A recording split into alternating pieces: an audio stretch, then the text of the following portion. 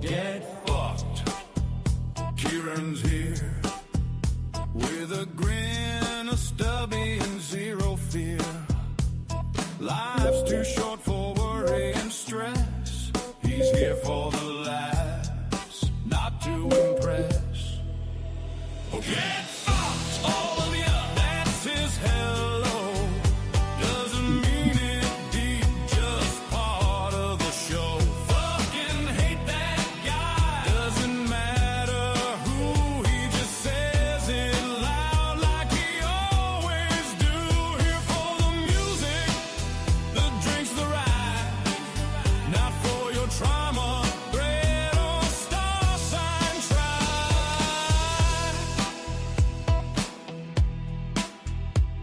No drama, no guilt, just pure release. He runs just here for beers and beats. Someone types, okay, boomer. Oh, it's begun. He replies, I was cooler than your dad, son.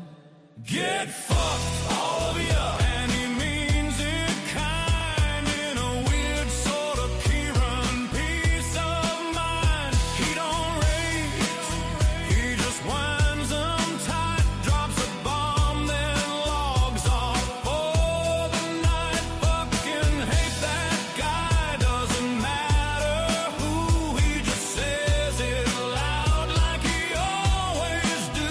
Here for the music, the drinks, the ride. Not for your trauma, thread or star sign try. Look, I'm not trying to hurt feelings or nothing. I just think everyone's a bit soft these days.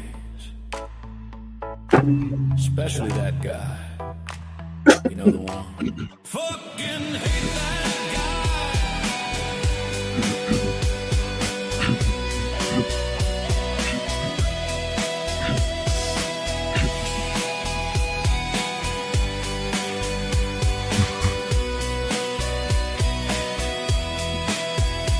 Get fucked, all of ya. And he means it kind, in a weird sort of Kieran peace of mind. He don't rage, he just wins them tight, drops a bomb, then logs off for the night. Fucking hate that guy, doesn't matter who, he just says it loud like he always do.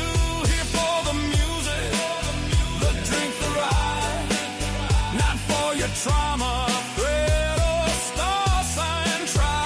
Fucking hate that guy, doesn't matter who, he just says it loud like he always do. Here for the music, the drink, the ride. Yeah, but thinking about it, Trauma, thread or star sign try.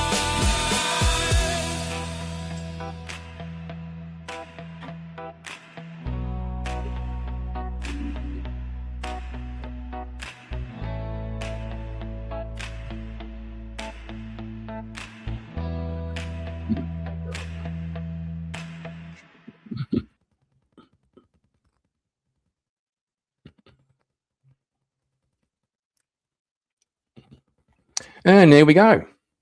I see we have a couple of people watching. Nice to have you by. Thanks for casting your eyes and ears upon this modest little stream. Sunday afternoon here in Australia. What is it? 2:10 in the afternoon. Pretty chilled. Pretty chill day. And I was just relaxing and thought to myself, what should I do? I might just jump on and do a little stream. See if anyone's around. Anybody wants to drop into the chat and say good day, that'd be cool. So I just looked up a random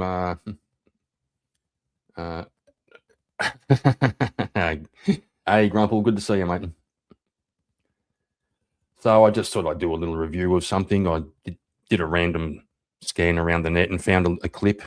Not a clip, it's about a half an hour from whatever podcast, everyone's favorite.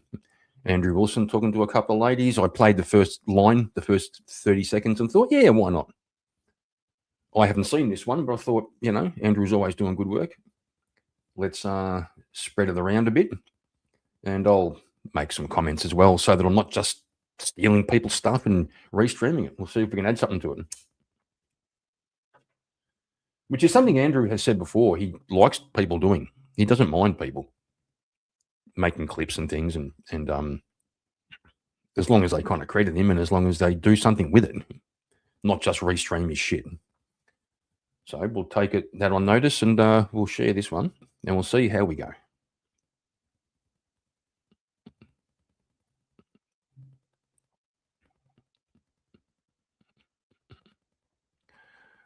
There we go. So well, let's hit play, see what we get. Larger than you are, right? And hang on. If you have somebody who's larger than you are, right, and can beat you up, do you talk to them? No, not as. Why not? So they don't beat me up. They don't beat you up. I think I know where this is going. Is it going to be about men being stronger than women, or is it going to be about America being stronger than everybody? I've seen him make both arguments, and the fact that everybody who's not strong is relying on the benevolence of everybody who is strong for their safety and their well-being, and that some gratitude wouldn't go astray. Up, right? But there should still be some kind of. Hang on. Is that a form of appeasement? Well, I just distance myself from this person. So it's not a form of appeasement? But a third party Hang on. Answer the question I asked first. Is it a form of appeasement when someone's much larger than you, so you don't talk shit to them because you don't want to get beat up? Is that appeasing? Yes, it is a kind of form of appeasement, unless he's going to prove me wrong. But I'd imagine, you talk shit to people. You might get aggressive sometimes. You might have your reasons. But if someone's bigger than you and stronger, and you might not do that. You would accommodate for that, I mean, you're not really doing anything in that Right. situation. It's not appeasement then. Oh, well, Sure. okay. So when we're talking about this, it's not appeasement But if either. you bring in a third party in that situation, I think they have a responsibility to call out the person who's. Well, I threatening. think that the case is that if you aggravate the sex who is responsible for your fucking rights and then they take them away, well, that's just like going up to the 6'4" guy as me, right, who's 280 pounds and going, fuck you, I'm going to do what I want. And then when he smashes my face, does it matter if I give him my moral objection? If I'm like, that's really immoral that you just did that, he's going to be, oh, that's nice. They don't give a shit about my moral objection. Okay, so we're talking force doctrine, which I think is one of the most significant things I've learned from Andrew. Well, I've learned a lot of significant things, but force doctrine's a real big one in how you view the world and how you view relationships, not only between men and women, but between allies and foes. He often gets accused of claiming that might is right, as though he's making a moral claim that the strongest should be the ones who have authority. He doesn't say that. He just says it just works out that way, which if you think about it for 15 seconds, it's obvious. They're going to beat my fucking head in. And the thing is like, okay, since that's an objective reality, the objective reality here for women is exactly the same. If you decide to continue the agitation of men, if women collectively do that, men are capable of taking everything from women, and the reverse isn't true. Okay, when I think about what you're saying in the context of the world, That's one of the ugliest things I see, especially online, is women being aggressive to men. Like you see it all the time where some woman outside a club or whatever, she gets in front of her boyfriend and starts mouthing off at some guy and starts hitting him. To me, that's ugly. It's ugly because she's specifically relying on his benevolence not to beat the shit out of her and abusing that benevolence by hitting him. And you see it all the time where guys just don't want to hit women. Like they'll be getting smacked and slapped, and they're kind of running away to try and not hurt the woman. It's a bit like when a guy gets chased by a chicken, right? He kind of runs away. Not because he's scared of the chicken, but because the only way to deal with it would be to stomp on it. And he doesn't want to. Like he's literally running away to not hurt the chicken. we live in today, a society that's advanced a lot more than that intellectually, and is not just this caveman. Well, you could stomp on it, or you could just drop punt it over the fence, But you get the point. Primitive, I beat you up, you listen to me, you appease to me kind of way. Because it's very Stone Age, actually. It's very interesting. It's funny to me that It's like this weird appeal to naturalism. The problem that you have is you have what's called a normalcy bias. See, you were raised in this world, and in this world, the one that you currently live in, it is the case that we're all very civil to each other. We're all very nice, and we're governed by laws, and we're governed by this, and we're governed by that. And if there's a zombie apocalypse tomorrow, the misogynist who's down the road, who's the fucking gun holder with the bunker, you'll be bashing on his fucking door, saying, "Please let me in. This is fucking crazy. What do I do?" And I don't blame you for that, because I'm going to do the same shit. I'm going to run over and be like, "What the fuck do I do, man? There's zombies everywhere. This is fucking crazy." When the curtain goes down. Society right now, the benefits that women have are incredible, and you have no idea how beneficial it is to you, that how good men really are to keep a society like this going. They're extraordinarily benevolent in what they do. It's insane. It's something Andrew's also opened my eyes to. I mean, I knew it, but never really thought about it in great depth. That there's an army, an absolute army of men, behind the infrastructure every day. Getting up with sore backs, sore knees, sore elbows, sunburn, cold, hot, working, flogging their guts out all day long, every day for 40 years, 50 years. So that, most women can work in air-conditioned offices or stay home in an air-conditioned house, all that kind of thing. And so women grow up kind of just thinking the world just happens. And they have all this freedom, they have all this privilege, they have all this protection and care. And, familiarity breeds contempt. They're just so used to it being that way that they don't appreciate the men who actually make it happen. Even worse, in the modern era, they hate the men. And to think that, like, we can look at half the world where they are technologically advanced in China. Okay? Yes, they are. I mean, they're almost surpassing us as a superpower. They're super advanced in Japan. They're super advanced in the Middle East and many of the nations. And they go like that, and women have no rights. I would fact check the notion that China is almost surpassing America as a superpower. I think on sheer military strength, I don't think that's the case. They can throw more people at their enemies. And they certainly have nuclear weapons and things like that, but I don't think they're close to America's firepower, and even some of the top level technologies. And so it's like, wait, at that point, why do you even gender force doctrine? Like, shouldn't you suddenly exclude every disabled, elderly, or frail man and include every super strong, buff woman? Well, we're talking. Just make it based on strength at that point. Yeah. Do you understand though what collective force would mean between the sexes? So collective force between sexes actually means something. Like a 50-year-old man is still very fucking dangerous to a 20-year-old woman who's strong. To a 20-year-old woman who's strong, a 60-year-old man is still a significant threat to them. I mean, it could be the case that if the 20-year-old woman was really strong and he was really frail and on a wheelchair, women get overpowered by their 11-year-old sons. That's how women even get scared by men's displays of strength.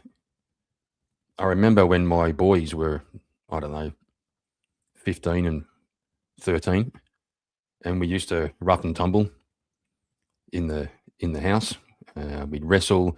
Then we were a little bit into kickboxing, so we would have a game where we would play kickboxing, but with kicks only, kicks to the legs. That was the game. It was a bit like an ass kicking contest, right? And we'd go pretty hard. Like, we'd leave bruises and stuff. And I remember seeing my wife's face one day. She was absolutely terrified by the energy in the room and the thought that the boys are going to get hurt. But to tell you the truth, they were doing more damage to me than, because they were at that age where the testosterone kicked in, and holy crap. I used to be able to take all three of my kids and carry them around on my back and throw them around like rag dolls in a playful way. And then I remember the day my son grabbed my wrists and I tried to break out of them. I couldn't get out. And his grip was that tight, it actually hurt my arms. So I think if you take an average size man and stand him next to an average size woman, well, say, for example, me and my first wife were about the same height. Obviously different builds. I have a masculine frame, she has a feminine frame. But we were about the same height, close to the same weight. I was a bit heavier. We were both fit. And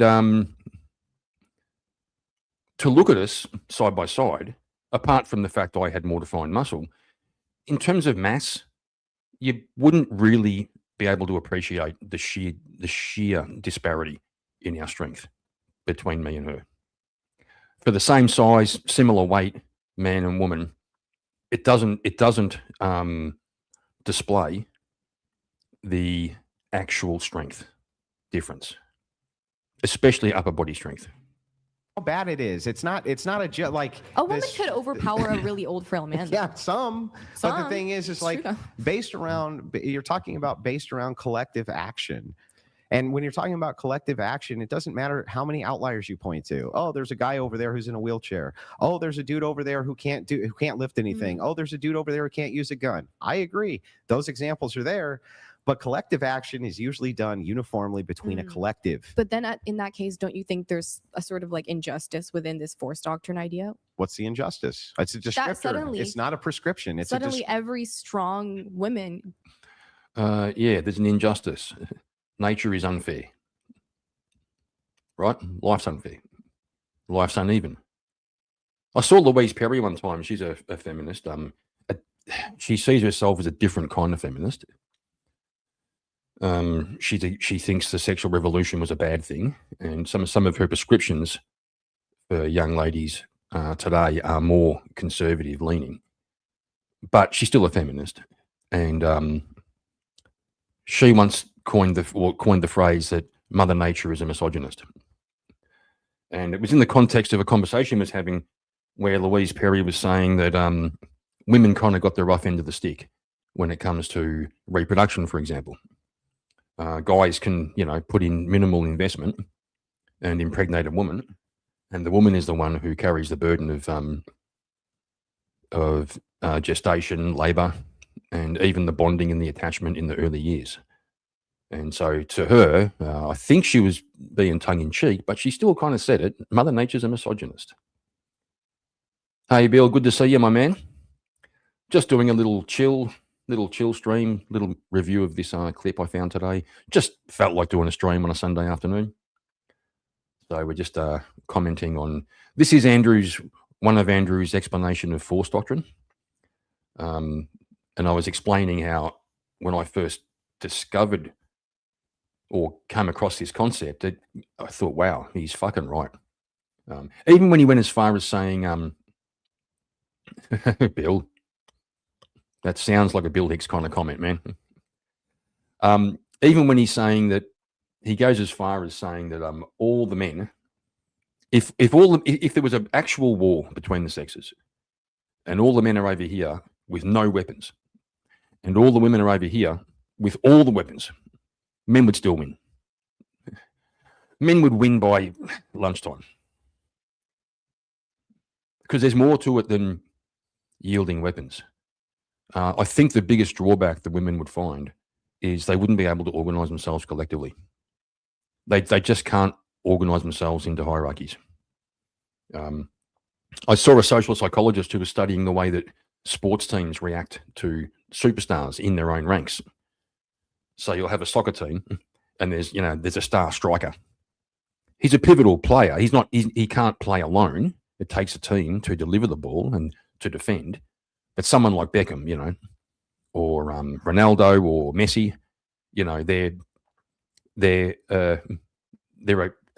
pinnacle. Or someone like Mahomes or Tom Brady in the NFL, the quarterback's often a key player.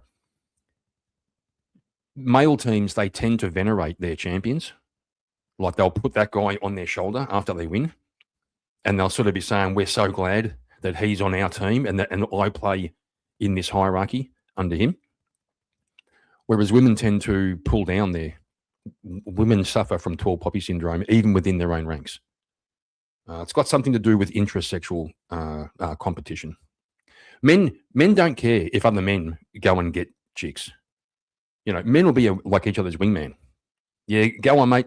Go on, you go for it. I'll back you up. I'll go and put a good word in for you. There are plenty of fish in the sea. Women don't do that so much. Women tend to want to keep each other back. They don't want the competition.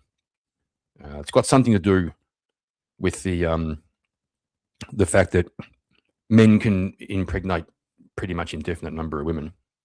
Women can only be pregnant one child at a time, apart from twins and stuff. But pretty much they're pregnant. That's it. They're off the market. Well, their ability to get like they can't get pregnant while they're pregnant. You know what I mean? So that builds this different dynamic in the way that men and women organise themselves within their collective sex.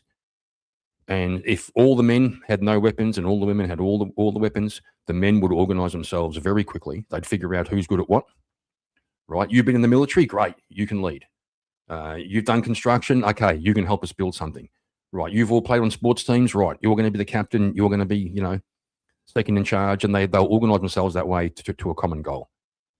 Women just can't do that. It's saw it on that episode of Bear Grylls, The Island, where they dropped a bunch of guys on one side of a desert island or an island, and a bunch of women on the other side with nothing, and they had to fend for themselves and survive for a week or something. By that evening, the men had built shelter, they'd found water, started fire, and they were cooking fish that they'd caught. They turned it into a Fijian fucking resort. It was kind of cool. The women by that night, half the group had walked in a circle trying to find God knows what, and the other half stayed back and were just crying. And it rained, and they were just, by the end of the day, they had to send a boat out to rescue the women because they would have died. Doesn't get to be included. It's woman, not women, not strong women. Oh my God. Strong Wait, woman. really quick, just on what Andrew said, I just want to make sure that you understand that. And so It's a descriptor, not a prescriptor. Yeah, I Andrew's understand not the saying difference. yes, I'm not- He's not saying yes, we should do this. We should subjugate women. That's not his argument. I understand He's the just difference, saying this is not what should be. Yeah, it's a bit like saying if a man came face to face with a silverback gorilla, the gorilla could tear him apart. That's not a moral statement. It's not saying it's how it should be. Not prescribing it. It's just making an observation. So it's a descriptor, not a prescriptor, or not a prescription. Not what ought to be. Yeah, this is okay. How come those Middle Eastern men in wheelchairs have rights and the strong women in the Middle East don't? Monopoly on force. But what I would say, So hang on, collective. The collective still is what matters. So the and thing that's is, an injustice, well, justice. right? How do you ground justice? If you don't ground it in God, isn't it just preference? Like morality, Yeah. like What moral is legitimacy. justice? Tell me what. Now listen. I'm not trying to make this a trick question, and I'm going to just caveat this with this: explaining what justice is. It's like the hardest concept in the world. I was just going to say, I hope Andrew does have a go at explaining justice because I can't figure it out either. Except for in a legal sense, justice is seen as restitution, right? So there's an injured party and that party gets restitution. So in a criminal case, based on common law, it used to be that the injured party was the king or the crown because you had broken one of the king's laws. Therefore, the king was the injured party, and that's why those cases are the king versus Smith, for example. And it carries over, say, in the US, where it'll be the state versus Smith, or it'll be Smith versus Ohio, something like this, if it's a state law or a federal law. So justice will be restitution. You harmed the king, and that the justice is that you are harmed, such as by having your freedom removed. You're incarcerated, you pay a fine, something like this, or in a civil case, there's a remedy made. So the justice is, if I defamed you, and they could calculate that defamation cost you a couple of contracts at work, etc., those contracts were worth X amount of dollars, the justice is that I have to pay you, I have to make you whole again, I think is the concept. So justice in a legal sense, I understand. But natural justice, that I don't understand. And I hope Andrew has a go at it. So I'm not going to hold you to this, right? Instead, I'm just going to say, okay, you can try to ground When justice. I'm talking about justice, like when I'm talking about justice in the context of like rights, I think, in that case, you don't have rights. There are no rights. They're made up. do you not believe in the concept of rights? No, they're made up. Where do they come from? Point to one. The government. They're like, okay, I would define the rights government as, gives you rights. in this country. Yeah. Well, no, just period. Can I define rights? Yeah. Protections given to individuals in society. Oh, To given? They're given to you? They're legally enforced. And what makes it a right if it's given to you? It can be. Sorry, I was muted. I think this might be one. I have seen, I think, this clip before. I thought I hadn't. I think it might be one of the early ones when I first discovered Andrew's description of rights and his claim that we actually don't have them. He'll talk about them being intangible, and he's just making a point now. If you can be given them, they can be taken away. So does that mean they're a thing, right? Excuse me. I know the founding fathers in America had that line, something like, "We take these certain rights to be inalienable." You know, that's an axiom. It doesn't mean it's true. It's just the foundational axiom of what followed in the Constitution and the subsequent Bill of Rights, which then became the amendments. They laid down that axiom that said these rights are inalienable, so they're unquestionable. But if they weren't laid out in the Constitution, they wouldn't be there. They aren't a thing. It's like if I said I have the right to life. Well, have I? Somebody could disagree with me, and someone could prove me wrong. So, what kind of right is that? Taken away. Yeah, it can It doesn't be. sound like you have a right then. Sounds like you have force. Sounds like somebody uses force in order to collectivize to make sure that you can do or not do something. That's not really a right. That's not like the justice in rights when you say I have the right to speak.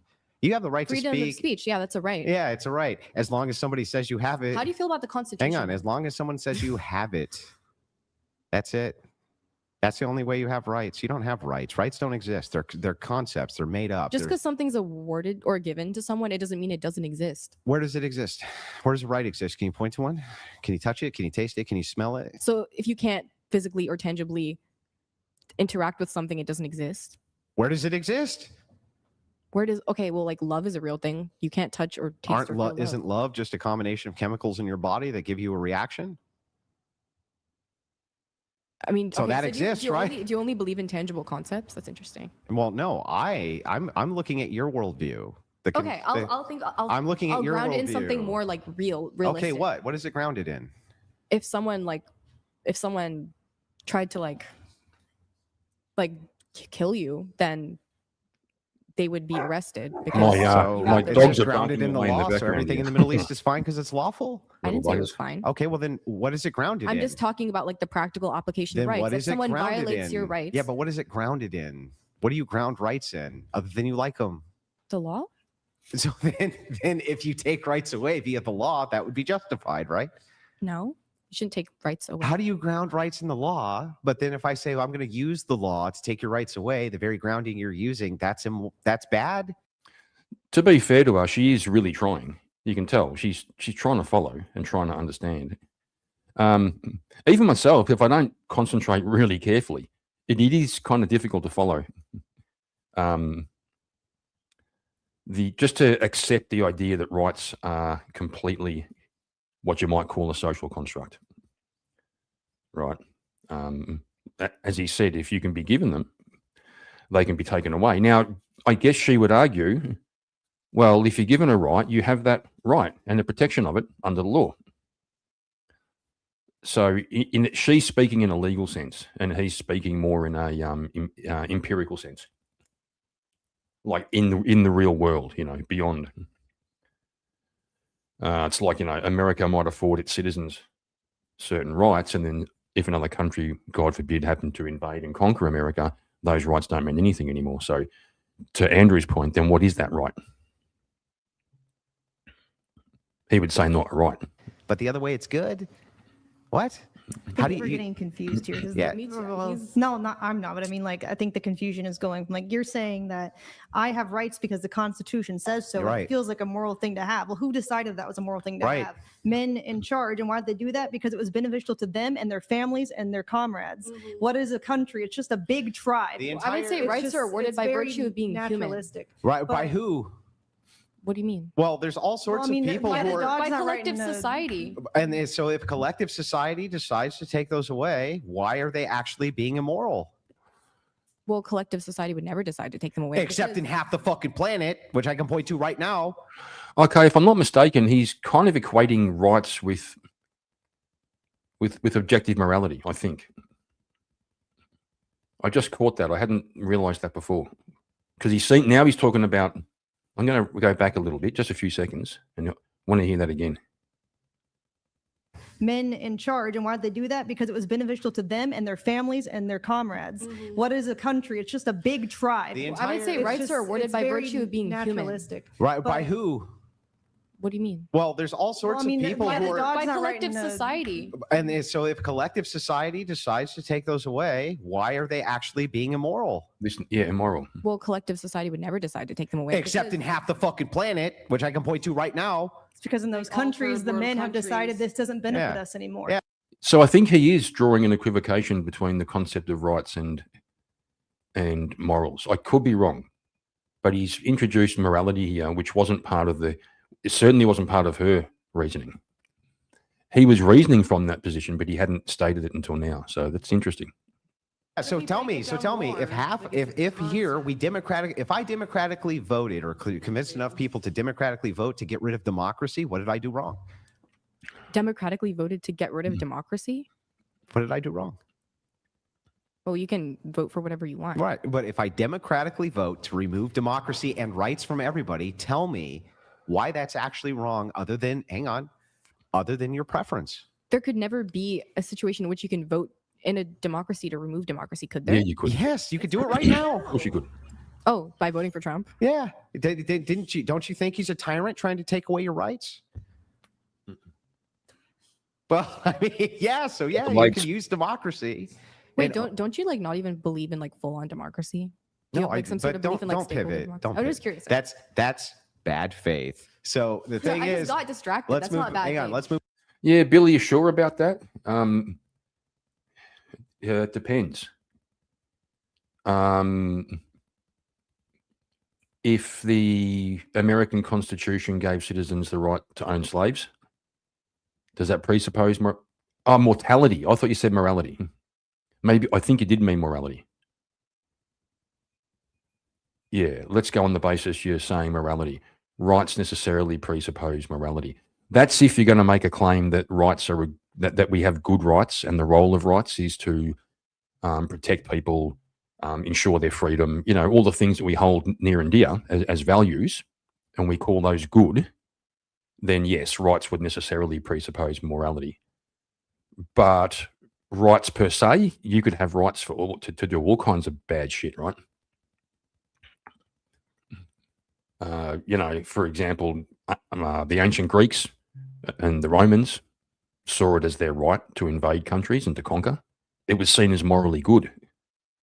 I think I recall, I'm not trying to be ostentatious here, the very small amount of ancient Greek I've read was Homer, the Odyssey, and that was very much presented as though Ulysses was doing a moral thing by going out to expand his empire, to conquer, to take all the gold from everybody he conquered.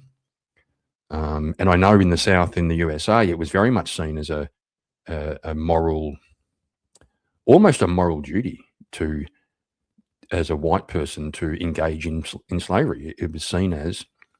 I was studying this recently in our preparation for a debate with my rebuttal on Swords of Reason, which was a good debate, by the way. I think I made a new friend there. It was seen as the natural order, like God's natural order, that white people were superior and African people were inferior, and that you were doing the right thing by establishing a hierarchy that put everybody in their correct sort of station, right? And yeah, Bill, I thought so, mate. I was going to grapple with the idea that rights necessarily presuppose mortality. That's an interesting statement, but I gotcha. Back to good faith. What do you ground rights in other than your preference? Just things you prefer. What would it actually be grounded in? You can't ground it in the law. When you say grounded in, what do you mean by that? Well, so if you say I'm going to ground my belief in the law, that means that's what the justification is the law. Actually, Bill, I gotcha. You just made it click for me. Yeah, they're moral claims. Yes, I just made that argument, didn't I? By talking about the way that slavery was viewed, they saw it as good. So it is a moral. Yes, rights are based on a moral claim. Gotcha. Thanks for that, mate. Whether or not those rights are moral proper is another question. Correct. Then we get to the question of what's morality, and this is where it's coming together now. Andrew is saying it's all going to come back to preferences. If you don't have an objective morality, such as Andrew's, which he doesn't argue from, he doesn't argue Christian ethics or apologetics, but he does make the claim that you can't have morality without objective moral facts. And those objective moral facts will lie with God in the Christian sense. If they don't lie with the God, you can't ground them on anything. And that's why he can get lefties to concede to the most retarded stuff. He can get them to admit it's okay to fuck a corpse. He can get them to admit that it's okay for two brothers to have gay sex, and they say, I can't say it's wrong. Right? It's kind of funny to see it happen. And are we not men? Spitting facts. Good to see you, my man.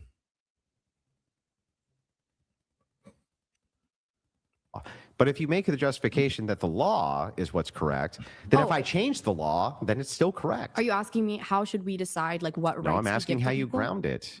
The thing in which you create the justification for it existing in the first place. What is the justification for a right other than you prefer that thing? That people in society should be treated a certain way. And that's not a personal preference. That's a collective preference in this country, for example. So it's preference. Sure. Okay. So then it's preference. So your personal preference. She's getting to something that Andrew pointed out recently, which I kind of knew, but man, he does a good job of making things clear. Most of the lefty worldviews are going to come down to a couple of things. There will be utilitarianism, and there will be something that sounds a bit like morality by consent, to borrow a phrase from Helen Joyce, the author. Utilitarianism is always going to be, well, it's the least harm to the most people and the most good for the most people. So the classic philosophical question is the trolley problem. You probably all know it. There's a train coming along the track. It's going to run over 5 people. You're standing by a lever. If you pull that lever, the train will divert and it'll run over 2 people. The question is, what's your moral obligation? Can you be moral by omission, by saying, I'm not touching it, I didn't have anything to do with it? Or are you obliged to divert the train to save 3 people? But you're also then guilty of killing the other 2. Utilitarianism will lean towards, yes, you pull the lever. You say, the least harm to the most people. And the other side of their argument is generally morality by consent, which means consenting adults can, alone or with other people, do whatever they want as long as everybody consents. So, for example, an orgy. Nothing wrong with an orgy under that view because they're all consenting adults and no one's getting harmed. Now, whether or not someone's getting harmed depends what you call harm. And then those two inevitably lead to some kind of hedonism, because what's left? If you don't have moral duties, you just have consent, no duties, then it leads to hedonism. So, for example, in the dating market, I remember when I was dating in about 10 years ago in my 40s, I discovered that a lot of women just kind of wanted to hook up. I'm not immune of debauchery, trust me. I've had my degenerate times. But I remember going into the dating market thinking I'd like to meet a nice lady and form a bonding relationship into the future. And I've discovered the women were pretty happy to just fuck, even on the first date. And they even had little kids and they were happy to have me over. And I I'm going to say I fell into it. I'm not going to absolve myself of responsibility. I chose to say, okay, I don't think it's good for her. I don't think it's good for the kids to have some strange guy coming around, waking up in the morning, scratching his balls in the kitchen. But, you know, the women wanted to fuck. So now that to me is harm. It's consensual, but it's harmful. So to Bill's point, consenting to harm is immoral and hedonism is harm, correct? And I think that's why inevitably hedonism leads to one of two things. Either a complete fucking train wreck or it leads to nihilism, right? Because you can't go on with a pointless life forever. It'll eventually catch up with you. Either that or a complete train wreck, right? Clarence, I'm going to plead the fifth.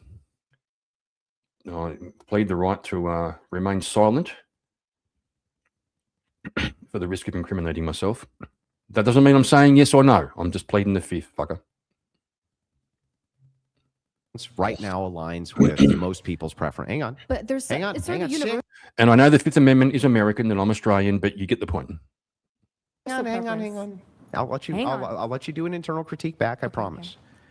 If it's the case that your preferences align with other people's preferences, and that creates your justification, then if my preferences align with other people's preferences, we're equally justified, right? And that's just What kind of having show different that one, interests within a Clarence, you bastard? democracy. Sure. Well, then if that's the case, then if men collectivize and their preferences outweigh women's and they take all your fucking rights away, tell me what they're actually doing wrong. Well, that's undemocratic. Why is that wrong other than your preference, though? It's not, right? I mean, it's not constitutional. And the Constitution is a collective of preference? Yeah, that we like, yeah. Yeah.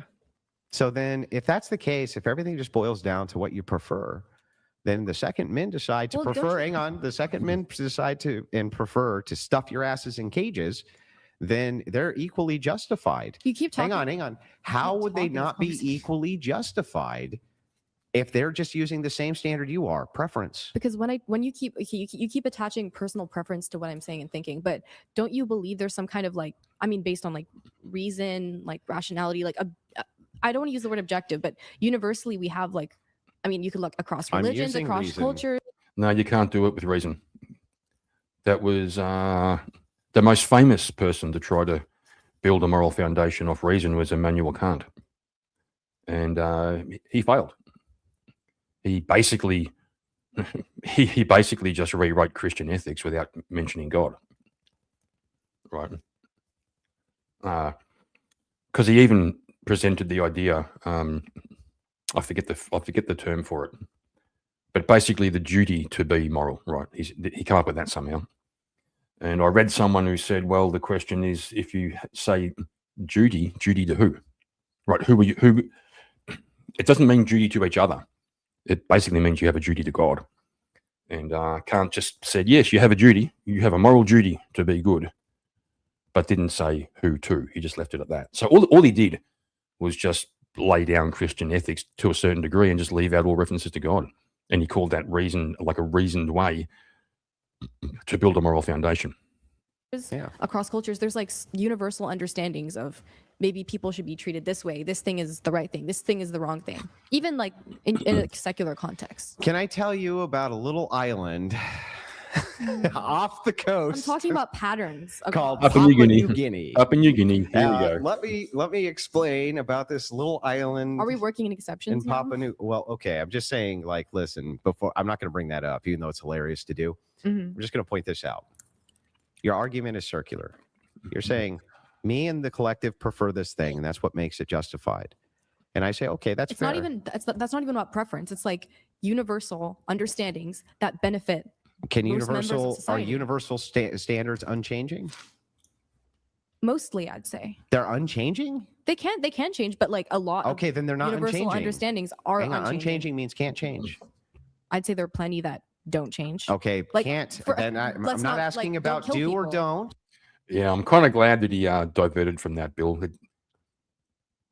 I know we all hate the word ick, but ick. So Like I'm a law asking that about says- can or can't. Are universal preferences unchanging? That means cannot change. I would say the most universal preferences can't change. They can't? Which They ones? often don't. What? Don't and like, can't let aren't me the give you an same thing. example. If you have a law that says don't kill people, like throughout history, that law's been enforced. across Except in cultures. Somalia. Is there a law in Somalia that says you can't? Yeah, kill there's people? anarchy. There's no But government. do most countries let There's you no kill law. people? What? Wait, you said can't. Can't. Can't's a definitive. It means cannot. Okay, I'm talking about a pattern here, a trend here. Yeah, I'm talking about a trend here too. So Somalia is the trend. So and the, the pattern, 'cause trend. it's one country. No, the trend is just preference. If you can point to majority of countries and majority of the majority of situations- countries, women have no fucking rights. do they in most countries? Yeah. Yeah. Was there anything else Well, you wanted to are- add to that? are- So the universal preference must be that you don't Are get any in those fucking coun- rights. In those countries, are they democratic? No. What do they need Do you to be? think if they suddenly were democratic, then that could change? That in those countries, suddenly women could gain access to I don't rights? know. and Iraq I is think they democratic could. now, and I I don't think know in about the whole Afghan- women's rights I thing think there. in Afghanistan, if you gave Mhm. women, if you implemented If who democracy gave there, them that? Who? Men. well, I mean, Who? if men suddenly gave women the right Oh, to if vote, men suddenly gave women There we go. rights, She that's said it. crazy. She said We're it. only really incentivized. Whoa. She walked right into More it. votes. That's crazy. If men gave women rights, the women could do stuff. I'm fucking razzle dazzled by this argument. no one Tell me ever said more. no one ever said men were physically weaker or had less of a monopoly. Well, of I'm force. just saying, you're just saying to me that if men happen to give women the right I've to agreed vote, with you this whole time that men are stronger and, no, and can physically but that's not what we're overpower talking women. about. We're talking about if men gave women the right to vote right now. Also, things- that's a pivot from what I'm saying. which it's you not. literally- You said if men in Afghanistan suddenly gave women the right to We're vote, talking then about- things would sure change. Yeah, no shit. No shit. I'm talking No about shit. universal understandings, and you're drawing this back to force doctrine. Okay, What I was saying. I thought we were talking about force doctrine. What is it? Barrio Wisdom Really donated $1,000. Sorry for the delay. Moment of silence for our fallen Corporal Meyer, USMC 2024, the Kabul 13 Gate, and all who fell from Fallujah to Kabul. We remember. We honor. We will not forget. Happy Veterans Day. Semper Fidelis. Barrio Wisdom, thank you for the champagne pop. Appreciate it. Sorry if you guys want to One continue. for I love a good art. I think that was quite a poignant super chat, that, in the middle of discussing force doctrine and trying to get the ladies to understand, to send in $1,000 in honor of fallen soldiers. I'm not a military person. I haven't got any of that in my background. I've now got a nephew. My wife's nephew is in the Australian Army. And so I've become a little more aware. And a few years ago, I attended my first dawn service, and quite a moving event. Changed my perspective completely.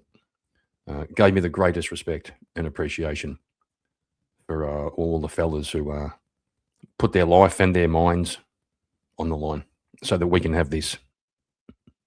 One for the devil, one for the devil dogs, I guess. Sorry that your friend passed, man. Anyway, yeah, back to this.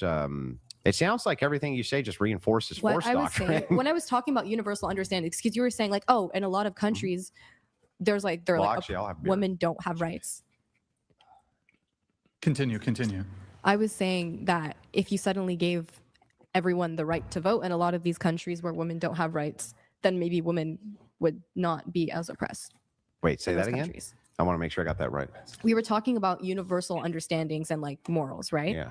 And then you mentioned like, oh, well, in a lot of countries, like majority of countries, women don't have rights. And I said, well, that has a lot to do with the fact that those countries are undemocratic and controlled by men. Yeah. If they suddenly were democratic, that would change based on Sure. the fact that most people And who would have would look to, out more for women, which who is a would have universal to, understanding. Who would have to make them democratic? What I'm trying to prove right now at this point is that there's a concept of universal understandings and morals. There's not. No, there's not. There's really Otherwise, not. why don't we all have the same ones? Correct. Do you notice how like across religions, there's often like certain values that are preached? No, not really. That's bullshit. This is the idea that we all worship the same God. That, different religions just call God different names. No, they're fundamentally different. You haven't got to look very far. Look at the caste system in India. Look at the pantheons, or the pantheon of Greece, compared to monotheism. And look at the way women are treated or not, depending on various religions. It's this myth. It's similar to the myth of the noble savage, you know, the idea that all people in their natural state before modern civilization corrupted us, we were all just lovey and hippies and all kind of got along. The human history is a shit show. It's an absolute shit show. And Christendom, Greek philosophy, the Industrial Revolution, absolute miracle. That there's like similarities there. Sure. Across cultures, there's similarities in what people will believe. And like in different countries, there's like commonalities of certain laws that will be passed. That's what I'm calling universal understandings and morality. Okay, that's great, but these Do you agree aren't with me? these aren't shared concepts, though. But they're sure. I just gave an example of like how they can be shared across so many people. And you Yeah, said like, but yeah, they're- cool. but I they're agree not- with you, but I actually disagree with you. Yeah, no, I'm just disagreeing with you. So But you just said, yeah, I agree with you that it is true that you could make the argument that there's some shared concepts of morality across people groups. That's but, what I'm saying. Okay, but cool. but Really but, quick. but it doesn't matter because all people groups don't share morals. So And I'm saying based That's it. on those commonalities, that's what rights are those often grounded in. commonalities can change based on the preferences of people groups. What is universally accepted good behavior now was not 300 years ago. Example, if that guy pissed me off 300 years ago, I could challenge him to I a think duel. they're relatively unchanging. If that guy pissed me off 300 years ago, I could challenge him to a duel, go outside, he would take his top hat off, we both pull out guns, try to blow each other's fucking brains out. Now, is that a universal moral right now? No, it's fucking not. So the thing is like, look, universal preferences change constantly, or I could challenge him Not to a that duel. constantly. Yeah, You constantly. said, what did you say, 300 years ago? Constantly. Women 300 years voting is ago. brand new. That never happened before. That's not even a thing that ever really happened. Well, when I'm saying, No. What you're saying is absurd. not really. Universal constants for morals change constantly. They're not unchanging. Not only are they not unchanging, we can 100% expect Does that the invalidate them? intuitions of people in the next 100 years are going to drastically change. And I don't think that Hold invalidates that thought for just a universal- moment. Hold the Yeah, thought. yeah, yeah. We need to do a cheers for wisdom. Well, we're even at a point now where the concept of, you know, what's a man and what's a woman is up for grabs, right? Don't worry about your moral constants. We're just talking about brute facts of reality.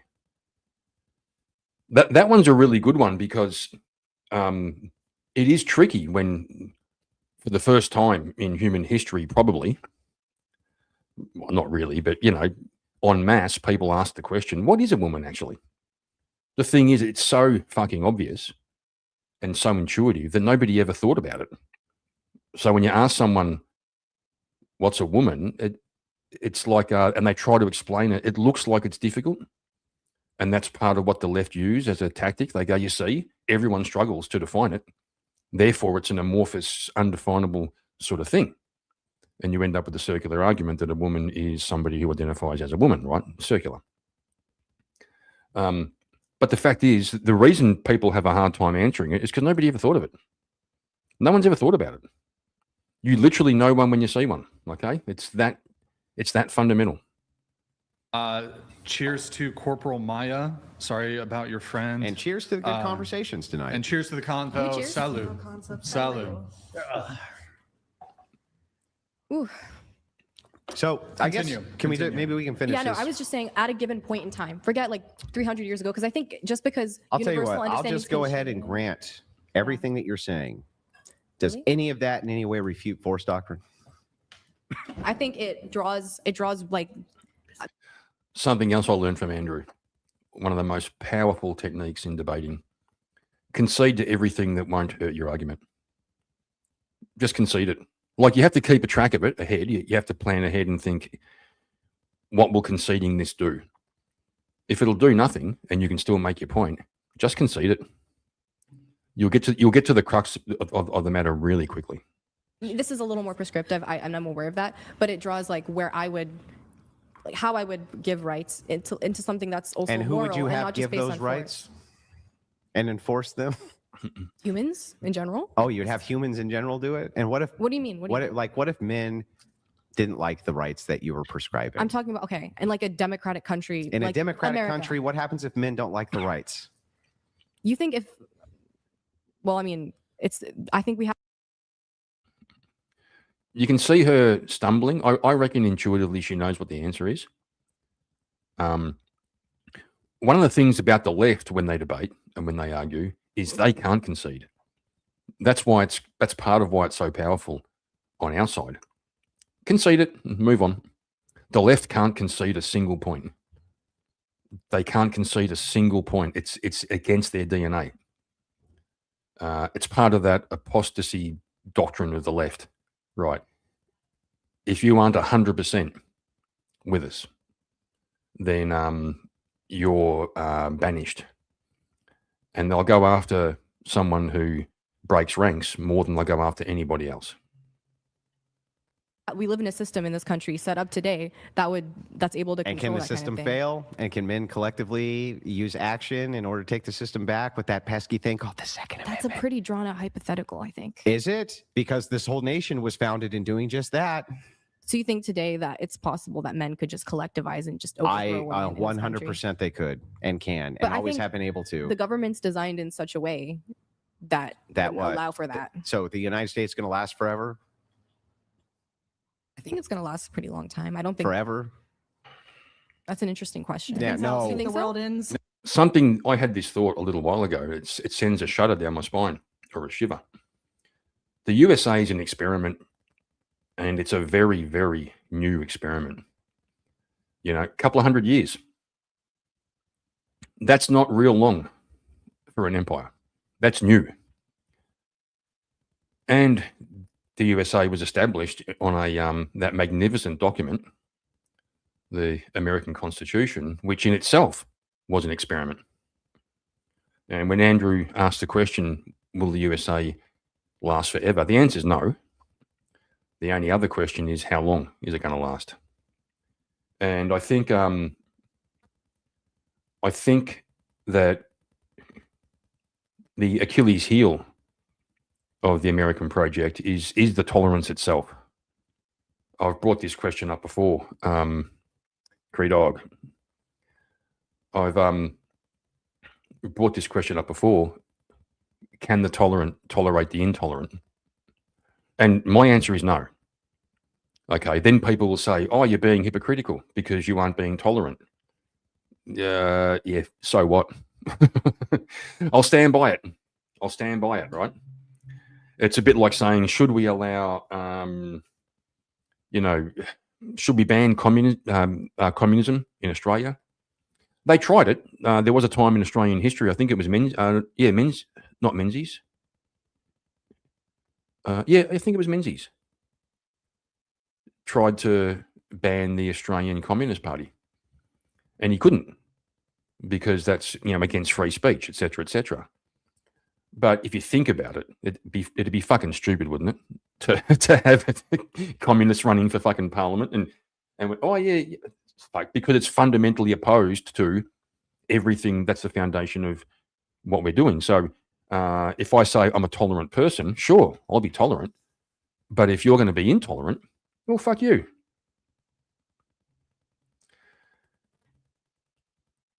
Clarence, I find it quite telling about people's ability to think abstractly. If when you bring up a question like, will the USA last forever? And people immediately jump to the end of the world. That's interesting. That sounds more like somebody who just hasn't ever seen anything outside the USA. Which, if you watch a few sort of those funny YouTube channels where they interview college students and they ask them really simple questions, and especially when they ask them about American politics or America, like they say, when was the War of 1882? Right? Or what country is the Panama Canal in? Stuff like that, Or name 3 countries beside America. And they say Africa, Asia, and Europe. Or California. Care to define tolerance for me? You son of a bitch.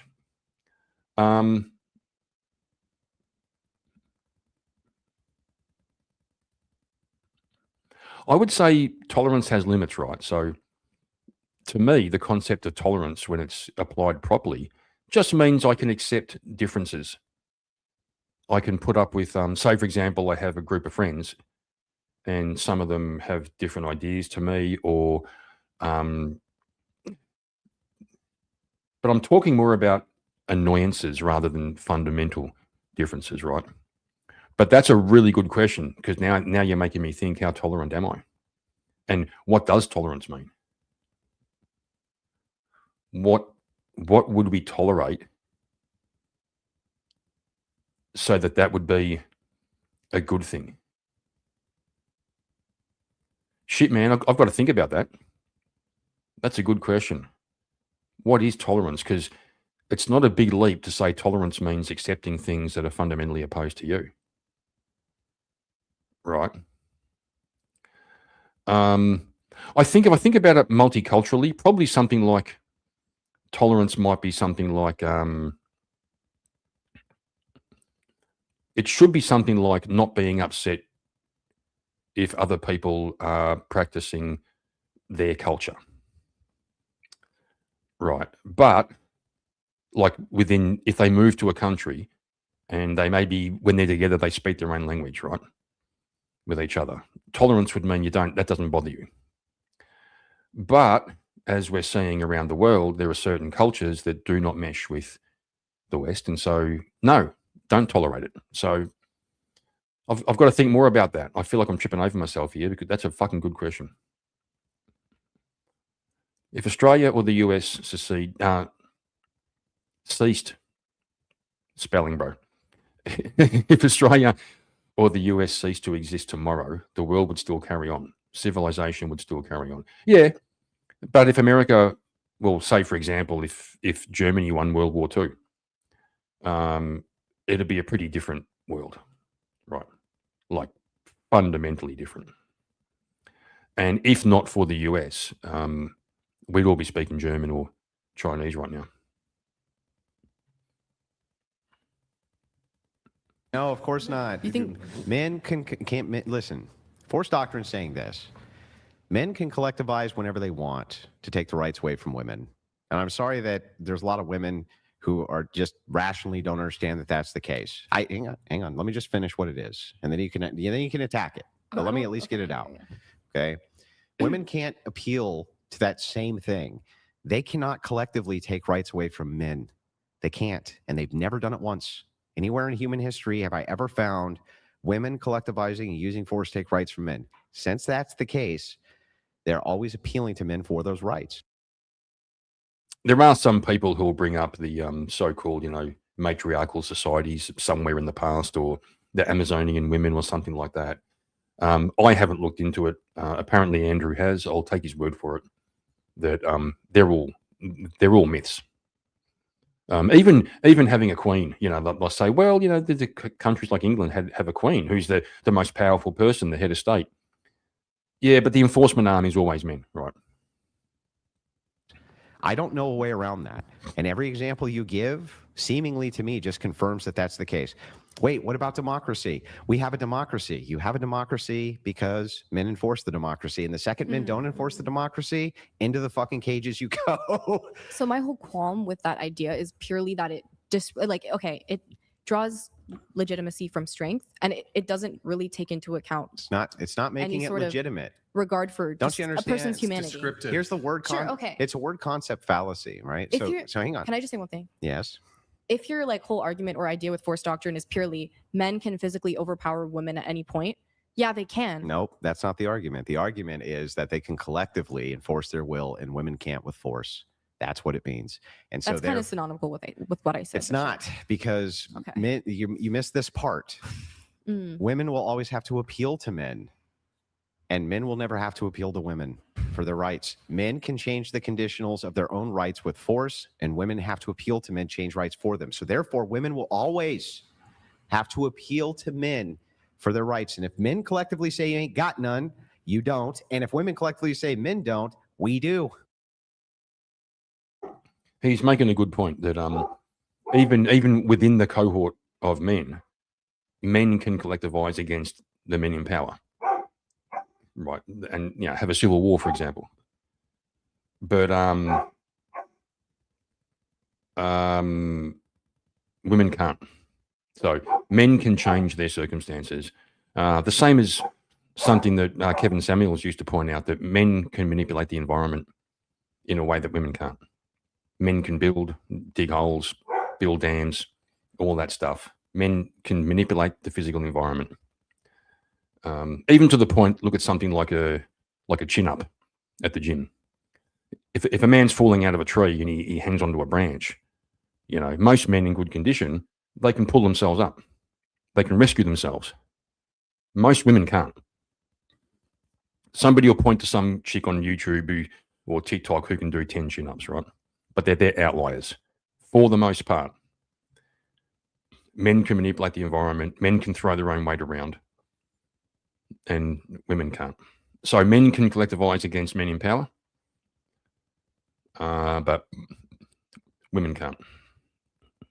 But you want to know why that kind of thing doesn't happen today? It's because people It don't happens think... all over the world. What are you talking about? Like most of the world, this is what happens. Okay, for example, in this country, the reason that doesn't happen today is because in a lot of more countries such as this one, there's some sort of regard for humanity and morality and a more advanced way of That's also thinking. you appealing to men being benevolent and moral. Did you know that? You see, where you're making the same argument that I make. Men must really be benevolent, because what you're appealing to right now is that there's such a sense of morality in society that men will never grab all the fucking women off the street and put them in cattle carts and send them to breeding camps, even though they could. That sure seems awful fucking nice of men. But you know why they don't? That sure seems really sorry, can I fucking jump in benevolent here? of men. I don't think that that's benevolent. I think that's like the lowest bar of human decency, Yeah. that they're not keeping Well, slaves. you know what's really funny about that argument? A woman said this to me once, and I thought about it for a second, and I realized something really important, right? That when you have power over the most vulnerable in society, in this case, children, you fucking abort them. Whoa. David Farley has won the hotly contested pre-selection. Hang on. Whoa. What a line to finish on. Fuck me. Fuck me. So Andrew was making the case that, in case you missed that, Andrew was making the case that women survive and are safe and secure and cherished and loved due to the benevolence of men. And this other person, I'm not sure, said, well, that's the lowest standard. That's the baseline. That's what we would all expect. Andrew goes, yeah, well, it turns out when women are in charge of the most fucking vulnerable, they kill them. What the fuck? They abort them. Holy shit. Holy shit, that was brilliant. Wow.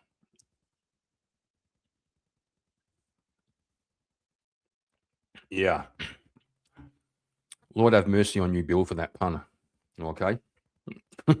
Only God can forgive you for that one. Only God can judge you.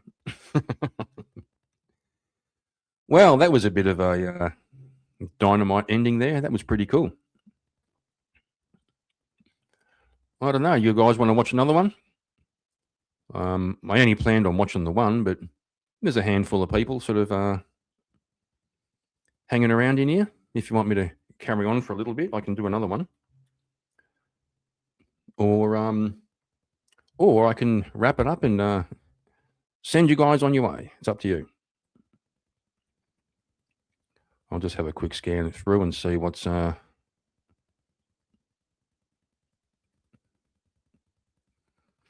yeah, we got Andrew Wilson exposes fake conservative girl grifter.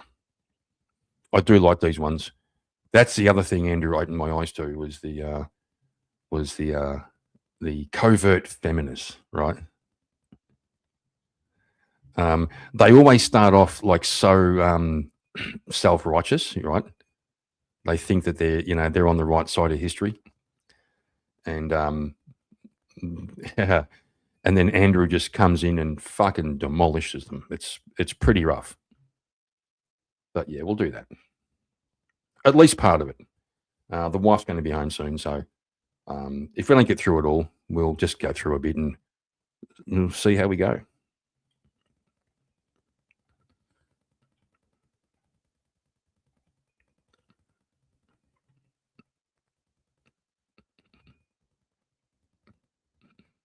Oh, mute. Hang on. Hang on. Fuck. Sorry, guys. Just got to get this little button working. Try to be silent. Can somebody mute him? Andrew, just let her finish. Andrew, just let her finish. Go ahead, Deborah. It's that loud. Go ahead, Deborah. I think you misunderstood what I was saying and took it as a personal criticism when I wasn't saying it as personal criticism. I was saying that what you're saying, I agree with the majority of what you're saying. And I think it would come across better, and that this is a disconnect between men and women, even on the same side of the political aisle, or people who probably. All right. So she's starting with the tone policing. I don't necessarily disagree with what you're saying. I just think if you said it a different way, it'd come across better. Andrew's argument against that, his response normally is, well, you do it. If you agree with me and you think, there's a better way to say it, then you say it. Show me how it's done. Share the majority of how they think society should be run, things like that. I really do think that. I think that this is a broken messaging, and I would wish that more people would listen to this message. And I think you don't realize, listening to it, as somebody who does agree, that it doesn't seem like it's coming from a place of we should protect women as a society. Cree Dog, tonight when his wife said Wakanda forever was bigger than most would like to admit. I don't know what that was, Cree Dog. I'm assuming, are you talking about Rachel? Yeah, I didn't see it. And their best thing that they like, not their only thing, but women are mothers. That's their role in society. They're the matriarchs of society, and therefore we should protect them. We shouldn't force them to work. We shouldn't have to have them working 9 to 5s and being corporate slaves to their bosses who don't care about them. And I think the difference is coming from a place of genuinely loving women and understanding their importance to the world and to traditional relationships and traditional values and Christianity and everything alike. It seems sometimes that the disconnect in the messaging is that it's just coming from a place of like, you're a woman, you have a duty to do this, when rather, why do we have that duty? Like, not why do we have that duty aside from the religion, but like, where does it actually come from? Why do you truly believe that women should be protected or things like that? I just think messaging wise, and this wasn't a personal attack, I think more people would listen, and they should listen.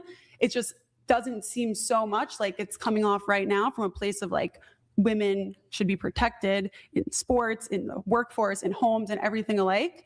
And that's all I was saying. I wasn't trying to personally attack you. And if you really think I'm a feminist, then that's very hysterical and you have a horrible character judgment.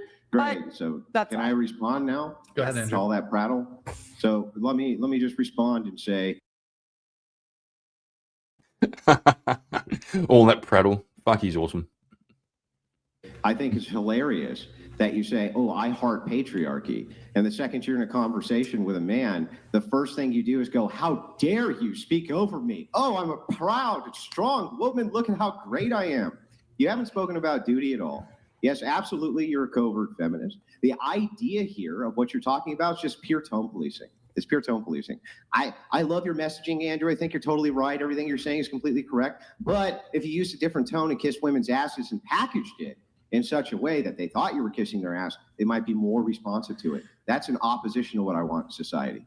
What that does is it curtails truth. What that does is it makes it so that you can't actually deliver a message in its proper context, its proper form, because somebody might take offense. That is the opposite of what conservatives should be doing.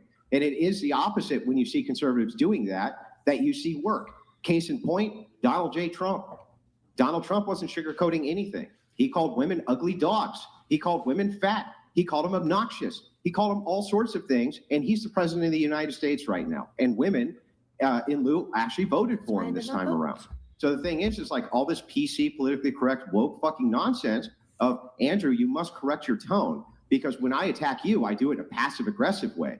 And when you talk to me, you talk to me directly. I think it's bullshit. It's nonsense. I think you. Yeah, that's a point he's making. She would like men, and in particular Andrew, to converse with her on her terms, using her strategy.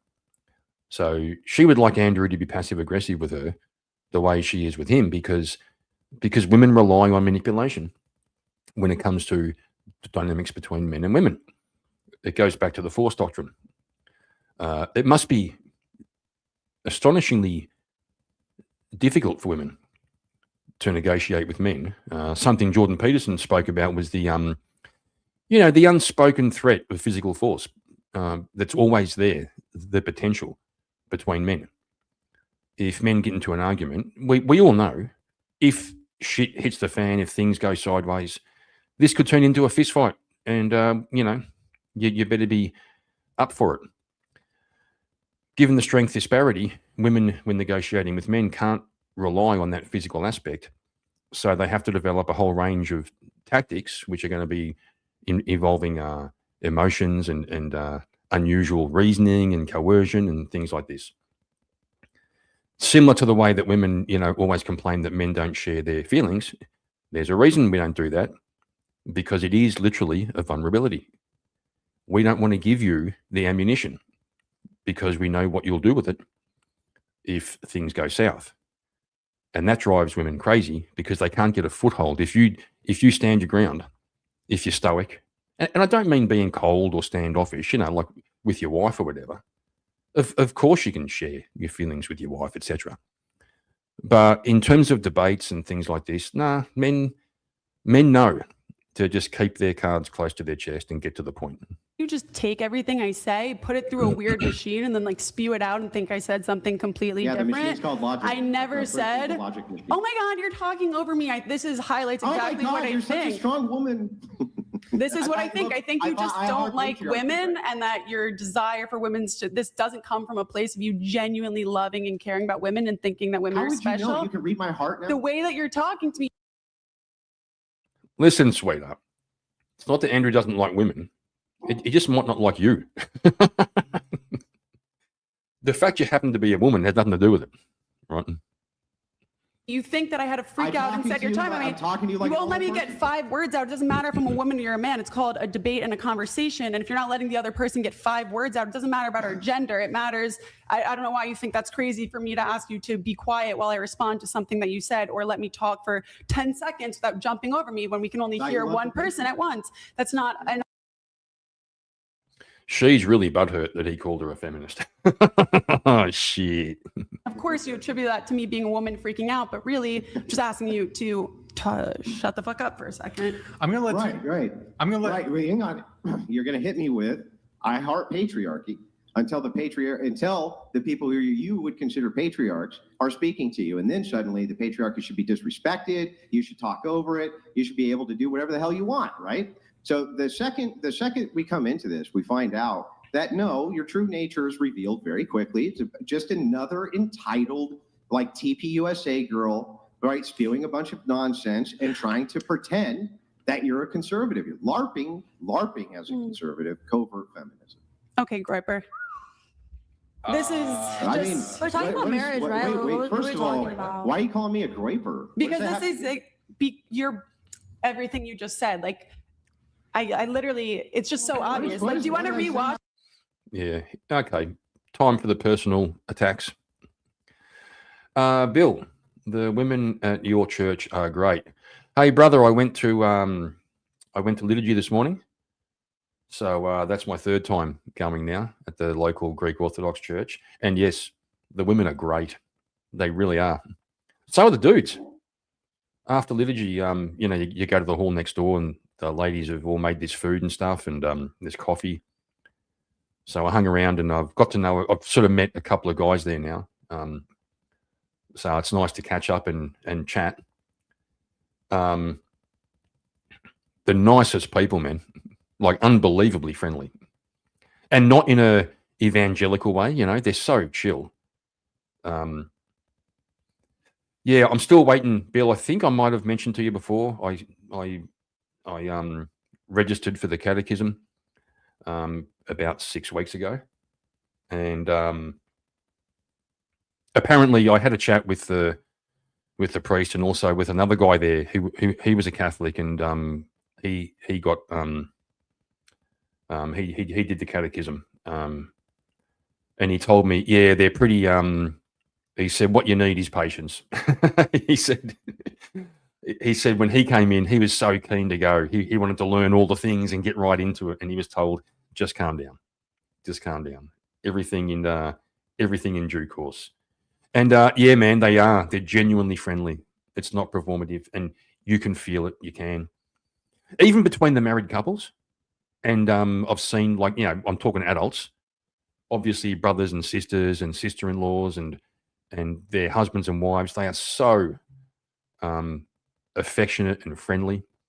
It's really something. It's something you don't see a lot, and it's wonderful to start to engage with it. Charles Darwin, good to see you, my man. Anyway, Bill, yes. Thank you, sir. Glory to God. What you just said, you're telling me because I asked you to be quiet while I was saying something because you wouldn't let me get a word out. That means that I'm a fake feminist. I asked you to be quiet. I couldn't get a word out. She's having a little sook. And because you're a man, that I should shut up and just listen to everything you say and say, yes, sir, absolutely. I know a ton of leaders who are patriarchs who are much better men than you are. And I don't know who you are personally, but I'm saying as you're acting now, I would never subscribe to you as a leader, but that doesn't make me a feminist. That makes me understanding of how great men can be. And I don't think this is a shining example. And I don't think everything you say is good. This is actually perfect. I think strong men should lead us. Yeah. And Strong men should lead us the way that we want to be led. I've seen Andrew do this many times, and he really set me straight. He really set me straight. Cree Dog, what's that one for, my man? Whoa, let's fucking go. Charles. That's the chick. Charles, she's a Christian. She's a Christian conservative, and she's not a feminist, okay? Which probably means give it about 2 years, okay? Check back in 2 years. if I had to make that choice about you, I don't think I would be in favor of it, but I think strong men protect women and they care about women, and good luck to you. This is actually... Do you know sometimes this concept of, strong men protect women? Yeah, sometimes we protect them from themselves, right? Not even lying. It's part of the job. Sometimes strong men protect women from themselves. And what that means is sometimes we say, love, stop it, shut up, calm down. They love it when you say that, calm down. Not even going to lie. I've had this conversation with my wife. We've spoken about, hormone differences, and, men's hormones generally just go like this all the time. And we have this one hormone called anger that does that every now and then. But generally, we're steady. Women's, over the course of a month, women's hormones do this. And it fries their circuits. And they have no idea. Half the time, they have no idea what they want, no idea what they're doing. God love them. I mean, we love them. I love my wife. I love my daughters. But part of the job is to calm them down, protect them from their own stupid fucking decisions, and tell them when to just shut up and listen. Long live the patriarchy. Perfect. So the idea here is actually that you're the leader, see? So the idea here is, wait a second. I get to determine who leads who. I get to determine where they lead them. I get to make all those determinations. After all, Andrew, if you were some kind of leader, I'd never follow you.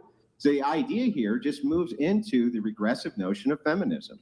It is all the responsibility with none of the authority. When authority is exercised, the very first thing you do is rebel against it. So the very first thing you do is rebel against it. And so the thing is like, we can see this pattern over. Cree Dog, I really hope that's a misspelling. I hope you meant to say it's a dirty job. Gotcha. Yeah, Charles got it. Cree Dog, yeah, he thought you were looking up, Charles thought you were looking up the OF for the dirty gob, man. That's terrible, you boys. What am I going to do with you boys? Over and over again with all of the LARPing conservative chicks. First thing you do is call me a groiper. What the hell does groiper ideology have to do with Andrew Wilson's ideology? Nothing. Complete straw man, right? Not going to lie, I have no idea what a groiper is. And I don't even think I care. Made up because you were looking for a way to insult me. You didn't know what else to say, so that's what you said. Okay, groiper. It's like, and you're not trying to insult me by calling me an undercover feminist LARPing as a Team USA girl? I just let you talk. Now I can't respond. So anyway, So moving back into this, yeah, it just seems like total and complete covert feminism. It's exactly what I expect. Anytime I argue with one of the faux conservative babes online, it's always the same thing. The second you get to the heart of it, it's women should be protected. Women should have their asses kissed, right? But men should have the responsibility with none of the authority. So like here, let me give you a demonstration of this if I'm wrong. Do you think women should vote? Yes. Should they be able to vote to send men to war? You mean voting on a draft? No, just voting, period. If you vote, I think women should be able to vote. Right? Yes. Yeah, let's break that down, make it real simple. Let's say there was an election coming up and the country that you're in is in a standoff, an international standoff with China. And it looks like one party is leaning towards, if we're elected, we're going to declare war. And the other party is platforming on the basis, we'll avoid war. We won't go to war. Okay, the women who vote will have the opportunity to vote to send the country to war. And the only people who are compelled to go and fight that war, to face, all of the horrors of war, the only ones who will be compelled to go are the men. So the women women have the right to vote that you and me, boys, can be sent off to die for them. So again, how about a little bit of appreciation and maybe some respect, right?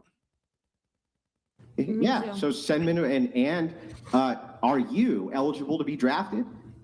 I never registered for the draft, but that is a You can't be position. drafted. I know. You can't be drafted. I know because the ERA never passed, and that's a position I've held. That as an American citizen who has a right to vote, I think that women, even though as a society, I don't think it would be helpful to send women to war. I understand my duty as an American that if America was in a war tomorrow and they said, "You're an American, we need you to fight. This is my country. I want to defend it." But actually, today I heard another really good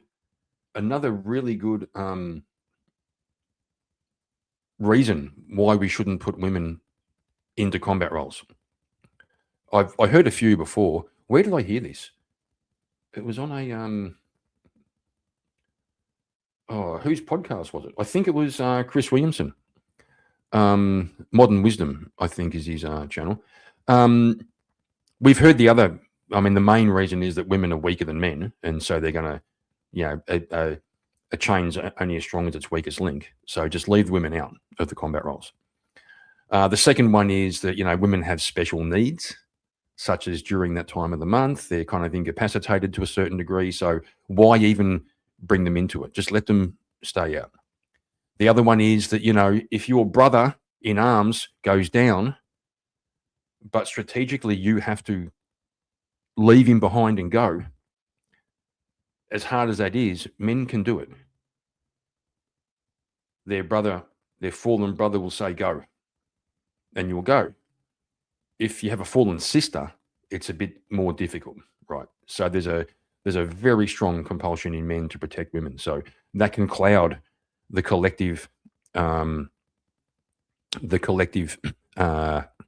focus. The one Andrew pointed out is one of the most horrific things, and this has been a strategy in war in the past, is when your enemies capture female soldiers, they impregnate them. And you know how they do that. They impregnate them and send them back to demoralize the enemy. But I heard another one today.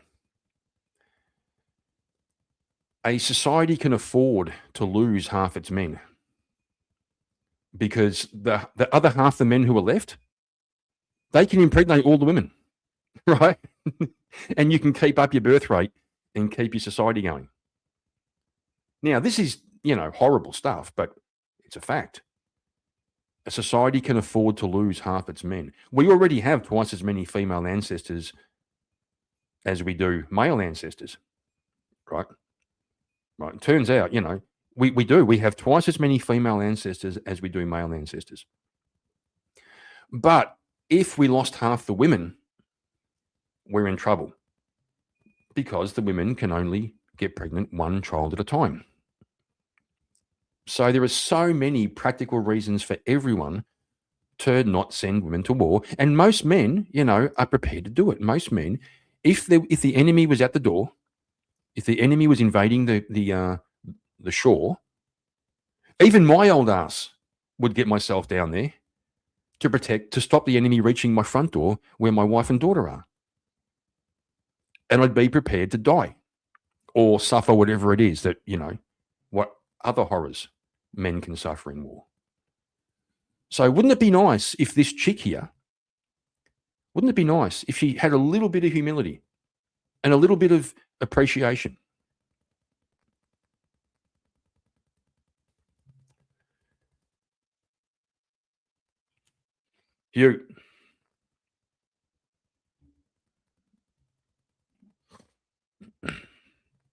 You say that I'm attacking you, but you called me a fake conservative. You said I'm an undercover LARP feminist. What makes you think of I'm a fake conservative? What does that even mean? I have ideologies. How can I be a fake conservative when I've lived my life by the ideologies? I'm pointing it out to you right now. And how? What made what? That if you say, for instance, that there should be egalitarianism, women should vote equal to men's vote, but women cannot be drafted and thus can vote to send men off to war. You're actually giving yourself a position of privilege in society. I've also heard some anecdotal stories. I mean, I'm gonna say them anyway. It sounds legit. You'll have a female in a whatever the small group of soldiers is called. You see, I'm not a military man. There'll be a female there, and she'll fuck every bloke in the fucking platoon. Is that right? In the whatever, right? That's not good. That's not. You're supposed to be focused, boys. Right? You're supposed to be focused. That men do not have. Since this is the case, that you accept that there's privilege that. What's funny here is she's looking at Brian, and she's appealing to Brian. Are you going to let him speak to me this way? Can't you pause him? What do we call that? We call that appealing to a man. Appealing to a man. All right, Charles, are we talking section, platoon, company, division? Which one's smaller and which one's bigger? Are they going from smallest to biggest or biggest to smallest?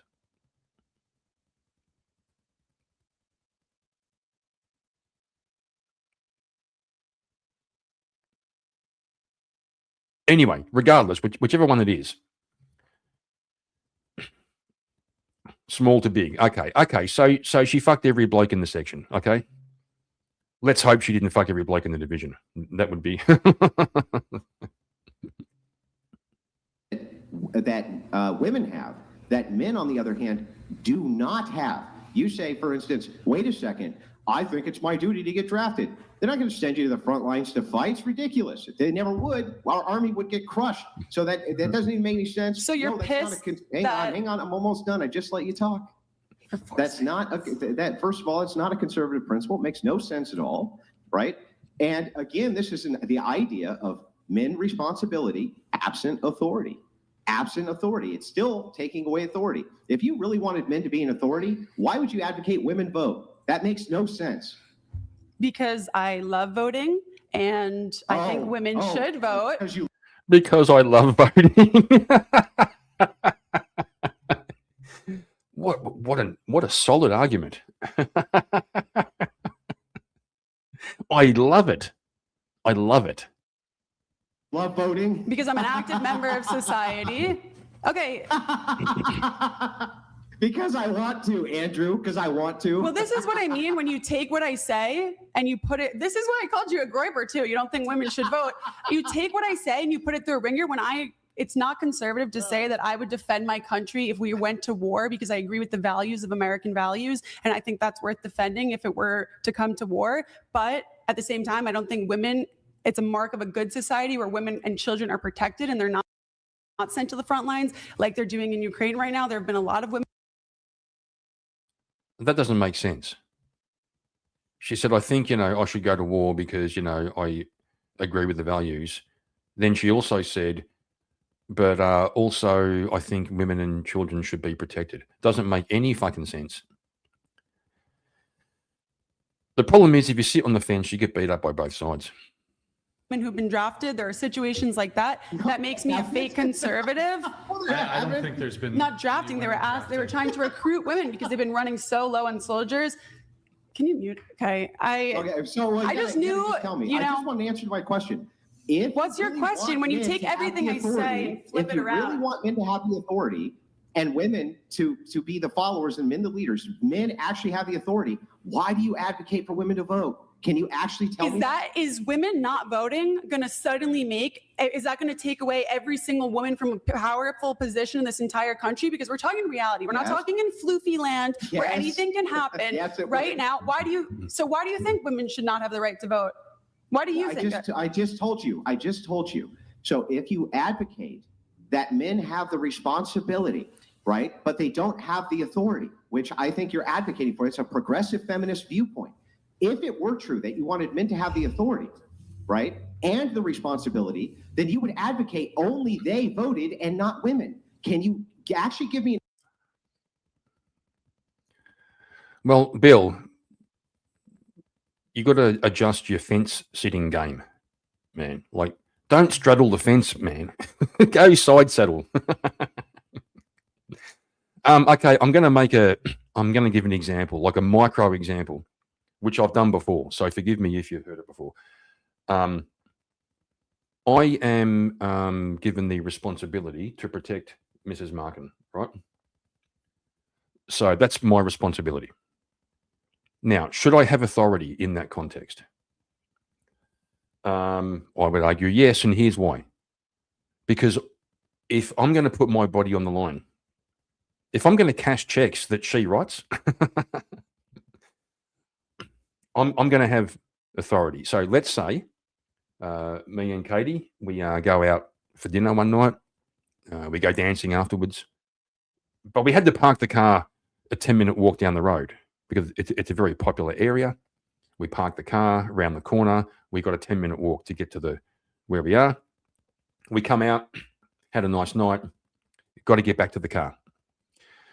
It's a 10-minute walk. Her feet hurt. And she goes, Kizza, my feet hurt. Can we take a shortcut through this alley? And I look down the alley. The alley's dark. And I say, no, love, we're going to go this way. We're going to stay under the streetlights. Oh, but my feet hurt. My feet hurt. I really want to go this way. It'll cut the journey in half. It'll take 5 minutes this way. I go, no. Now, why do I get to say no? Because I'm the one who's going to have to deal with the consequences of that decision in a real physical sense. So that's where if you want to give someone the responsibility to protect you, you've got to give them the authority to make decisions. And we can extrapolate that from that micro example up to voting. And where Andrew is saying women can vote currently to put men's bodies on the line on their behalf. Right? So I'm with Andrew. Women shouldn't vote. They've got no skin in the game. Any argument at all for how that doesn't logically follow. It doesn't line up with the original land owning and everything that was said in our Constitution to provide voting rights. The fact that women can own their own land right now. What? Women couldn't vote.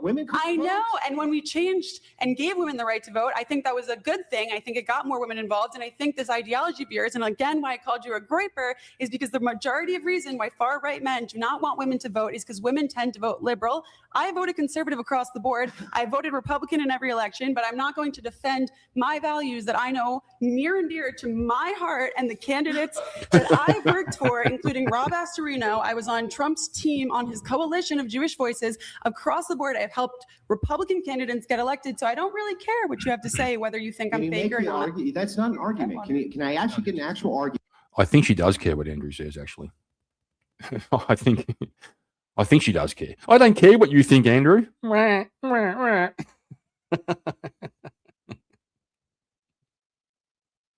Here's the argument. No, that's my response to you. And you actually want men to have authority, so then you just authority that's what he is. And responsibility, and women to follow that authority and not have responsibility.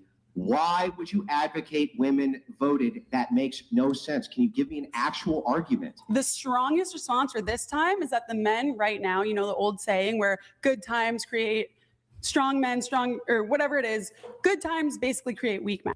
Oh, she's going to say all the men are soft. Fuck me. She's going to say the problem is today all the men are soft. And I'm not a bad bitch. I'm not a feminist. But I want the vote because all the men today are soft. And I think we're in that time zone right now where if we were in the George Washington, are you going to let me finish? Thank you. Go ahead. Go ahead. If we were at a time where masculinity was very prevalent, I think this is a large issue where you have a sassy man apocalypse. We don't have men understanding what it means to actually be men. Okay, let's just think about that. Fellas, do you think Andrew is presenting himself as a masculine man right now? Isn't that what she wants? She's talking about the problem with sassy men and soft men. We have a lack of strong masculine men. Do you think Andrew is presenting as a soy boy? as a fucking hipster? He's exactly the kind of thing she's fucking talking about that's missing.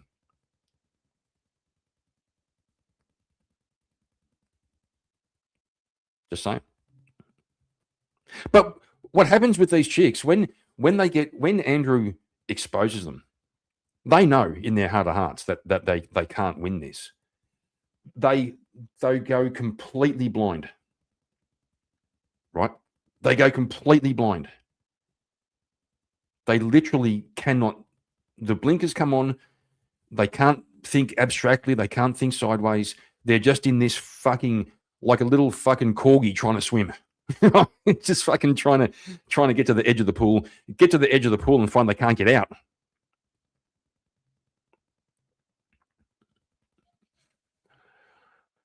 Charles, stop being a retard in the chat. I understand, bro. I understand your frustration, but behave yourself.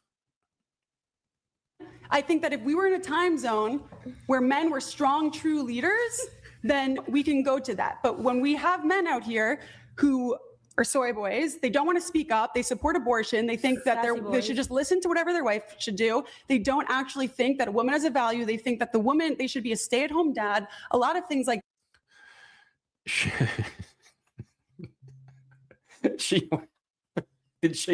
Sorry, I've got to go back for a second. Flaming Heron, good to see you. All right, just got to go back and hear that again. Make sure I got that right. Understanding what it means to actually be men. I think that if we were in a time zone where men were strong, true leaders, then we can go to that. But when we have men out here who are soy boys, they don't want to speak up, they support abortion, they think that they should just listen to whatever their wife should do. She did. She's complaining that men today just listen and do what their wife says.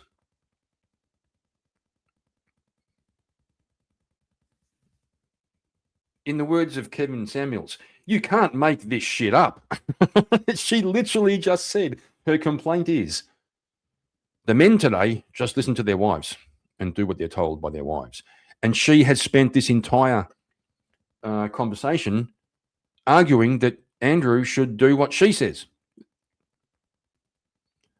Bruh. They don't actually think that a woman has a value. They think that they should be a stay-at-home dad. A lot of things like that. I think at this point in society that if we just handed it over to the men are having a lot of problems too. We can talk about lowering testosterone levels and everything across, hiring levels of anxiety and depression across the board. And I think it doesn't make me a fake conservative to say that I think there are good male leaders out there much better than you could ever be. And if you think you're compared to Donald Trump, that's funny. That women need to lead. Hold on, you just advocated Andrew. that women need to lead and usurp men's authority. That was literally what you just advocated. I can't believe you said that. I literally can't even believe grandpa's generation. One sec. Believe it, bitch. Deborah, I'll let you respond. There's been I'll let you guys get right back to it. I promise. I need to let a couple chats come.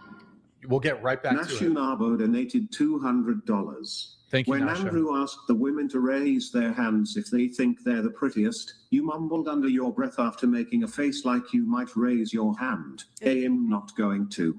Huff. I believe that he's talking to me, but what I said is There's that another one coming through. I said that I'm not going to do that because I was raised with manners, and I just think that it's not respectful to other people to boast about looks or try to say that you're better than anybody in a group, even if that's a social experiment. That means she does think she is. Otherwise, why would it be bad manners?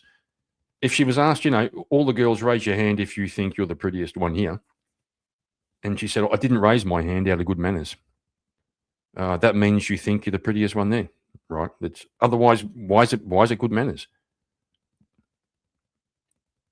to not do it?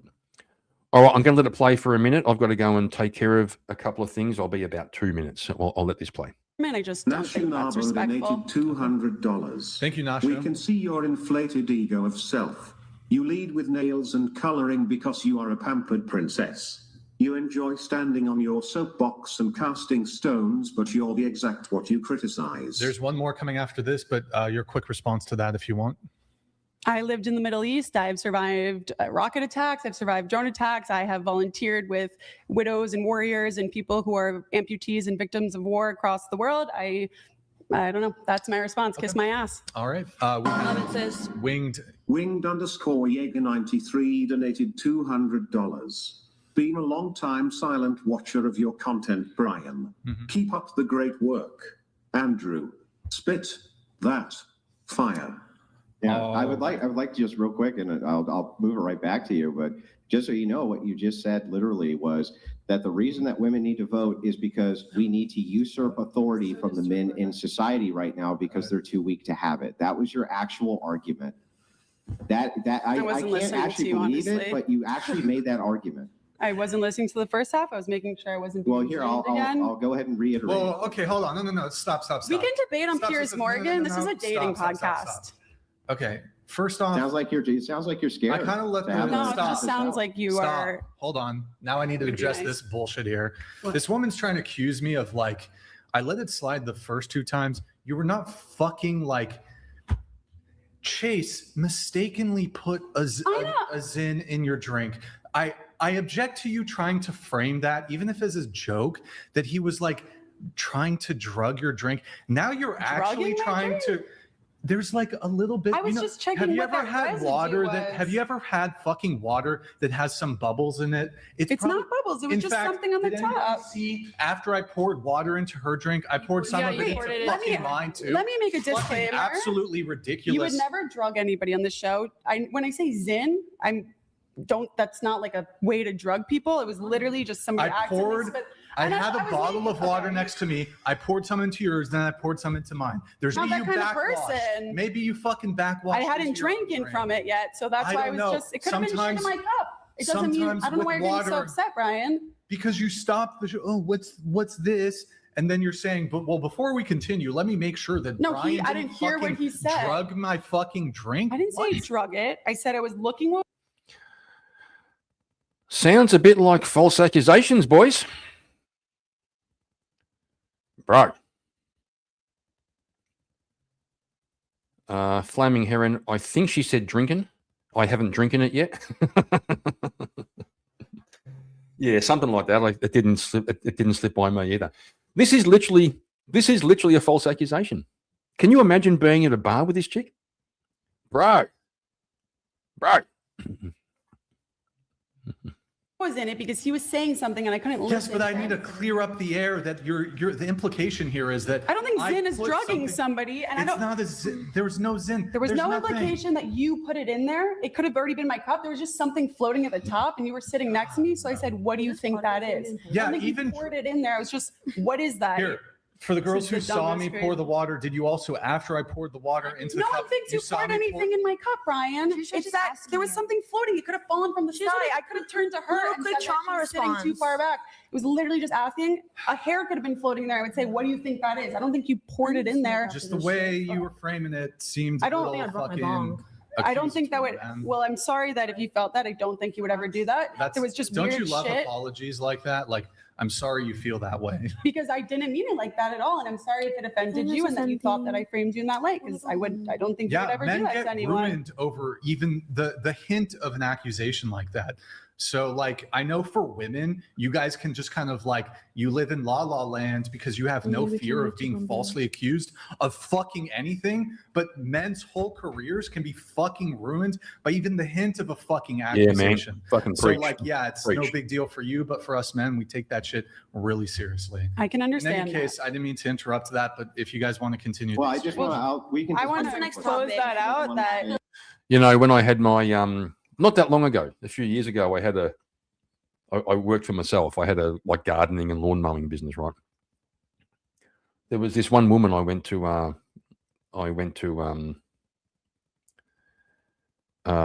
do a quote for this woman.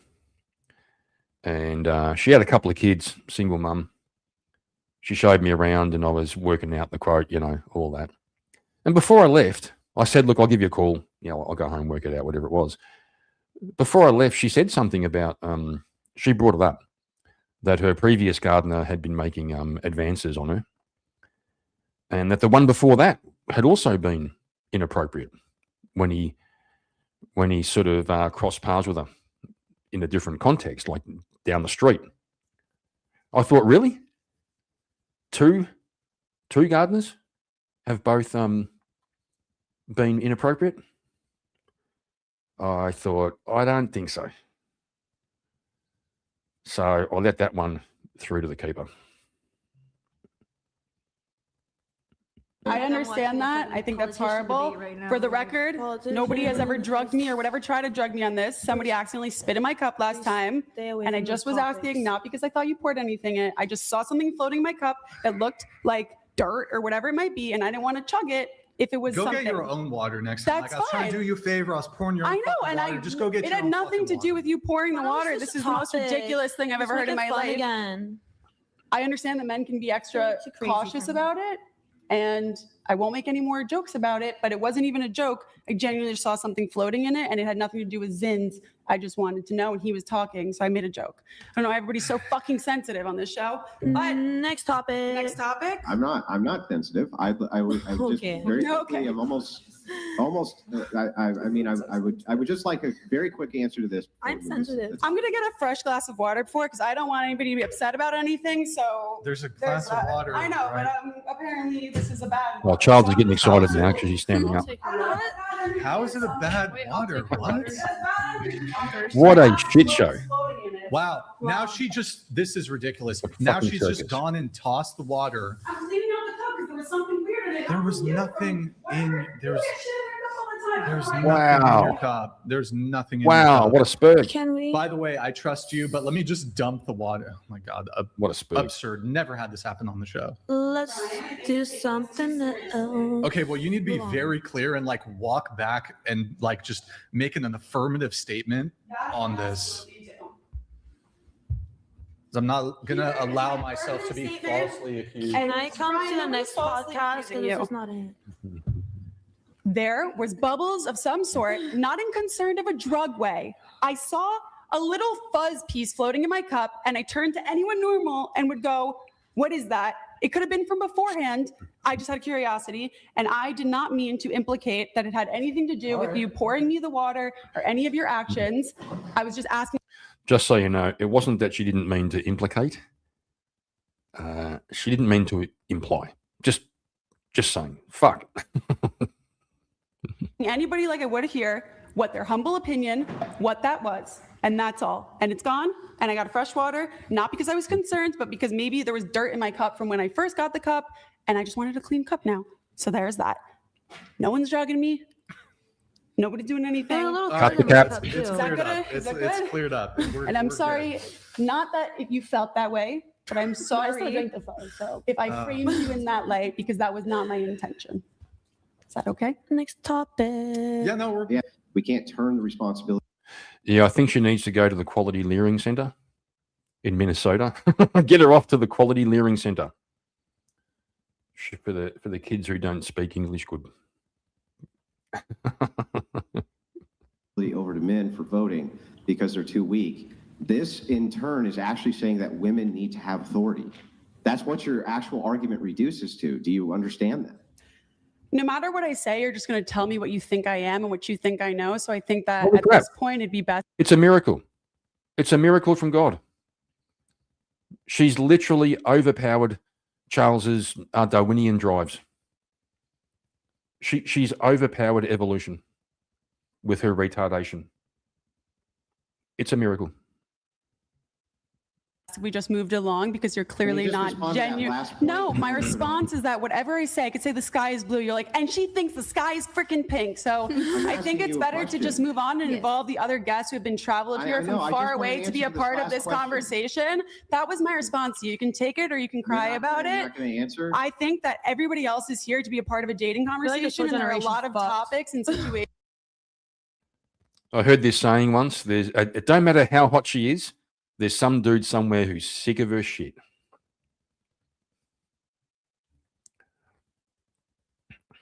That people came here to talk about. We're already 4 hours into this podcast. I think Yeah. we've taken enough time from everybody else, and we can do our This is own taking you way more time to situation. complain about this than it is to just answer the question. Can you just Heron, you remind me of a woman I was dating a few years ago. And yeah, a little bit of that. You know. Would you mind, not, and would you mind, I go, fuck me. She was a feminist, actually. She was a dead set feminist. We used to have, it was so bizarre. I've spoken about this before. We used to have the biggest arguments about feminism, her for and me against. And then we go back and make love, It didn't last very long. Yeah, man, she's one of those Barbie conservatives, They're beautiful, they're traditional. Reminds me a bit of Tommy Lauren. Yeah. A little bit like Tommy Lauren, who put out the infamous PSA to advise men how to go about dating her. When she picked on all the Thotianas, not the Thots. She was going after the Europeans, the Thotianas. That's my response. If you don't like it, that's on you. So you can't answer to the question of why you just said that women need to have authority? No. Like, Do I you don't guys know. want I to don't do know why like you a won't respond to that. 1v1 at a later date, or so? Like I mean- square up. Yeah, if we want to have a 1v1, we can definitely up. discuss that. Okay, I but feel like here's the men thing. If that's the back case, then, then give us a was date. better than Yeah, now. give- And We'll hang on, get a that's date. fair. We'll get a hang on, date. That's fair. But can he actually commit right this second that you'll actually do the debate? Because here's what I think will happen. I think that you'll say, sure, I'll do a debate. And then the second you're off the show, you'll back out in 15 seconds. So can you make a firm commitment here on the Whatever podcast? You'll actually do a debate with me 1v1. I can make a firm commitment to you that I am open to doing a debate to you. We have to see what the logistics are, but I would be open to debating you. Maybe, I How don't know, long- I'm not on Whatever how long are you podcast. in- I leave LA Yeah, I'll go to Pierce Thursday. Morgan, debate you there too. It doesn't matter where. That I mean, we can I'd be host. open to. I'll host. I just don't live in California, so I don't know where Neither your do base's I. I live at. in Michigan, but I would fly out specifically to do a 1v1 We'll fly you debate. out The if you thing want. is like, I just want a commitment, an actual commitment. You'll Well, that's actually what I'm do saying. it. It depends on that. Yeah, we can arrange for that. The Crucible wants to see it, so I think I genuinely believe, I'm and you still trying won't to tell address you. the just let point. him. Let him. But let he him- can talk I don't- over me I don't know whenever why he you want- wants. Look, But then if I I've- talk over him, it's because I'm a your woman question. who wants to have men removed I've from moderated. society. Look, I've moderated Andrew tonight. You got to let him finish. How many Go ahead. times can you tell Stop. me what I think I said and what Okay, I think just I let him- mean? but- I'm hear him out. literally just going to Hear show him you. out. I'm Keep gonna saying show you that, in a second. though. Okay, stop. So- Just go ahead, Andrew. So it's just like this. Just premise one, men need to lead. Okay. Premise two, in order for men to lead, they need to have authority. Premise three, women need to vote. Premise four, why do women need to vote? They need to vote because men aren't adequately leading, so women need to have authority. That's the entire syllogism. So then the conclusion is men are not capable of leading, so women need to have authority so that they can pick the men that need to lead them. So it's actually stripping authority away from men. I don't know a way around that. Yep. Like I'm literally. It's You totally still that. haven't So that I can tell you. addressed. Again, that was not what I said. I didn't say men need to lead. I said they should lead. You see, she doesn't even know her own argument. That's what I was saying before, boys. She doesn't even know her own argument. She's like a 12-year-old. That's my misogyny coming out. That's women. They get flustered. They get confused. They can't look. The other side of this is where we've all had this experience. I'm sure you have, boys, and tell me in chat if I'm talking shit or if you've had this experience. You're talking to a woman who you love, and she's got 5 different stories going at one time, and they're all leading nowhere. Right? So, and as a man, we can follow it. We can track all 5 stories, and we're trying to figure out a solution for each of them. The thing is, they don't even want a solution. So, me and Mrs. Markin talk a lot, right? We talk a lot about everything, deep stuff, light stuff. Sometimes we joke and laugh. Sometimes, we talk about, this kind of stuff. But there are times I'll just put my hand up and say, listen, love, I'm not your guy for this particular conversation. Honestly, I love you, but call one of your girlfriends and talk to them about it because they love this shit. And I've got nothing for you in this particular set of 5 stories. I've got nothing for you, And she calls one of her friends and they have a 2-hour conversation. And it was good. Ideally, men should be the leaders of society. But I don't think, you still won't address 15 times over. You're telling me what you think I said, but you won't address the one point, which is that's it, flaming heron. And generally, I'm honest enough to say I don't really want to listen. Like I'm not even lying. I just say, look, Katie, I don't want to hear this. It's of no value to me to hear this, and of no value to you to tell me. Because what will happen is if I try to not solve problems and I try to just listen and I don't say anything, she'll ask me, what do you think? And I go, love, I don't think anything about this. No, but really, like I want to know what you love. I just call one of your friends. The world's better that way, okay? And she does, and it is. A decline in what it means to be a man. And there's 2 sides to that. Like I might have a little, say I've got a little, say I've got a little physical niggle, right? And it's persistent. I've got this pain and it's persistent. And I'll just say to Katie, me back's a bit sore, And then after about 2 weeks, she kind of says to me, Kizza, I'm sick of hearing about your back. I go, love, you're supposed to be empathetic and shit. She goes, I know, I love you, but I can't help you. And every time you go, I just kind of feel bad. So she has the equivalent where she says to me, Kieran, I'm not the person to tell this to. Right? Now, Lord Jungle Bear, laughing my ass off all the time, and they'll actually get offended if you try to solve the problem. Yeah. Lord Jungle Bear, have I seen you around before? I don't reckon. I may have. To be honest, there may have been beer involved. But anyway, good to have you here. Yes, they get offended if you try to solve the problem, and they say, I don't want you to solve the problem. I just want you to listen. And that's why I say, well, don't tell me then. Go and tell somebody who doesn't want to solve your problems, which is one of your girlfriends. Because women literally I reckon they get this social reinforcement. They get probably endorphins or some shit, or dopamine, just from yapping to each other. Now, I'm being a little bit facetious when I say yapping, but to us boys, it does just sound like fucking yapping, right? I'm sure they're doing something constructive. They're building a social network or some shit like that. I don't know.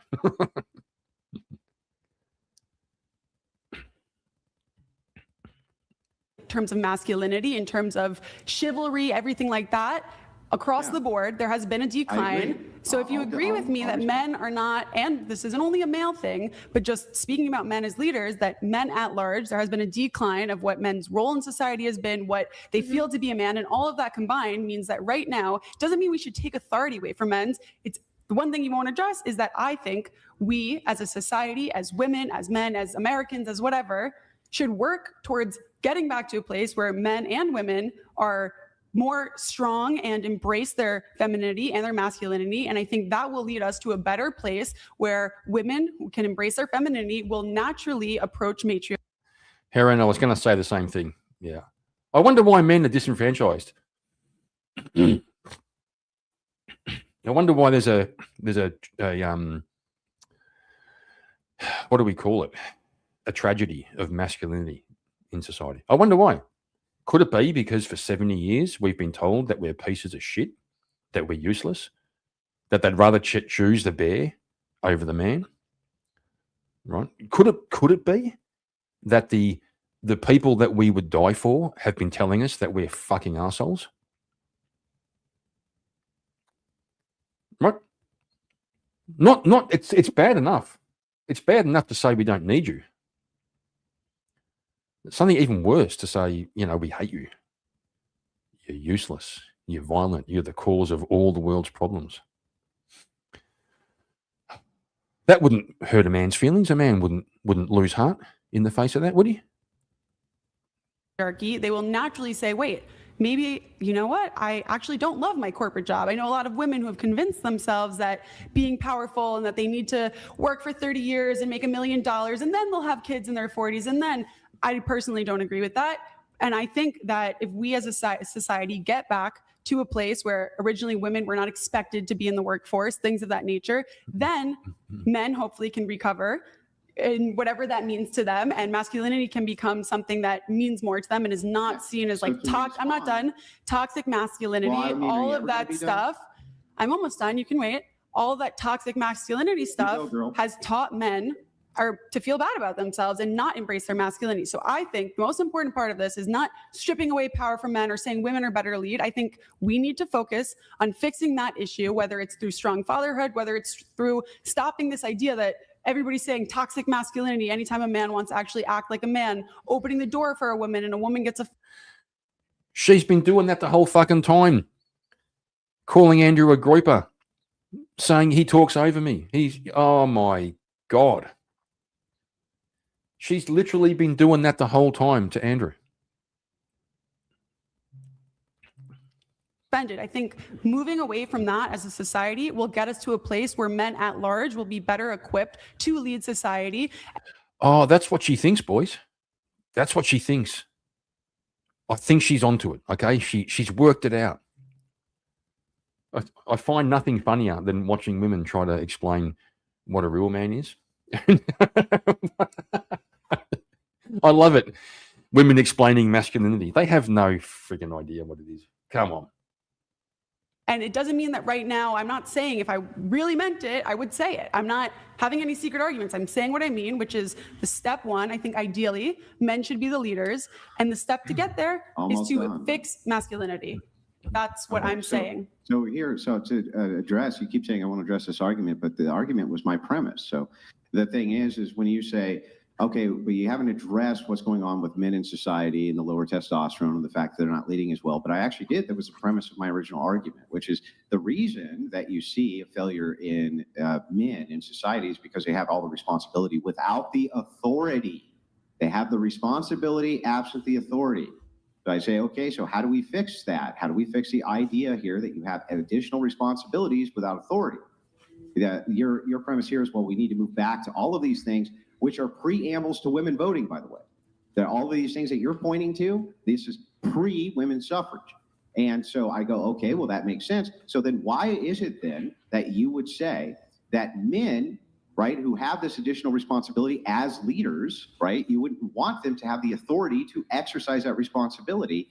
That seems like it's ultimately what you want. What's going on is you have an actual internal conflict here. The conflict is, I want to be a strong, empowered woman while at the same time advocating that there's a patriarchy. It's like you can't have both. You don't know that. Hang on. Hang on. Either the patriarchy.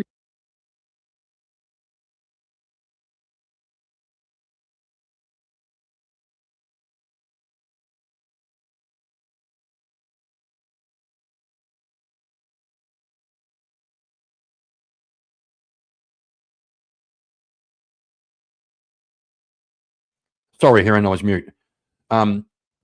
Yes, I think in effect, the change has been from the inception of feminism, but I think the actual root cause is actually feminine nature. It's unfettered feminine nature. This is what we get. So through feminism, through the sexual revolution, through all of that, women can now do whatever they want. What do? OnlyFans, right? That's what they do, right?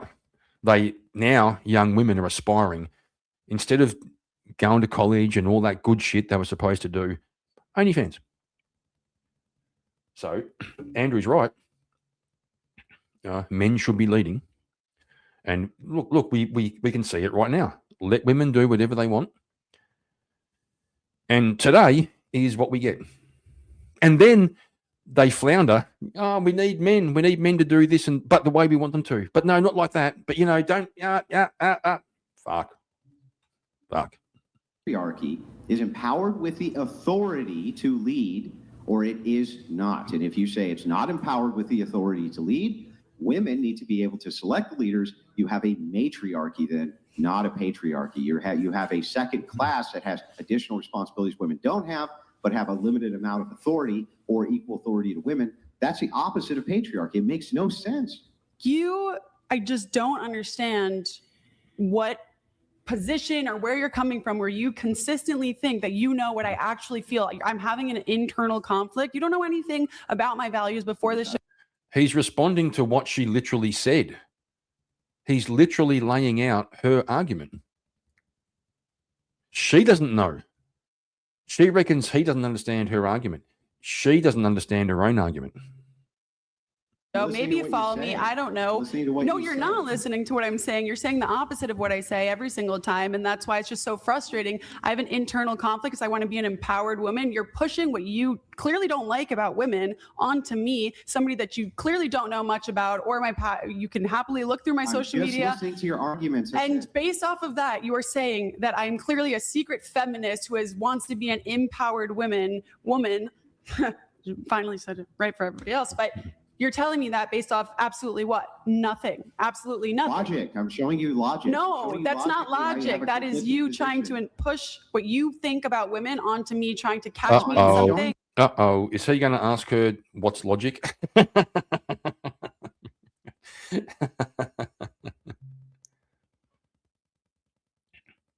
didn't know that, Aaron. You a logical position. What have I said? Or what have I displayed throughout my life that shows that I want to be an empowered woman where men are on the sidelines and don't have power? You are advocating that women vote. If you advocate women vote, the entailment is women have authority. Well, women can vote. Hang on. I'm answering your question. So if the entailment is that women have authority and equal authority to men, that's not a patriarchy. It's the opposite of a patriarchy. That's no longer a patriarchy. So if men have additional responsibility, right, but they only have equal authority, then they don't have the authority to lead. They don't have the authority to lead because you can negate their authority anytime you want. That's the entailment of your logic. When you say, what have I displayed in my personal life, has nothing to do with the logic of your argument. It's an illogical argument. It makes no sense. Either you want men and a patriarchy, so you want men to have the authority to lead and the responsibility thereof, or you don't. But you can't say, but I need to be equal with them in political status for them to lead. That's the opposite of your own position. It makes no sense. No, I don't live in a fantasy world. I live in the current world where women do have the right to vote. And if you are advocating for women losing the right to vote, that is something that I don't agree with. And I don't know why you think women shouldn't vote. If I think men should lead us right now, he's told her 15 fucking times why women shouldn't vote. It's not an option in front of me. Should women not have the right to vote? Women have the right to vote. This isn't the 1800s like a lot of people want us to go back to, apparently. This is modern history. And if you're asking me if I would repeal this, no, I would absolutely not. If I think in an ideal society, men should be the leaders of society, yes, but I don't understand why you think you're catching me. How do you want them to lead? How do I want them to lead? Without authority to lead, how? Well, why do you think that you said it yourself, that the only reason the downfall of masculinity and all this stuff is because men don't have the authority to exercise their leadership? Correct, yeah. That's the only reason that men and masculinity has declined? That's ridiculous. I think that's ridiculous. It's not. All the things that you would consider. Like if I told you to point to a time where you thought men were strong leaders, you'd point the greatest generation that my grandpa's in. Hang on. You would point to pre-suffrage. If I asked you when were men better men, you'd point to pre-suffrage. If I asked you any of these things, you'd point to pre-suffrage. How do you know? You haven't asked me. This is exactly what you've been doing the whole time. You have this idea. He knows because she's been describing the kind of men, and those men were pre-suffrage. Fuck. When were men better men? Tell me. Yeah, Answer me. When were men better men? I'm asking you. You want me to ask you? I'm asking you. When were men better men? But this is why it's just not even like I could go back and forth with you, Can't but answer it. everything I've said Can't this answer it entire because she time, I knows. give you a solid answer and you flip it and say, It's well, not you an think answer. this, It's not an you answer. think that, because No, you're she won't just answer it. trying to. When were men better men? Just answer, please. Entertain this anymore. You want to answer? You're not going to answer. Because it answer. doesn't matter what I answer to you. You think you know what I believe, and you're going to tell me He's what I asking- actually I'm asking think. you. He's Despite asking her. every other question you've asked me, you've had the same reaction. And so I just don't think there's any point of me telling you something, because whatever I You brought it say, up. You brought it up, and so I'm engaging I've said with you. 1,000 times what I think. The and other you keep thing I was telling saying me I'm before on about how cover there, so about how these people can never concede a single point. Also, every time Andrew gets them to the actual point, he cuts through it all, gets to the actual point. They just can't do it. They just can't do it. They can't answer the question. really I'm think this literally or asking that. you a question. When were Okay, men better men? nice. I just When were men better men? Can you answer the question? I don't know why we need to like do a bunch of emotional outbursts. Can you just answer emotional the question? outbursts. You called me a covert feminist, saying all these personal attacks because I said what? That I think women should No, vote? I'm giving. She called him a groper. And she told him that, there are plenty of men who would be better leaders than him because he's not, she implied, not a real man.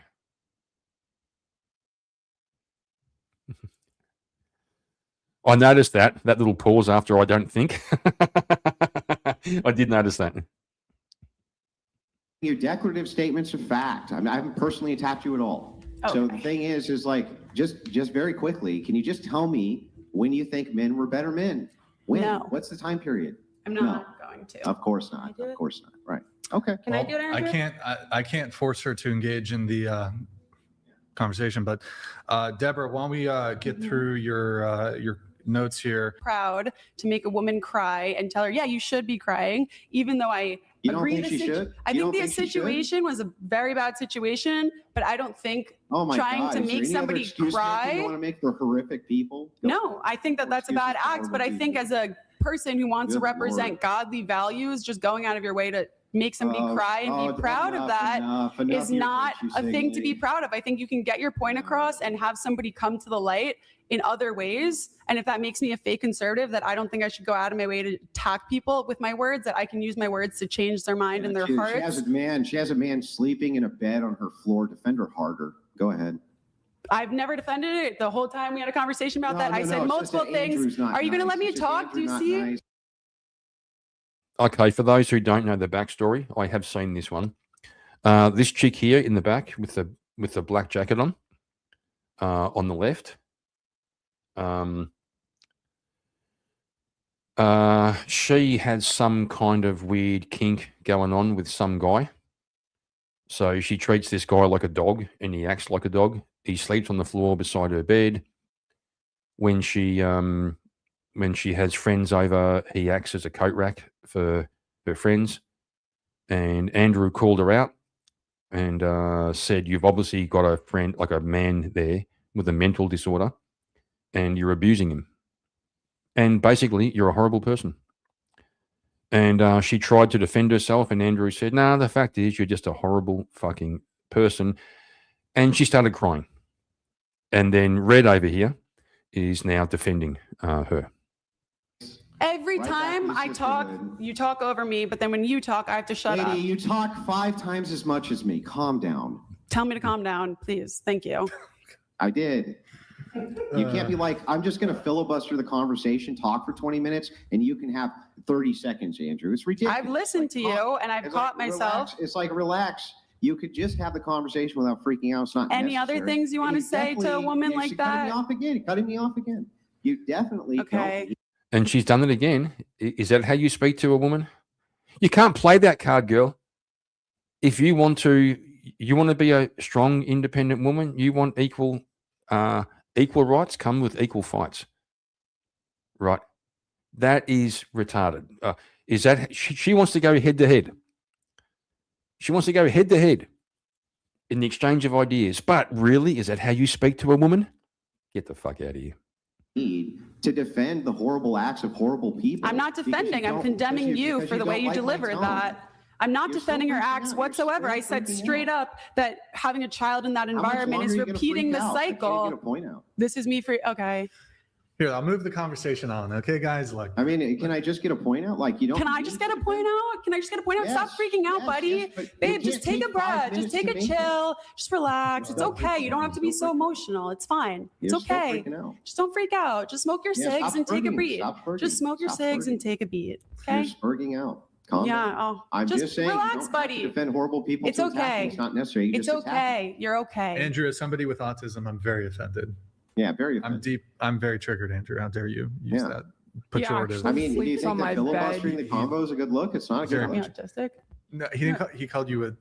No, he didn't. No, he said you were spurging out. He didn't say you were Asperger's or autistic. That just really shows how godly you are.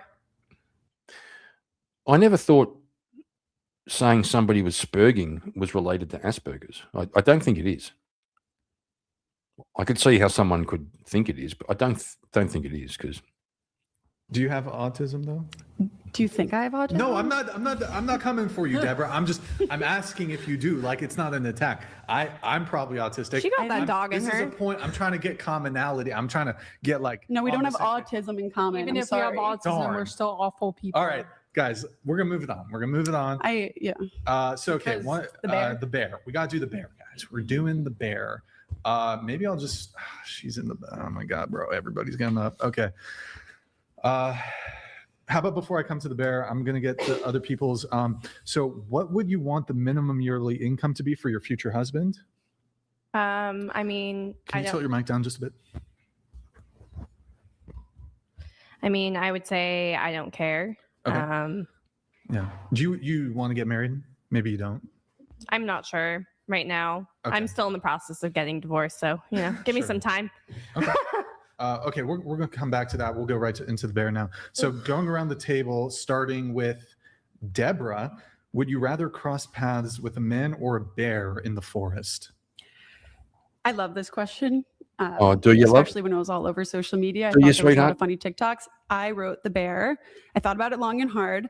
I think it's just the white woman in me that I really do believe I could tame the bear, honestly, and that, or at least hide from it. What? And it's a joke. Don't cry. It's a joke. It's okay. I joke sometimes. I like comedy, but I don't know why you're still freaking out. I didn't say anything. It just shows a face. Okay, so No, I don't disagree at all. Okay. And I think that's okay. Hold on. Yes, but is that hypocritical for the woman who's broke to find rich men attractive? Not attractive, but to only want them because of the value of the financial value. I do think that's incredibly hypocritical. They've made poor financial choices their entire life, and then just expecting a man to take care of them because they're lazy and they don't want to work, then that's not fair. I don't think that would make them hypocritical. Yeah, that's not. How's that hypocrisy? Because a person who made poor financial choices their whole life and then is expecting somebody who made good financial choices. Well, I don't know if. Okay, fellas, just gonna looks like original vintage is in the chat. He's going to be live in about an hour or so. Don't know if I'll still be around in an hour, but I'm going to drop his channel into the chat right now. So if you want to be a good mofo, open a second tab. He's on 59 subscribers. Can we get him to 60 or 61 perhaps? But just tag his channel. He's a good cunt. If I don't last another hour, depends what happens when the missus gets home, whether we're going to hang out or she wants to go and watch some more. No, she can't watch more Bridgerton because it finished. If Katie can find another Netflix thing to watch. Oh, he said maybe not live. Oh, you'll be online in about an hour. Oh, sorry, bro. Gotcha. Okay. Whatever. Anyway, drop the link. Go and give him a sub and a like. And while you're at it, hit that fucking like button on this one, you retards. What do we got?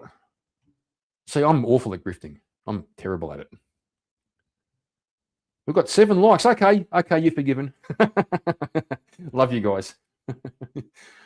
Vintage reckons 69 subs would be ideal, bro. It's like crack. I see what you did there, but it is like crack. Once you get 69, you go, come on, I got to get 70. Fucking 70. And then it's got to be, you know, now I've got to get 100 and so on and so on. Anyway, there's his link. Go on and hit him up. And I'll probably hang around for a bit, I reckon, but we'll see how we go. Hypocritical would be the right word, but I don't think that's valid. Like, I don't think it would be fair for somebody who was dirt broke living on the side of the street to think that they were a perfect. Well, Or they deserve somebody. Okay, Or they Elon deserve Musk, somebody. you know? So, but Like hold on, that, of that Deborah. status. So Yeah. I want a commitment from you tonight on the show. Unless you're willing to just be a hypocrite, you are, from here on out, you're only allowed to date a man who makes the exact same amount of money as you.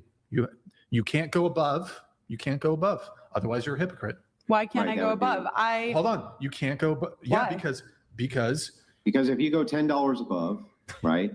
Let's just say you only went $10 above. You're only going to date a man who made $10 more than you made, right? Then if we extend that out, what would actually be the problem with a poor woman, right, going after a rich man? There wouldn't be any problem, right? All you're doing is it's just a matter of degrees at that point. would you date a billionaire? Yes. Would you date a billionaire? Probably. That's really hypocritical of you. You're not a billionaire. You don't know what my bank account looks like. I'm not a billionaire, but I I'm am. a reverse So safe to financially, assume yeah. you're not a billionaire. I'm not a Safe to billionaire. I would love to be a billionaire, but I am, thank God, very financially literate. I'm a hustler and I love to work. Yeah, so I cash in my can purse. expect Can that I from my have partner some? as well, right? Yeah, Can I have some cash? I can do some charity Yeah, work. go get some. Is it nonprofit struggling. deductible? What charity I'm are you, struggling. Ryan? Well, you know, I'm going through some legal things. So if you want to, like, Help out. you know, help out, Your big labia go get your matters. purse. Go get your purse. Go get your You want, purse. he's saying he wants a sugar mama. You brought me out Right? here, You want a let sugar mommy mama? I brought you out But here to over- hustle you out of your money. I think. I mean, I've been a sugar mama to my I think boyfriend that before, so I can just expect the same thing back. I think that somebody who makes certain choices in life, in a sense, it That's a lot of aligns with their values, and I so. want, get your cash. Deborah. For somebody who makes Yeah. good financial decisions, Do the money of course, spread. I think they can learn from somebody who is even better or more successful than them in the same way where, let's say I have an aspiration, to be a comedian. Mm. My ex-boyfriend was actually a Here, how comedian. about this? Maybe he made me funnier, things like that. Can I ask you a question? Yes, Did you play any sports in school or I anything? did. But did you ever play at the professional level or In college, no. No. Well, I don't know if college is professional, but would you date a professional athlete? I would. It's a trick question because It's not a trick question. No, I It's think testing your professional logic. for the job title of it, like somebody was a professional athlete because Right. So Vintage with a bit of a humble brag.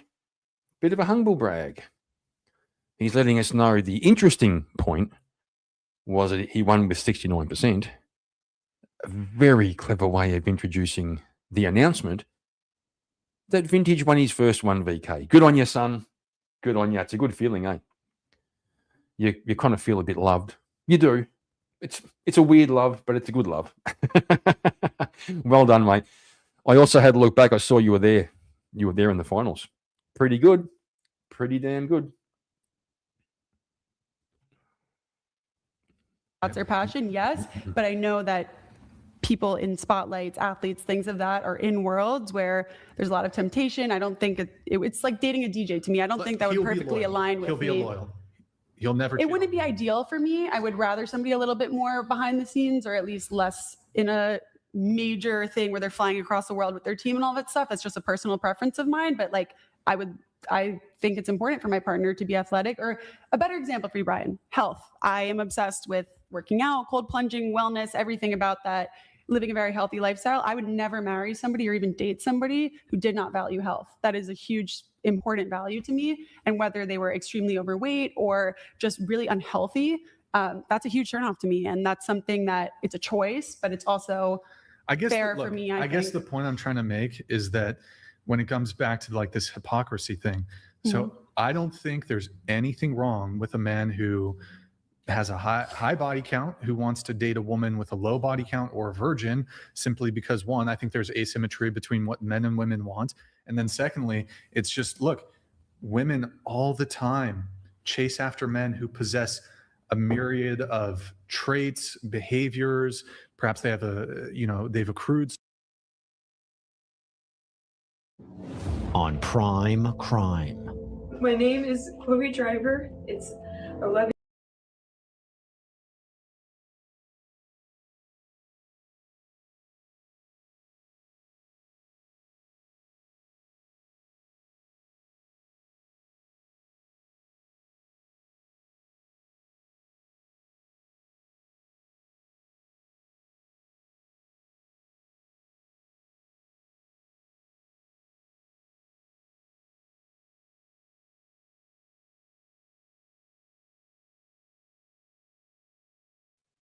Oh, thanks, Cree Dog. Yeah, Charles, what are you freaking out about? Me and Vintage. Vintage has also now got 60 subscribers. That's what's up. Ah, love it. Good job.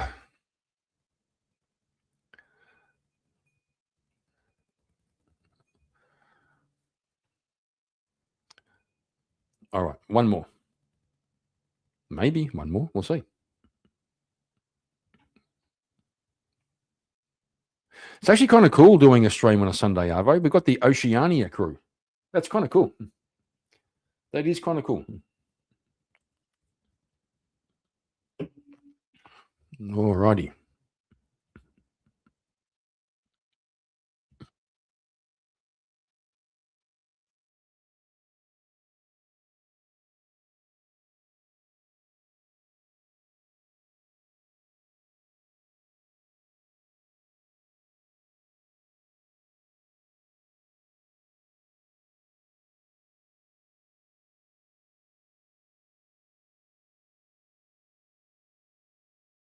I did it again. I muted again. It's a breezy summer day here too. It's actually quite pleasant. The humidity has finally lifted. I reckon the grass has been growing by sucking water out of the fucking air for the last couple of weeks. It's been fucking terrible.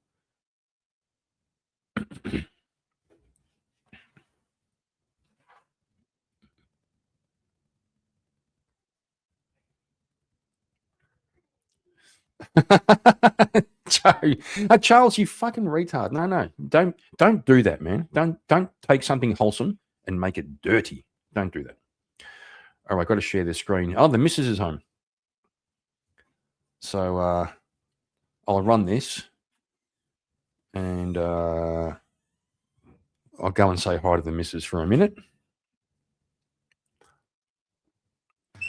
Let's see.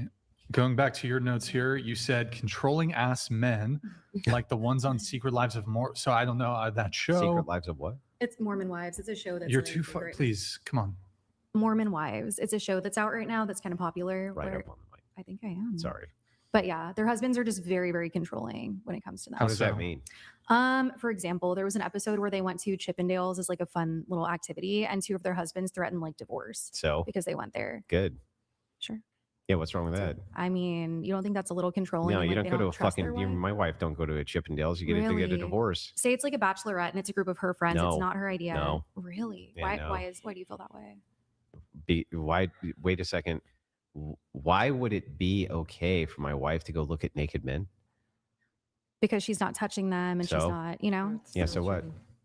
Hmm. Yeah. So what? Why would So they? you think that's grounds for like a divorce or just Yeah. like a conversation? Well, if I told her no, yeah.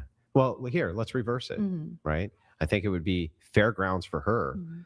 to put up the same boundary and say, no, you can't go to a strip club. Yeah. Of course not. It's ridiculous. You're married. You have. It's absolutely inappropriate for you to do that. Mhm. A lot of women have issues with their boyfriends or husbands either watching porn or going to the strip club. Most women But- would not be cool with it. That's not even the. The I mean, you're one-to-one? right. By the way, you're right It's about true, that. they But the have thing issues. is I guess my issue here, my contention is, what is actually the problem there? Do you think that a woman has some unique right when she's married to go look at naked men? the way that they felt was, well, you don't trust me. Like, I'm not going to do anything. I would never cheat. You've known me for this many years. We've been together this long. Like, have we not established trust? And that's why they were upset on the show. I see. Well, my counter to that would just be this. Okay. I got a counter too. Oh, go ahead. No, you go. No, you go. I meant I was going to go after you. You started it. Are you? Oh, no, I was going to go after you. I didn't mean to interrupt you. Go ahead. So it comes down to the idea of just trust, right? And say, okay, well then I'm going to go buy a prostitute and I'm just going to sit up in the room with her and we're going to talk. Well, one's public, I think was the difference. Why does that matter? Do you do realize that there's back rooms at a Chippendales and all those things, right? Yeah, I think just one's more intent. Like a prostitute, like we all know what's going to happen. Wait, why do we all know what's going to happen? Don't you trust? Don't you trust me? But that's what you're paying. Don't you trust me? Why don't you trust me? Why don't you trust me? To have sex with I can't believe you don't trust me. Right. But that's paying them to have sex with you. I just can't believe Okay, what do you think about this? I just told you I wasn't going to. You don't trust me. Why would you go to a Chippendales? Have no moral compass. Overwhelming majority of the US population of men have some level of morality. However, I feel most men would avoid a woman in the woods, avoid a false allegation charge. Desert Joe, good to see you in the chat, man. Thank you for the TTS. Very much appreciated. But yeah, when we're going at it, I mean, you see how slippery that slope is, right? If I say, okay, well, I'm going to get a prostitute and I'm just going to talk with her. Don't you trust me? But then why not just go to a strip club? I don't understand why that matters. Because don't you trust me? One is the intent to sleep with someone. The other one's a strip club. You're just sitting there looking. Wait. All that matters here is the trust. But that's not what they were saying. One's like a public setting, like Chippendales. It's just they're on the stage. You're looking at them. Getting a prostitute, you know why you're. How does the man know that that's what's going on? At Chippendales? You get a prostitute. I got just that. to go I have cuddle an and example. talk. I'm sorry. At strip clubs, you know that this is true because you worked in these clubs. Don't women often prostitute themselves in the back strip clubs? A portion of them. Yeah. How many people prostitute from a Chippendales? Oh, they do it. They do it there too. But if you get a prostitute on the street, of course they do. something that is what of course they're they do doing. that too. But that aside, right? Let's assume that they didn't. Yeah. I thought we were talking about trust here. Right. But it's different venues. You know what I So mean? Like what? if you're paying a prostitute, It's like, trust. It's a Trust is trust. I just want to talk to her about my feelings about how you don't trust me. That's wild. That is. What's the not problem? That's a same wild thing. statement. Yeah, that's completely different. I don't understand. If it's trust, right? Then you say, trust me to go look at naked men and do nothing. Okay. I see what Trust you're me. saying. Hang on. Trust me to go sit in a room with a naked prostitute and do nothing. I think one's a bit more logical because it makes more sense. Like They're you're at a both. It's the bachelorette same party. logic. You're at a bachelorette party with a bunch of your friends. You're a lot less likely. I would Okay, say, great. I'll go in the room with a prostitute with two of my friends. Right. But everyone knows why you pay a prostitute, though. Everyone People knows pay to why go- you pay a stripper, though. But everyone knows why you pay to go to Chippendales. It's Yeah, to, what are you watch paying the to go to show. Chippendales for? Is To to watch the show. you want to watch a bunch of dicks in your face? I mean, I guess her friend did. I 'cause guess her friend's so. I bachelorette, guess so, right? It's like, Can I okay, add you can have a dick in your face and I should trust you, but I can't go up into a room with two of my friends with a prostitute and talk to her about my day. What the fuck? I just can't believe I can't believe how little trust you have for me. None, not at all. Unbelievable. I had an example here I wanted to provide, and then Oksana, I'll have you come in. But I mean, maybe you don't like the example Andrew provided. So what about this one? You're married to a man, and he has an ex-girlfriend, and you're out of town, and he hangs out with her one-on-one alone. She comes over to the house, but he tells you, oh, nothing's going to happen. But you know for a fact that this woman actually has some sort of lingering romantic or sexual interest in your husband. Do you trust would you be okay with him one-on-one at night at your house? The answer's no. I think it would be wrong on other end. I should do that, Can you and he be shouldn't close? do that. Can you be closer? The answer's no. Club and you shouldn't go to a That strip goes club. back to one. Yeah, I had a little bit of a. Me and Katie had a little bit of a conversation about this because I did have a couple of phone numbers in my phone from ex-girlfriends, and one of them was somebody that I knew since I was like since I was about 12 years old, and over the years, she sort of remained friends with me and my first wife. Like she was like a family friend in a sense. But we had also been boyfriend and girlfriend when we were like 15, right? and the sort of question came up: why is her phone number still on my phone? Right, which was fair enough to me. Like, that's fair enough. And I tried to reason it out. I tried to make it okay. I tried to, like, genuinely thought, no, it's no big deal. She's a, long-term friend. We one time we were, a thing, but haven't been for 40 years. But there's still something about it, man. There's still something about it.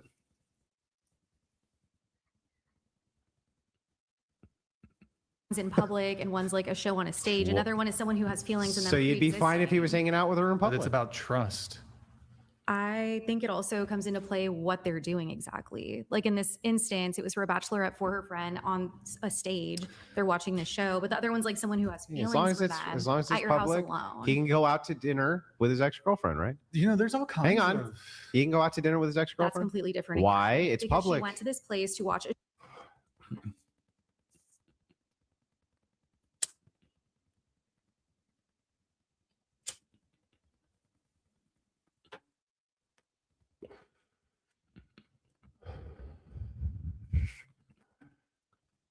Vintage, you bastard. No, I don't mean 70 years. And yeah, Heron, I've had this conversation. I've made the claim many times, kind of a bit of hyperbole, where I've said men and women can't be friends, right? I've come to actually think they can't. They really can't. I think there's a look. If you think about it, as a guy, you have a female friend. You like her. You like spending time with her. You're eventually going to want to have sex with her, because that's the extension of the friendship, the connection between men and women. Eventually, you want to have sex with her. It's just a fact. show. Yeah. Another one's like an intimate. And she went to this place to eat dinner. Right. That's an intimate setting. This one is watching a show. What do you mean? on a It's stage. public. You buy tickets. They can't eat dinner at Chippendales? But one's more intimate. Like what? I guess you. I don't know. Maybe you can. But one's more intimate. One's like an intimate setting. What where is there's- intimate about having lunch? There's feelings. You just said there were feelings. Okay, I'm gonna just take. I'm just gonna take out that you don't know if there's feelings or not. You have no clue. It's okay for your ex. The only exception is I'm family. sorry, your current boyfriend. Well, that's interesting. Do you think you could be friends with your sister-in-law? Like, say, for example, my wife has a sister, and she's a cool chick, and we get along like a house on fire. But we get along when we are at family gatherings, like Christmas and shit. So there'll be many times we get together, and me and my wife's sister will have conversations, because she's what you'd call conservative. She worked in politics. She worked for the Conservative Party, and we have great conversations all the time. But it's in the context. I'm not texting her, right? I'm not meeting her for coffee.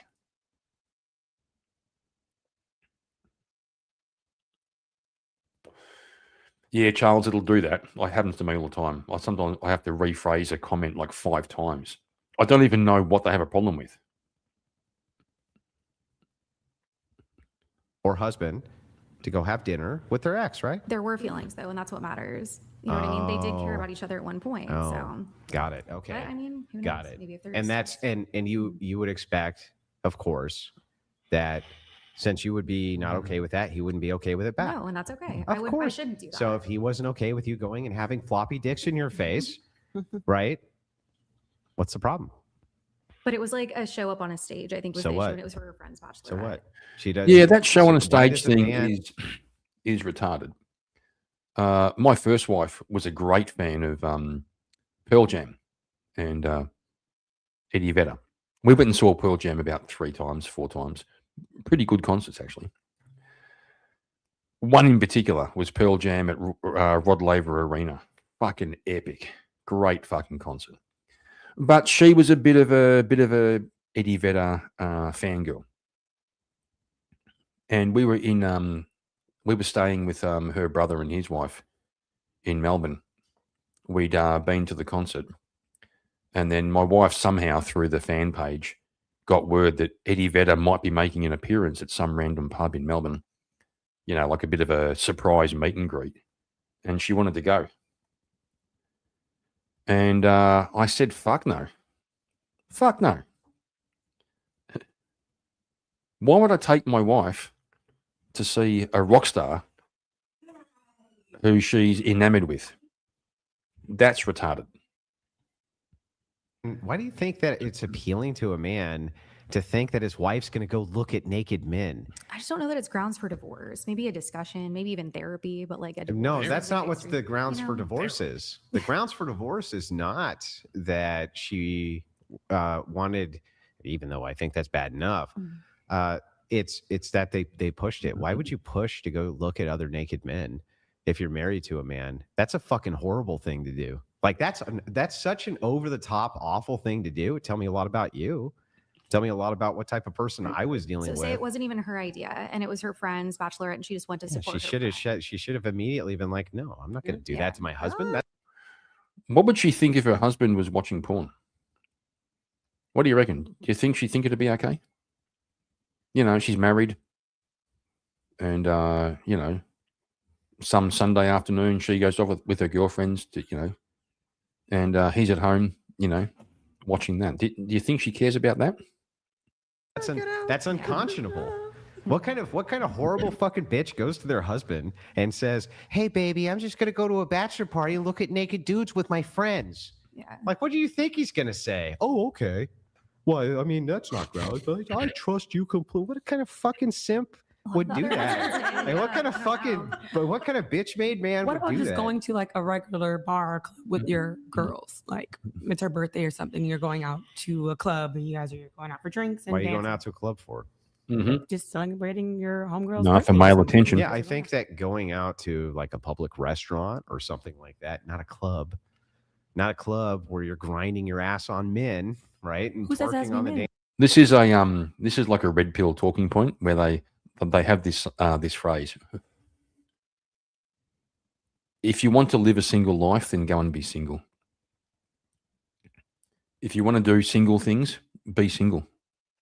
You're a married woman. That's over. That life's over. Right? My wife, a couple of weeks ago, went for a ladies' night. That ladies' night was my wife got together with a few married friends and sat around the pool at one of their friends' houses and drank some wine and talked about whatever the fuck women talk about. That was the ladies' night. Not getting dressed up in fucking miniskirts and going to the fucking club. You want to be single? You want to live a single life? Be single. One of the beautiful things about marriage is the whole question of sex is settled. Right? If you're in the right kind of relationship, right? That's why it's important. That's why this whole concept of, you know, not submitting to your husband, but don't knock your husband back. Right? Be available. Because then the entire question is settled.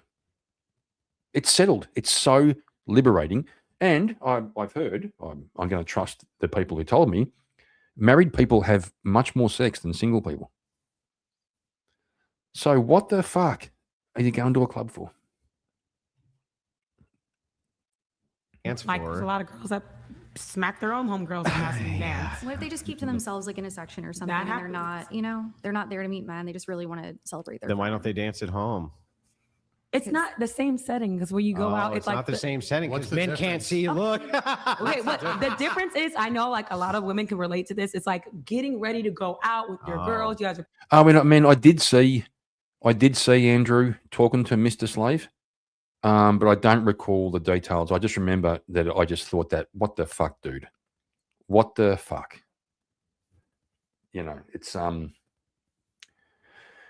yeah, it was sad. It was sad. I feel sorry for that cunt. Not gonna lie. Pre-game and listen to music. Because of what he did to himself.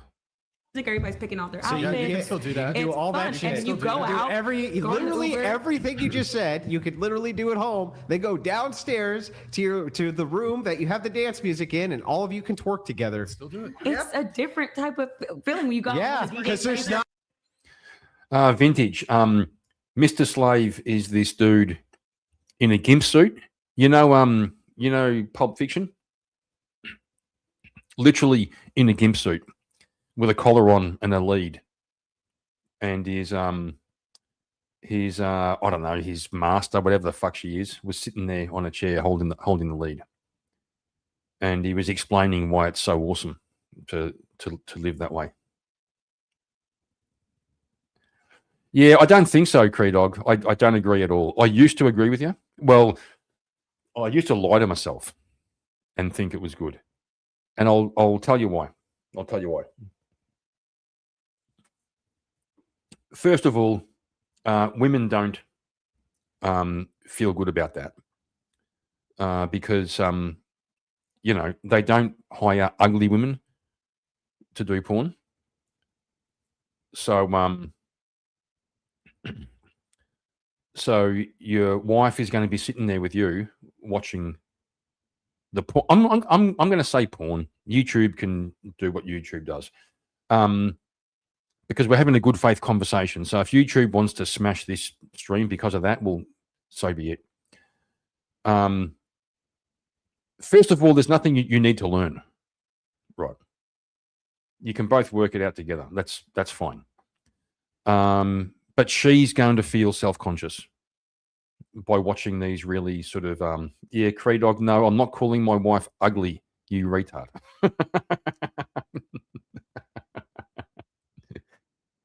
What I'm saying is women are very competitive sexually. And if you're sitting there and obviously being aroused by watching other women, nothing good's going to come from that. Nothing good's going to come from it. Just enjoy your wife. Let her enjoy you. Shut the rest of the world out. The sex issue has been settled. There's nothing you need to fucking explore out there. There's nothing you need to learn. It's the same argument they have when they say that it's better to have a sexual partner who has experience because she learnt how to do all these things. That's great for hookups. Right. Sure. If you're going to have sex with a woman twice and then, smash and dash. Sure. It's great if she's had experience because she knows what she's doing. But in a long-term committed relationship, there's nothing you need to learn from anybody else. You'll figure it out.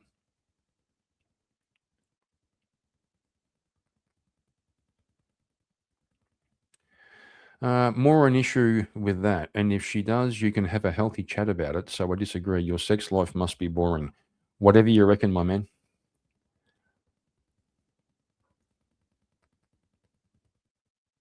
Whatever you reckon.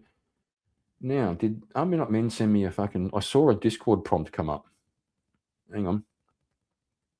He did. Oh, okay. Army Not Men. Thanks, man. I'll post that link for Vintage. Or anybody else who wants to see it. Andrew and Mr. Slave. And if Vintage is not here at the moment, I'll send it to him. You see what we do over here? You see what we do?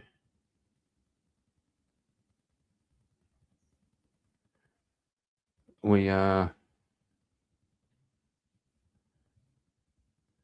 I'm trying to find direct messages to Vintage. Come on, bro. There it is. There it is. Okay, give me a second, boys. Just going to sort this out.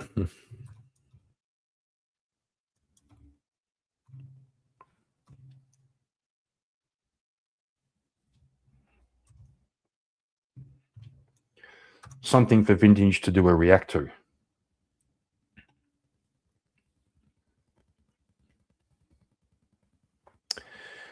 Yeah, you see, boys, you're coming in with your, all your shit talk about my sex life.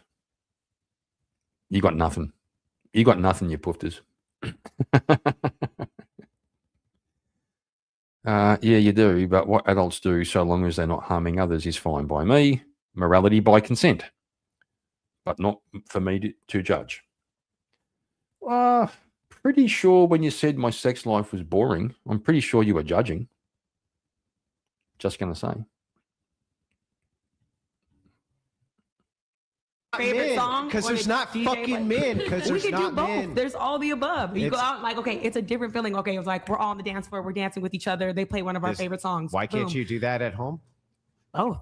Why not both? Yeah, well, okay, but my question to you is, minus the amount of penises around, what is the actual distinction between you doing everything you just said at your house with your girlfriends Nobody wants to be versus at a cooped up. brick and mortar building where there's tell me. It's Hang okay. on. Nobody wants to be before cooped you up jump in the room. Let You're me good, But man. in the house. Let me like, finish. go outside. Let me finish. Okay. You can do all this outside. Literally. You can literally walk outside and do every fucking thing you just stated right outside. Not kidding. I promise. You can get dressed, you can get ready, you can put on your mascara, you can put on your lipstick, and you can feel pretty, and you can get together with your girlfriends, and you go right in your backyard and bounce club music and dance to it. I assure you that you can do all of those things. You fuckers in the chat.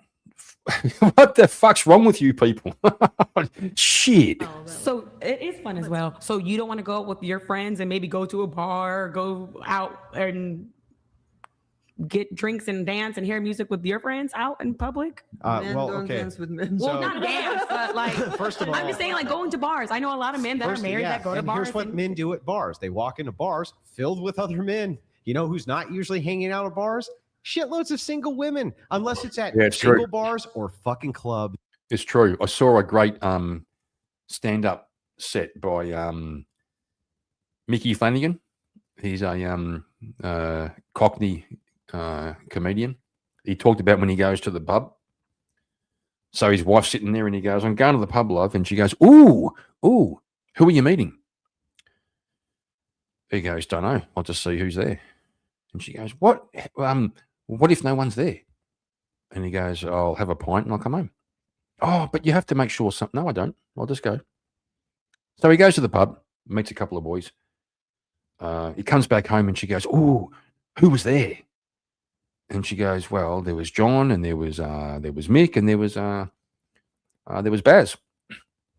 She goes, oh, you saw John. How's Sharon? He goes, I don't know. She goes, didn't you ask John how Sharon is? He said, I didn't ask John how he was. Where they're trying to hook up with the dudes. You know what your random corner bar looks like? It looks like a bunch of guys who are like me. And it looks like they have a bunch of beers like this and they're all married and they're all talking about nonsense you don't fucking care about. They're talking about their lawnmowers and their grass heights and they're talking about they're talking about how annoyed they are at the property taxes, right? They are definitely not the type of people you are talking about. Yeah, also to be fair, the one thing women think that some women think that when men get together at the pub, we talk about tits. We don't, right? We don't really talk about women at all, really. Well, there's two exceptions, okay? So, say you had a co-worker and his wife turned up one day to bring him lunch and she had nice tits. Somebody might say, hey, did you see fucking Baz's wife? Fuck. Yeah, bro. Okay, that's about it. And then if we talk about women apart from that, it's only because some cunt's complaining about how some woman fucked him over. That's the extent of it. The literal extent of it, right? Apart from that, yeah, it's sports or work or me sore back or sometimes we talk about our health. You know, us older guys get together, we'll have a little bit of a niggle, a little bit of a, a little bit of a complaint. We'll sometimes talk about that. Look at the headlights on that. You're showing your age there, bro. Okay, so yes, I think it's totally fine for men to go out to the bar because that's what the fucking bar for men looks like. Just I saying. think just going outside. Honestly, I don't like being Versus, cooped up in the can house. I go to the club, honey, so I can twerk my ass all over the dance floor around a bunch of other? Why can't you do it here? I don't get the same feeling. He doesn't kind of It's like, it's like what? Did he snap? Did he snap? They will understand. I don't get the same feeling. Does the kind of bar matter though? Like, say she wants to go to a dive bar with her friends. Like, honestly, I love a good dive. You know, like, does that matter? Yeah, I think it does. I think it matters the club setting versus like, okay, you have a neighborhood bar and your girlfriend Kelly down the street, you're gonna go have a drink at the bar with her, right? That's a whole different thing than I'm gonna get. Hang on, then I'm gonna get dressed up, skanked up, and because it gives me the good feeling. And yeah, don't lie, it's skanked up. I've just never heard that. They're gonna hang on. It is. They're going for male attention. They want to get the feels. They want to get the tingles from the male attention.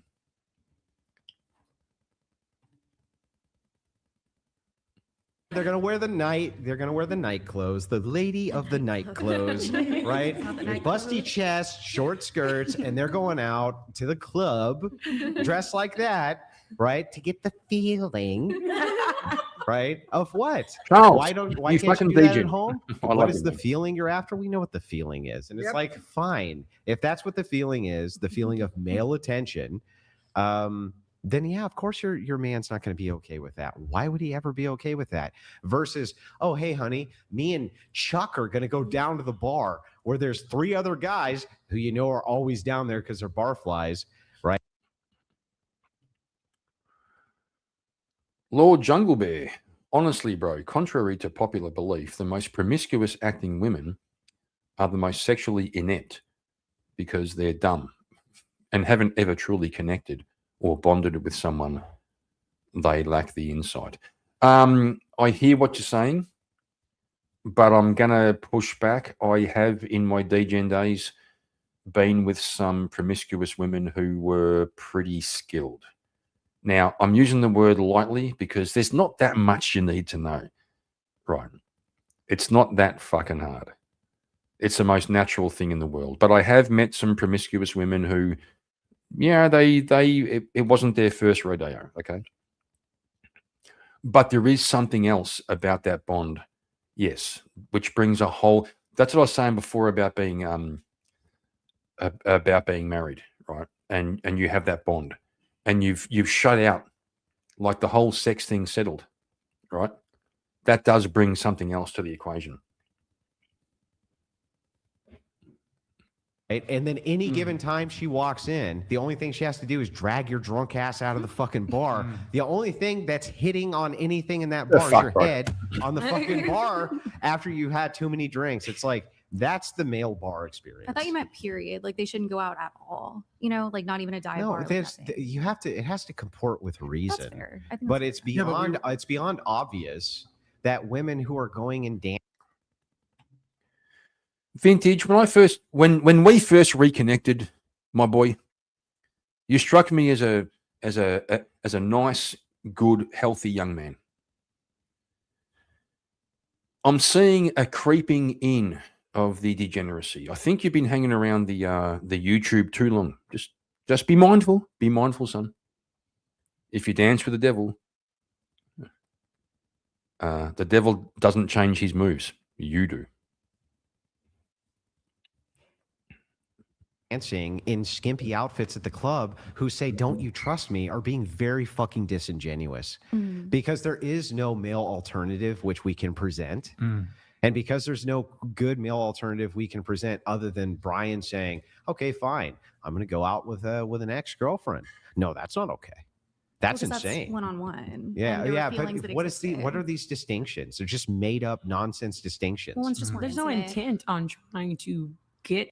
Actually, that's funny what Andrew says, right? So let's do the gender swap. Well, there's no such thing as gender. We'll do the sex swap. It's quite normal for guys to go to a bar, stand around the bar, and there's a bunch of women on the dance floor grinding and doing the slut drop. You know, the slut drop.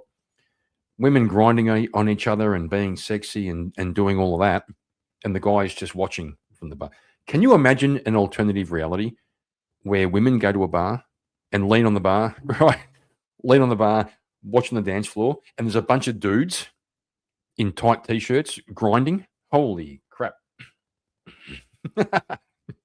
Oh my God. How? Right. Okay. Honey, there's no intent. Honey, there's no intent. And Charles, don't ask me where that bar is. I just made it up, okay? It's imaginary. I'm just going out with my ex-girlfriend. There's no intent. But there were feelings at one point, and that's proven. But there's not feelings now. Sounds like you don't trust me. But the thing is, And also for attention. So Also what? for It's attention. likely from her. Who cares about her? Don't you trust me? Well, what if she doesn't trust her? Then it's just putting Yeah, her- right. That's the point, right? What Yeah. if he does? What if you don't trust her? Don't you trust me? Then why is he going? Okay, right. Then why are you going?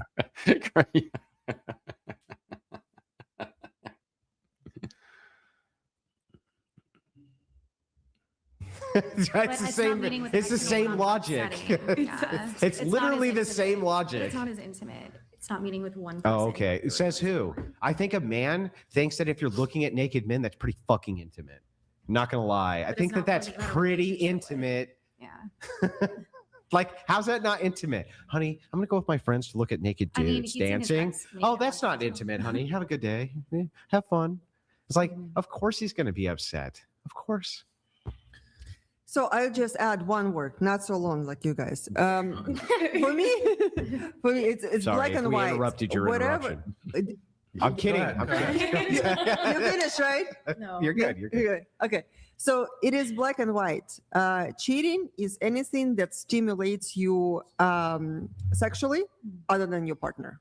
So whatever it is, corn, whatever it is, the or whatever, the dancing or whatever for men, looking at the girls who are doing all exotic dancing or whatever, it is also cheating. For women, whatever stimulates you sexually, it is also cheating on your partner.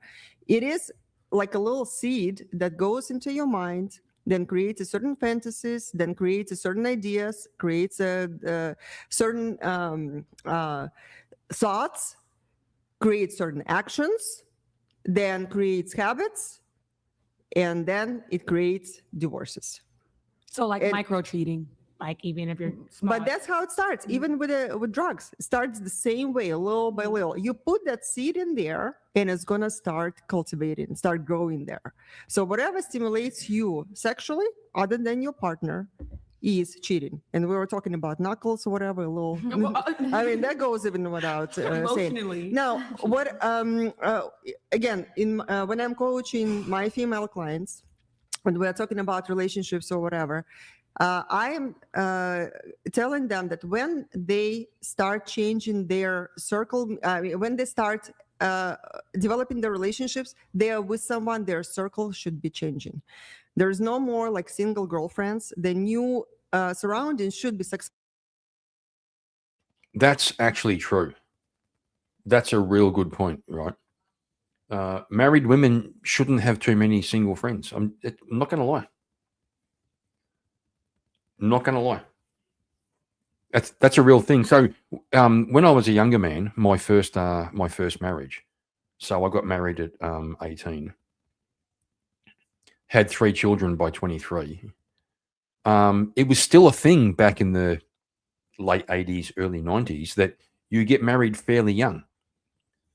So me and my wife got married. We had children. It turned out, that the people we knew also got married and had children. So my wife's friends were all married. Like everybody was married. So I do think there's a real thing. And women know this better than men. Women know it better. If there's a bunch of married women in a friend group and there's one single woman, they're watching that bitch. they're watching that bitch. Flaming, what are you sharing? What is this? All right, I'll play this while I check Successful out what's couples. going on here. Wherever you want your relationship to lead, wherever you want your relationship to become, surround yourself with those type of examples, those role models. Otherwise, it will go downhill. So I want to go around the table. Kind of. I want to dive into the whole. Heron, I would play it for you, but so far I haven't been copyrighted tonight. My last one got restricted. Me and Charles were talking about all kinds of stuff, and YouTube wrote to me and said, apparently me and Charles spoke about something that wasn't child friendly, so they restricted the age, which is unusual because I restrict all my streams. I tick the box that says by default, not suitable for children, right? But for some reason, YouTube decided that me and Charles went too far. And they had to send me a little letter to say, you went too far. Well, not too far, just not child friendly, which is fair enough. We're adults talking about adult shit.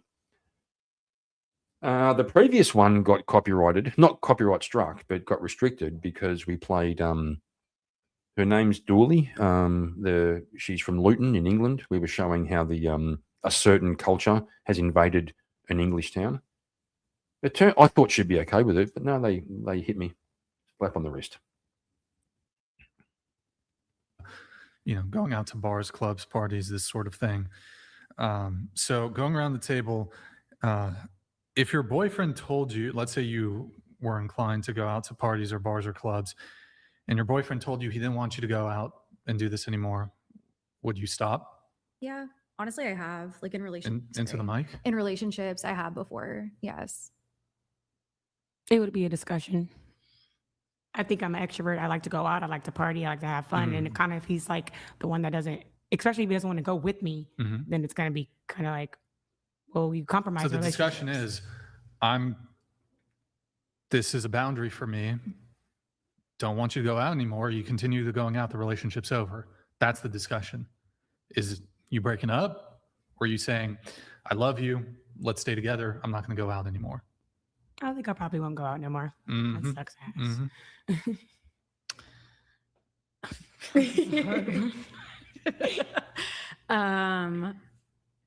Yes, I would not. I would stop going out. I'm sober and I don't go out, but if I did, I would be willing to stop. You'd be willing to stop? Absolutely stop. Yeah, I would. I'm a DJ, so no. What if he was rich? No. And he could support your... Yeah. I love my job and I love what I do. So It's your passion. Hell yeah. So you would choose your job over the relationship, over your man? Yeah. It's my You would choose your passion. job over your man. If somebody doesn't support my Wait, can I ask you what's the purpose of a job? To make money. Let's say he was But willing it's to also, provide for you. I mean, it's also a passion. If somebody asks you to stop your podcast and Well, what if I mean- pay, you know? But If somebody, hold on, somebody comes along and says, Brian, stop your podcast for fucking $10 million. I might stop that shit. I wouldn't. Maybe I need a bit more. I Maybe a bit wouldn't. more. Who knows? Personally, I 10 wouldn't. million. I need a bit more. Well, you could still like do your little DJ at the house. For the last 6-7 years, I've been learning how to engineer music, and I've dedicated all my stuff. Yeah, you could do that at home. I could do that at Then you home, never but see it pay off. Would pay off as in money? No, just like you never see your art. I come get to Art? fruition. I get the dopamine rush. I have fun. I'm also sober. I don't do it. Okay. I just hang out, do my thing. All right. Would not sacrifice your career for your husband? Okay. No. What about you? Yes, definitely. Anissa, do you party or? I would stop. And you have a boyfriend, right? So if he asked you to, but do you go out and party? Not very often. Not really. Okay. And then I kind of want just a show of hands on this. So I have like 7 questions, just kind of show of hands. Do you guys agree that men and women flirt differently? Show of hands. The way we flirt is different. Like the way we might try to get a partner is going to be different. Show of hands. Yes. Okay.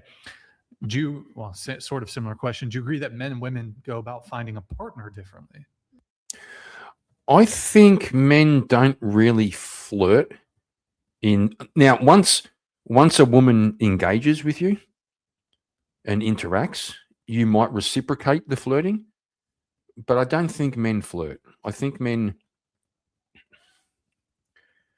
kind of peacock, but not in an elaborate way. Men sort of just be cool and funny. Men just be cool and funny, and that gets the attention of women. Then the women start flirting, and then you can flirt back a little bit, right? That's how that goes. Men don't flirt to attract women. That's fucking gay. Do you agree that men are typically pursuers and women are the pursued? No. Show of No hands. way. Show of hands. No way. Okay. No way. Women pursue. Trust me, bro. Women pursue. Do you agree that men are more likely to approach women than the reverse? Yes. I don't know. I feel like it can happen both ways. How many times have you approached a guy? I feel like a lot. You've Not like a lot, but like I feel like I've done it before. What do you mean you feel like you've done it before? What does that even mean? Means I feel like I've done it before. Like You I think I've feel approached, like you've done it before. Yeah, I've approached people that I've had interest in before, so I think it's possible that women do that also. That's not the question. Okay, so have you been have more men approached you than you have approached men? Yeah. Okay. I'm sure I'll answer it differently than how Well, that's recently. obvious, right? But the question was, do you agree that men are more likely to approach women? Sure, yeah. Okay. Not anymore. Do you agree that men are Not anymore. active and women are passive Nope. generally? Fuck no. When it comes to dating? Fuck no. Okay. Do you agree that men are more likely to put themselves, or hold on, do you agree that women are more likely to put themselves in a position to be approached? Yes. That's for the whole panel. Yes. All right. So I think to make my point here, so once people get into a relationship and they agree to be exclusive, monogamous, there is this sort of societal understanding that both parties should not actively be pursuing, right? Like if you're in a relationship, a girl shouldn't slide into a dude's DMs, a guy shouldn't slide into a woman's DMs. But here's the catch, right? Based off of all your answers. Women rarely or never pursue actively. So there's no societal standard that dictates when women get into relationships. Women, you guys, stop your behavior and conduct, which is the way that you guys get men, right? So for example, you might not slide into a guy's DMs, but you'll post a revealing photo. You might not approach a man at the bar, but you'll go to a bar with the expectation that men are going to come to you. So, like girls, you won't go out to a bar and actively approach 10 guys in a row with game the same way a man would. Guy goes up, gets rejected, next girl, next girl, next girl. Girls don't do that. Women will go out to a bar, though, and wait around for guys to approach them. You won't slide into DMs, et cetera, post revealing photos.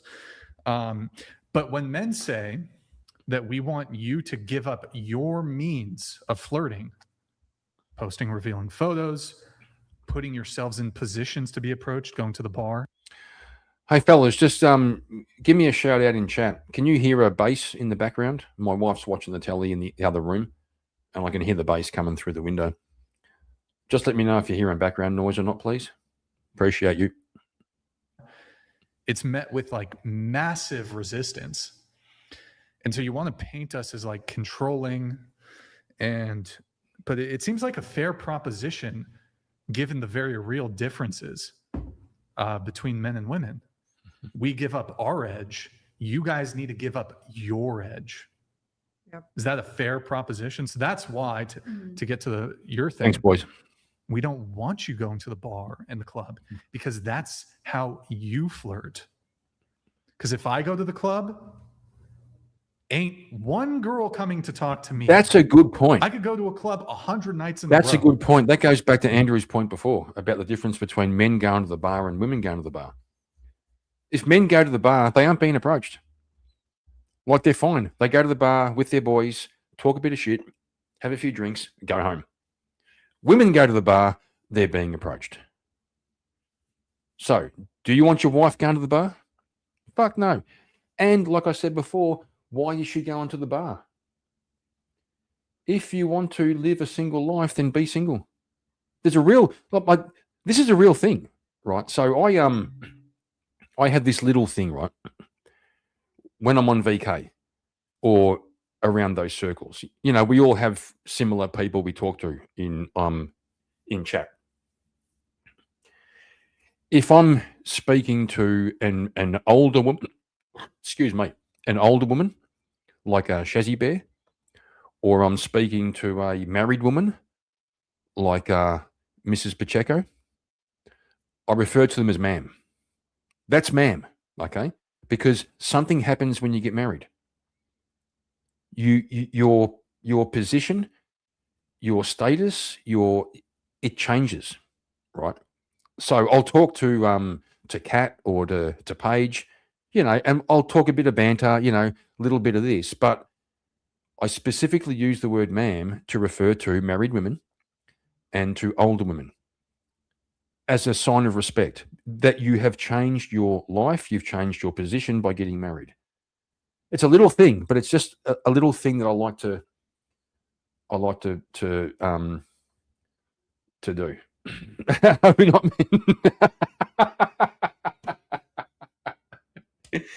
not that kind of ma'am.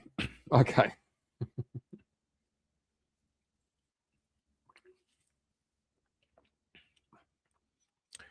It's also the fallacy that married women are approached because they have wedding rings. That doesn't dissuade men. Are they married women aren't approached? No, it doesn't. It doesn't. But yeah, so no. If you're married, stay home. But also, like I said, Mrs. Markin's girls' night was hanging out with a bunch of married friends at one of their houses, sitting around the pool. You know how they do? They sit around the pool, they put their feet in the pool on the edge, they drink a bit of wine, they talk about, like I said, whatever the fuck women talk about. They have a nice time, they arrange a lift home. That's a married woman's night out.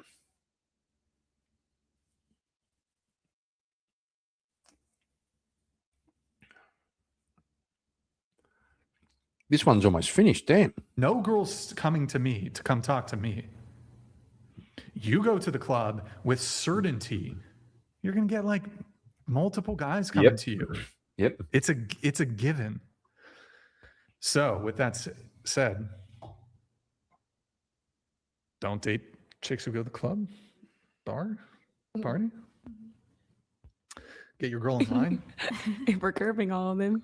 I feel like guys will go to the club and cheat too. Like I have guy friends that will go just with the intent to cheat on their girl, So I think maybe neither should. She's missing the point. She's missing the point. I know guys that will go out to clubs and bars and cheat. So Yeah, the same old tactic. Just go with the worst example of your opponent's position. Right? That's, just forget everything he said. Just find the one worst example and tar them all with the same brush.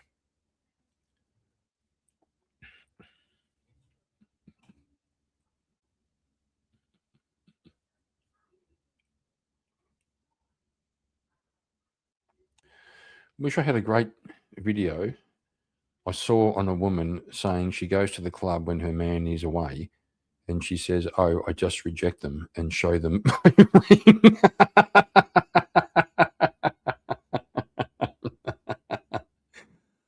Holy shit. Sea Soul, where you been, bro? It's been a fucking hot minute. Haven't seen Sea Soul around. Oh yeah, I think there was an incident. Let's not talk about it. It's all good. All is forgiven. Anyway, back to one of these. Okay. Good to see you, Sea Soul. Man, it's been a while, man. It's good to see you.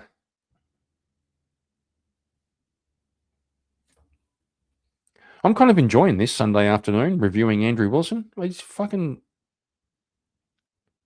with the Oceania crew. Oh, fuck, I pulled over the Blue Oyster Bar. Heron, what are you doing, man? You're fucking with me.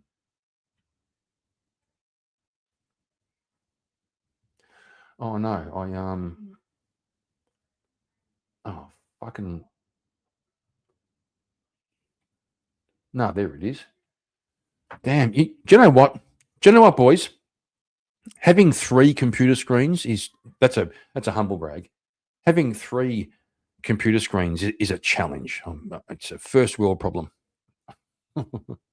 Kokomo, good to see you. Good to see you.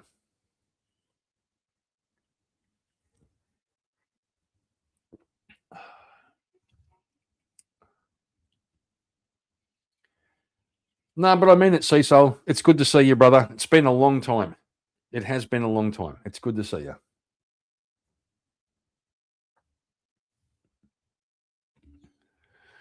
Alrighty. This one is called The Best of Andrew Wilson on the Whatever podcast. What could go wrong? What could go wrong?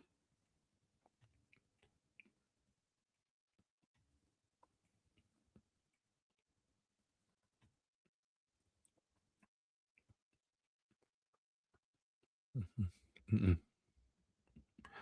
Do your Muted. parents know? Supportive, not supportive? So my mom knows. I actually just told her about the OnlyFans. She's been known that I'm a dancer since I started. My stepdad knows I'm a dancer, but he doesn't really he doesn't know about the OnlyFans just because he has a pretty antiquated view on, the internet's there forever and safety and stuff like that. So he doesn't really. When you say antiquated view, what do you mean? I think it's just a boomer / Gen X perspective that What perspective is that? you. What is the antiquated perspective? Is she going to say the antiquated perspective is that I can take down all of my content? And is she going to say that? Yeah, that you shouldn't post that stuff on the internet. Just like or you gotta conservative? I guess that would be conservative. And is that antiquated or is that? I mean, I would. It's definitely more common amongst older populations. Wait, so your parents, do they know that you're? They said they know that you dance, or Yeah, so they the both mom. know that I dance. My mom knows that I do OnlyFans. Okay. My biological dad does not know either. As far as I'm Okay. aware. And is your mom? Is she supportive? Yes, she's all about me What getting about my money. She's all about you making your money. What about your dad? Biological dad or stepdad? Both. Well, my stepdad also doesn't really care as long as I'm safe. That's like the main thing for him. Bro, you can't make this shit up.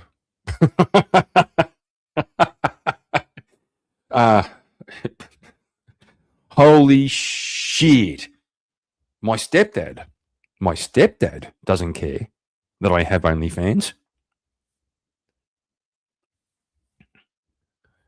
My stepdad, who has no biological connection to me at all, who is an adult and I'm an adult, my stepdad doesn't care that I have OnlyFans. This shit writes itself. This shit writes itself. And the same thing for my Holy mom, but shit. he's also wants me to be self-sufficient and stuff like that. So that's like really their main concern is my self-sufficiency. Couldn't you be self-sufficient though without?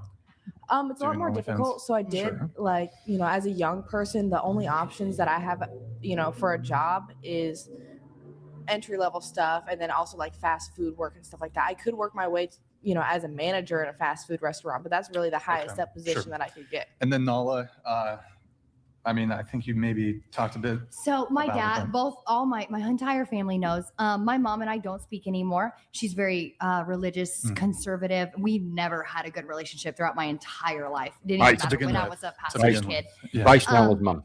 My dad found out and everything, very just supportive of me. He is still a Christian. He loves me. Me and my dad have had a really good relationship throughout the years. I financially support my family because they're retired now and have like kids who have. Yeah, Creed Dog, I was trying to figure out what the fuck you were talking about. I'm not going to lie. I would sign up to see that OF just saying. Nah, don't do it, bro. Don't do it. Don't sign up. It's brain rot. It'll rewire your brain. It'll fuck you up. Do not sign up. Just don't. Of kids, and like my nieces and nephew need like things sometimes, so I love to give money to my family because I have it and they're still part of my family. Like I care about them, so even if I didn't speak to them, I wouldn't care. Like, Doesn't it sound wholesome?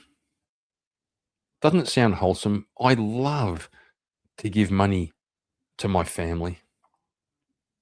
How do you get your money? I stick things in my ass on camera for $5 a month.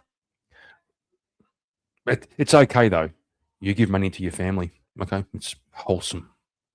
like I made the decisions I made and I'm being very smart about it. And obviously I know that OnlyFans is not the end result. I went to college to be a dental hygienist and I worked in an orthopedic office scheduling surgeries and stuff. I had big girl jobs with big girl benefits that didn't pay the bills. Okay, so now Charles is going to be imagining going to the dentist and going under the gas and having Nala standing over him, just going off into a little stupor.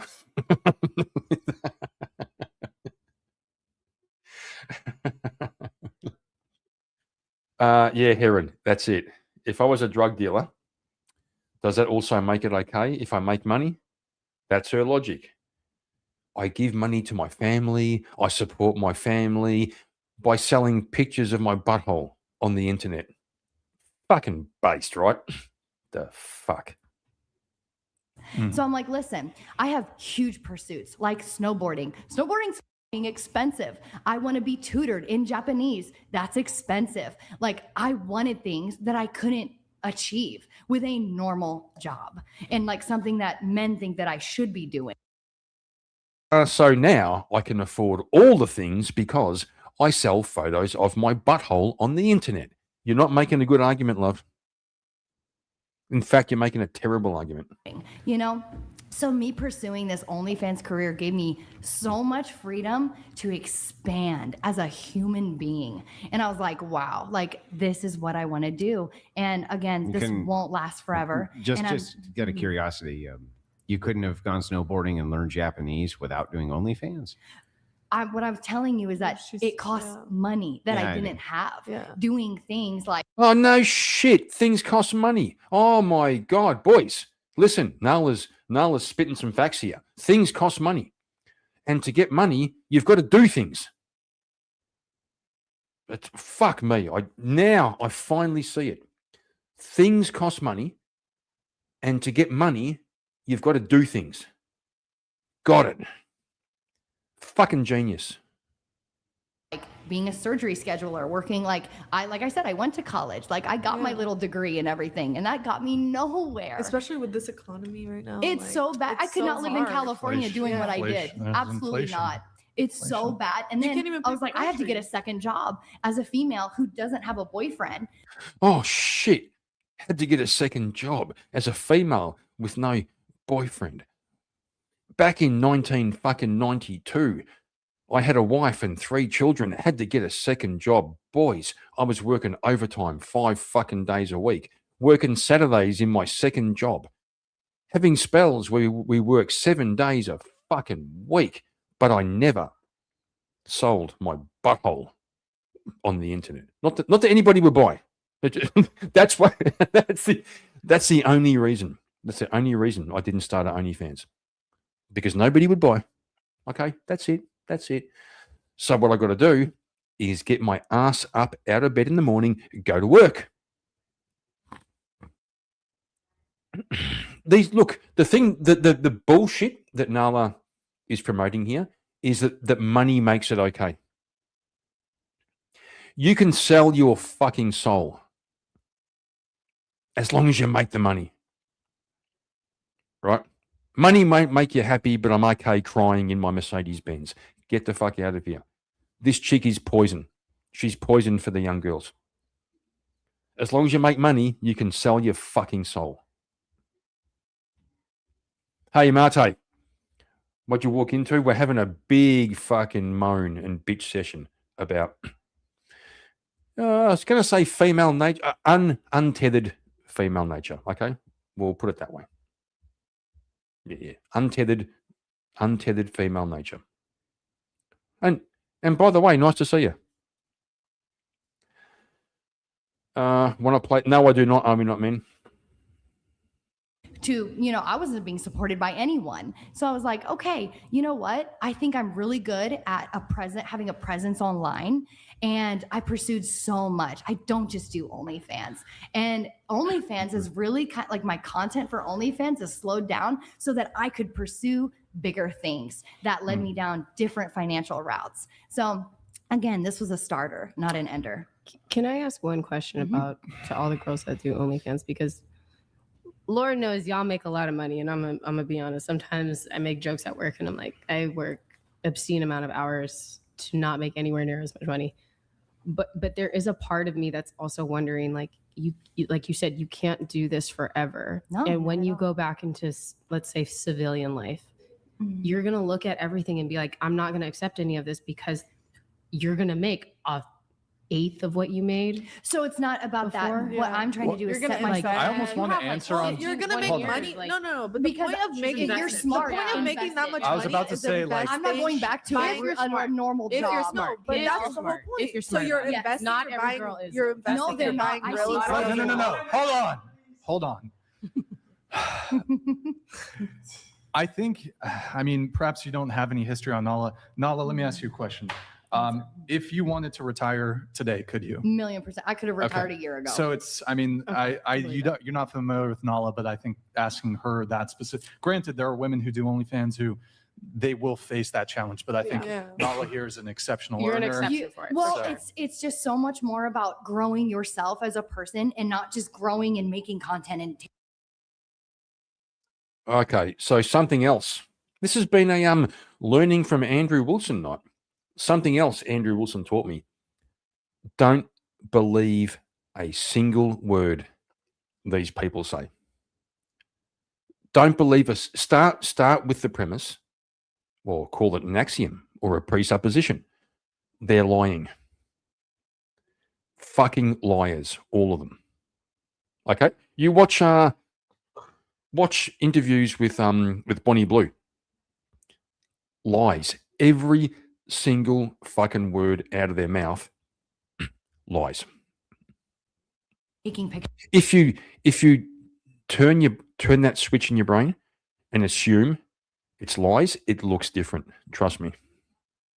Of yourself, that doesn't help you do anything bigger. And then when you're making this much money as such a young person, you're like, wow, this is the time to be an adult.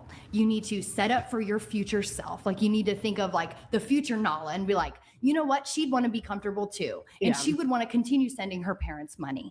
I know that for a fact, because I don't feel like I'm changing anytime soon, so that was the biggest purpose of this. And I felt so steady in my decision making through this, and financial, just like maneuvering. I'm so thankful that I did what I did. I have For quick Yeah. question. If you went to your parents and you asked them, you said, I have a choice. I can either quit doing all of this tomorrow, right? And go get a job for like a 10th of this, or I can continue to do this and send you money.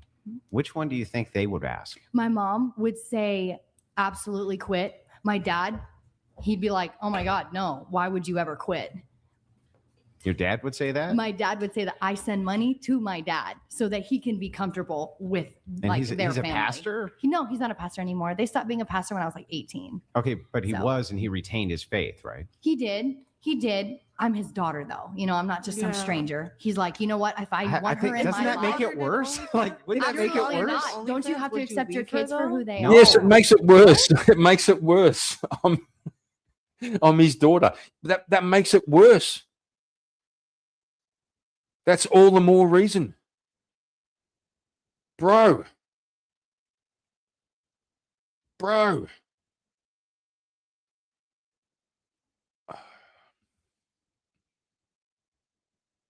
I've had my failings. I've had my failings as a father and a husband and a brother and a son. But never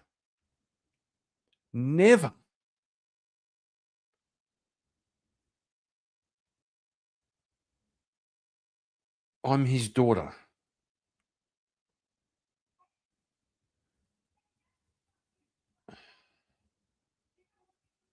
I'm stunned. I'm literally clip it.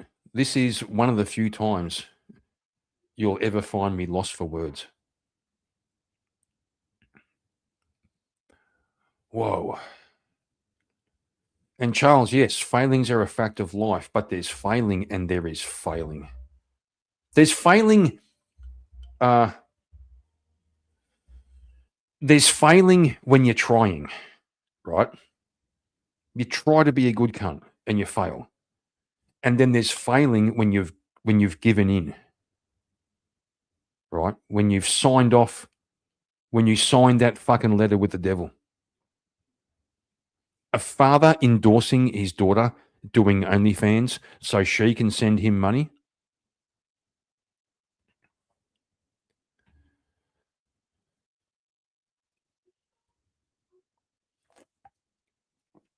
Yeah. Yeah, it's true. Bro. And So you what? would- No. So would wait, disown wait, your wait. daughter? No, Guys, one mic at a time. Are you one just mic at a saying time. that, like, I'll let let's you just come say, in. Go ahead. I'll let's answer. just say, I'll answer the if you had a question. kid and they were doing OnlyFans, what, you just disown them because they're doing, they made a bad decision. Until they clean their life up. Yeah. Yes. Bad Yes. that's Exactly. absolutely- Exactly. And trust me, fellas, I'm not even lying. I've had this conversation.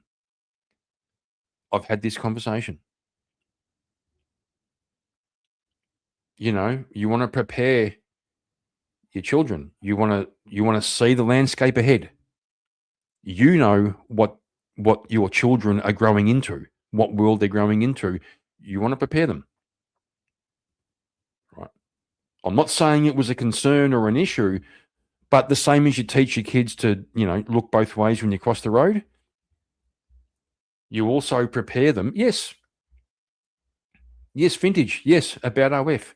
We had the conversation because every single young woman is going to, at some point, find out life's hard, working's hard, and they're going to have the temptation to, it starts off with selling feet pics, just get Barb, because you know how it goes with these cunts, right? Not the girls, the groomers who get them into it, right?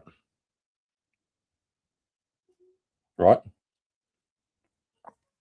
So the same way you teach your kids to look both ways before you cross the road, you also teach your sons about the dangers of porn, and you teach your daughters about the dangers of OnlyFans. It's a look. Nobody wants to have these conversations. Yeah, exactly, vintage. Yeah, same conversation. Don't do drugs, don't drink and drive. For a sec, you were suggesting you thought they would. No, that wasn't what I was saying. Yeah, I get it. Yeah, maybe no, I wasn't saying that. What I was doing was preparing to make sure they never said that. Right? Right? And part of what Andrew's saying there, he said if his daughter did that, he would disown her until she got her shit together.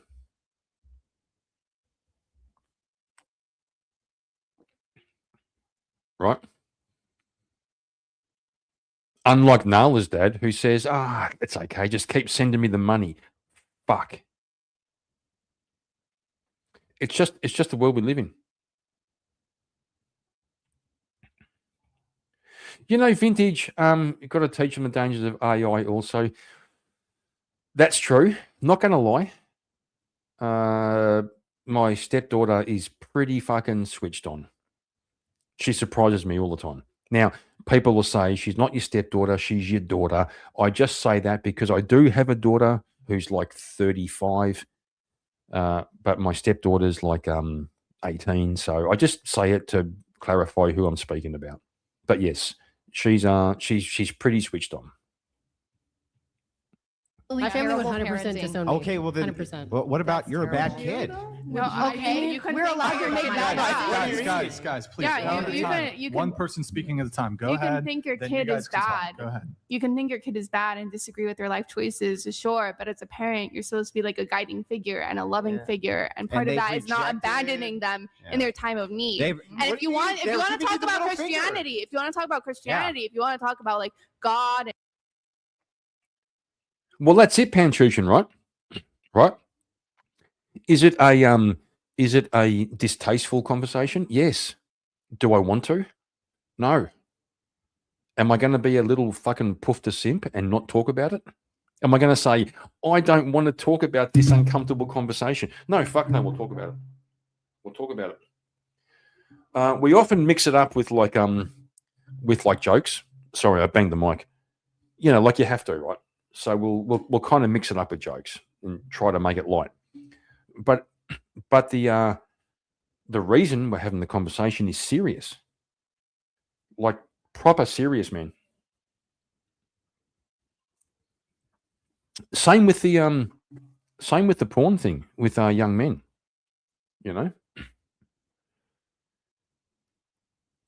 A 12-year-old boy today with a smartphone can see more naked women in 5 minutes, in 2 minutes, than his grandfather saw in his entire lifetime. And that's only the beginning. A 12-year-old boy today can see men and women doing things you wouldn't even fucking imagine.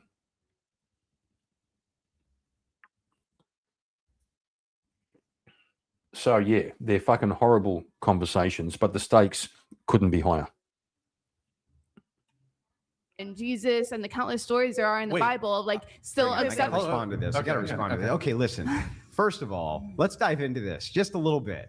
Okay. My daughter calls me up and she's like, hey, Dad, I'm still going to be doing OnlyFans, but I'm kind of thinking about not doing it. Right. I would say, yes, absolutely. Don't do it. In her situation, she's like, no, he would totally be cool with it. You're saying you would disown your child. You're saying you would say, be gone, child. What was the context? The context is until what? The context was When we asked the question was straightforwardly asked. If you found out your daughter had OnlyFans, what would you do? And I you said were saying until she cleaned up, I would not be participating with her or allow her in my life. You said you would probably disown her. Why is that awful? Because Well, Vintage, it just depends how keen you are to go live. We're still rolling for a little while. I don't know. Sometimes live reactions is probably more fun for you than other people. Like I've done the same thing myself, where I go like live reactions is fun for me. I don't know, bro. I guess I could, if you want to boot it up, I'll drop a link to your stream. People can open 2 tabs and they can flick between me and you if you want. I don't know, man. Should you pre-watch before doing a react stream, or just let people see the crash out?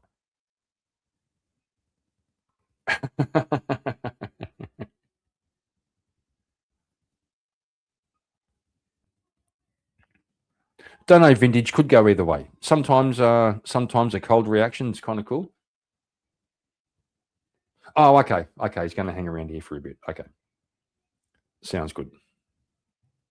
you're not supporting your child. Yeah, I'm anymore. not supporting You don't have bad, to support horrible what you're decisions that they're doing, making. But you shouldn't I'm disown making them them. face A consequences. decision doesn't make them as a whole, though. Yeah, the thing You all know better. You literally told me you know for sure I what you're didn't doing say is bad, and you're just going to do it anyway. And then you're like, Who Dad, said it's support it. bad, It's though? crazy. Who said it's bad though? That's Because crazy to me. Even Nala, even what Nala said, she said her dad doesn't support. She might not support what she does, OnlyFans, whatever. But he's like, you know what? You're my daughter, and if that's what you want to do with your life, that doesn't. Yeah, mean but are you I'm saying go and do that. Yeah, but are Go you do sure that this OnlyFans, isn't but just I love cope? you, and I'm still gonna be in your Are life. you sure that's not just cope? Because the same thing could happen to you. Well, that's not true at all. Yeah. Isn't it? Though? Yeah, it is. Isn't it really Yeah, it cope? is. You're just upset because your parents might actually do this to you. They might make you feel Yes. the consequences Well, of then this, let right? them. And then what? You're just an You don't independent care. without parents that don't So know if you fuck? don't care if they disown you, why would you say they're a bad parent? No, of course I care. I'm calling you about it. One at a time. Do you think your daughter? Do you think your daughter would care if you abandoned her? Yeah, Very it's simple. not abandoning a, you're You're abandoning saying an you would adult. disown her. An adult? Yes, you. It's not abandoning her. It's telling her there are consequences for your fucking actions. The door's open. Right? The door's open. Change your ways. Change your ways and come back. The door's open with open arms.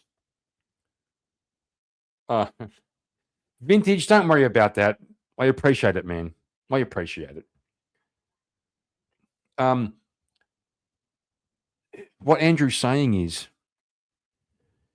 you can't live under this roof while he's not going to have his daughter in the back bedroom with a fucking camera uploading fucking butt shots on fucking OnlyFans, right?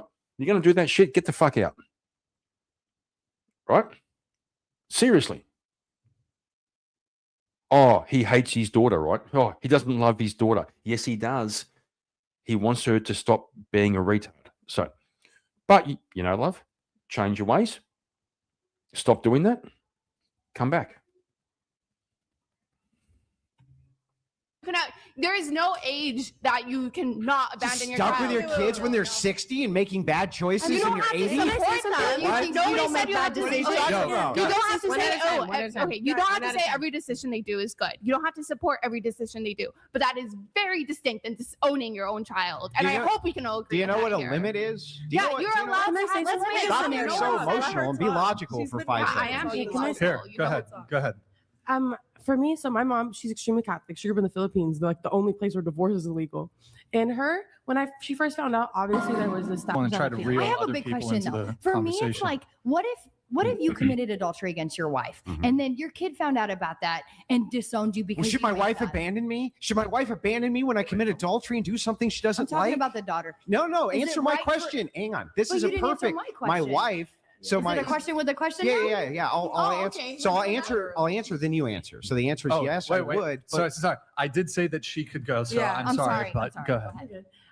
So I was saying is I feel like so me and my mom were distant, at a point when she found out. But then I feel like as a mother, like she just understands one from her for a Catholic perspective. It's not mine. It's that everyone has their own sins. She has no place to judge me because she has her own things. Yes, she has. Yes, she has a basis to judge you. What the fuck are you talking about? And then the other thing is she noticed, like when we're talking about bad life choices and your kid coming back when their life's cleaned up, my mom realized I was always just on a better path when I had her love in my life.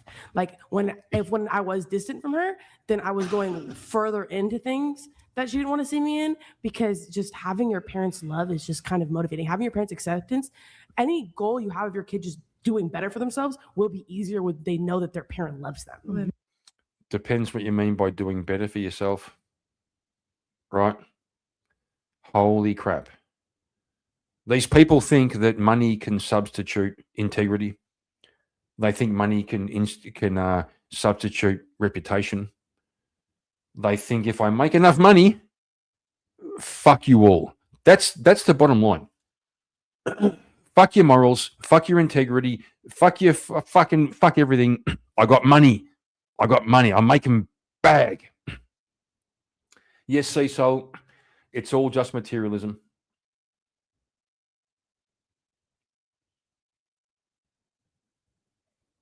Yeah, it's all materialism. Enough money can justify selling your soul. I'll tell you something. Money comes, money goes. You got one soul. Even if I don't support this, I don't want to hear about this, but I still love you. Maybe you barely talk to them every day, but okay, for me, I'm diabetic. Do you think my parents would never? Yeah, they would never stop giving me insulin. I could have done anything in the world. They would always make sure I have my insulin. Yeah, We're not- like certain things. You see what I'm saying? I know that's a different extreme, but it's kind of like who's it's like Doc Vinably donated $200. If my daughter did of, that means I failed her as a father. She would do of only if I am dead or in jail.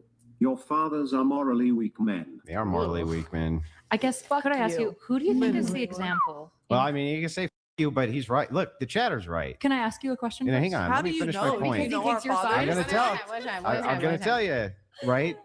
You do have to be a morally weak man if they know. Like in your case, maybe not, because your dad doesn't know. Okay, but a lot of people that I've talked to here, their dads do know, and they're just Right, like, but we're adults. "Give me My dad doesn't money, like it. and We're adults. and We're able to good." make our own decisions. My dad doesn't like it. Just let me finish the point. I'm almost done. Okay. Yeah, I think that that's a moral weakness to say, I will enable you. I will enable you to do this threshold breaking thing, especially from a Christian perspective. It's insane. I don't know why anybody would do It's it. I not would say, enable- you know listen. why? Because real Christians love everyone. So then all Shut the fuck up, bro. Oh my God. You're like, I'll You see, I told you. Lies.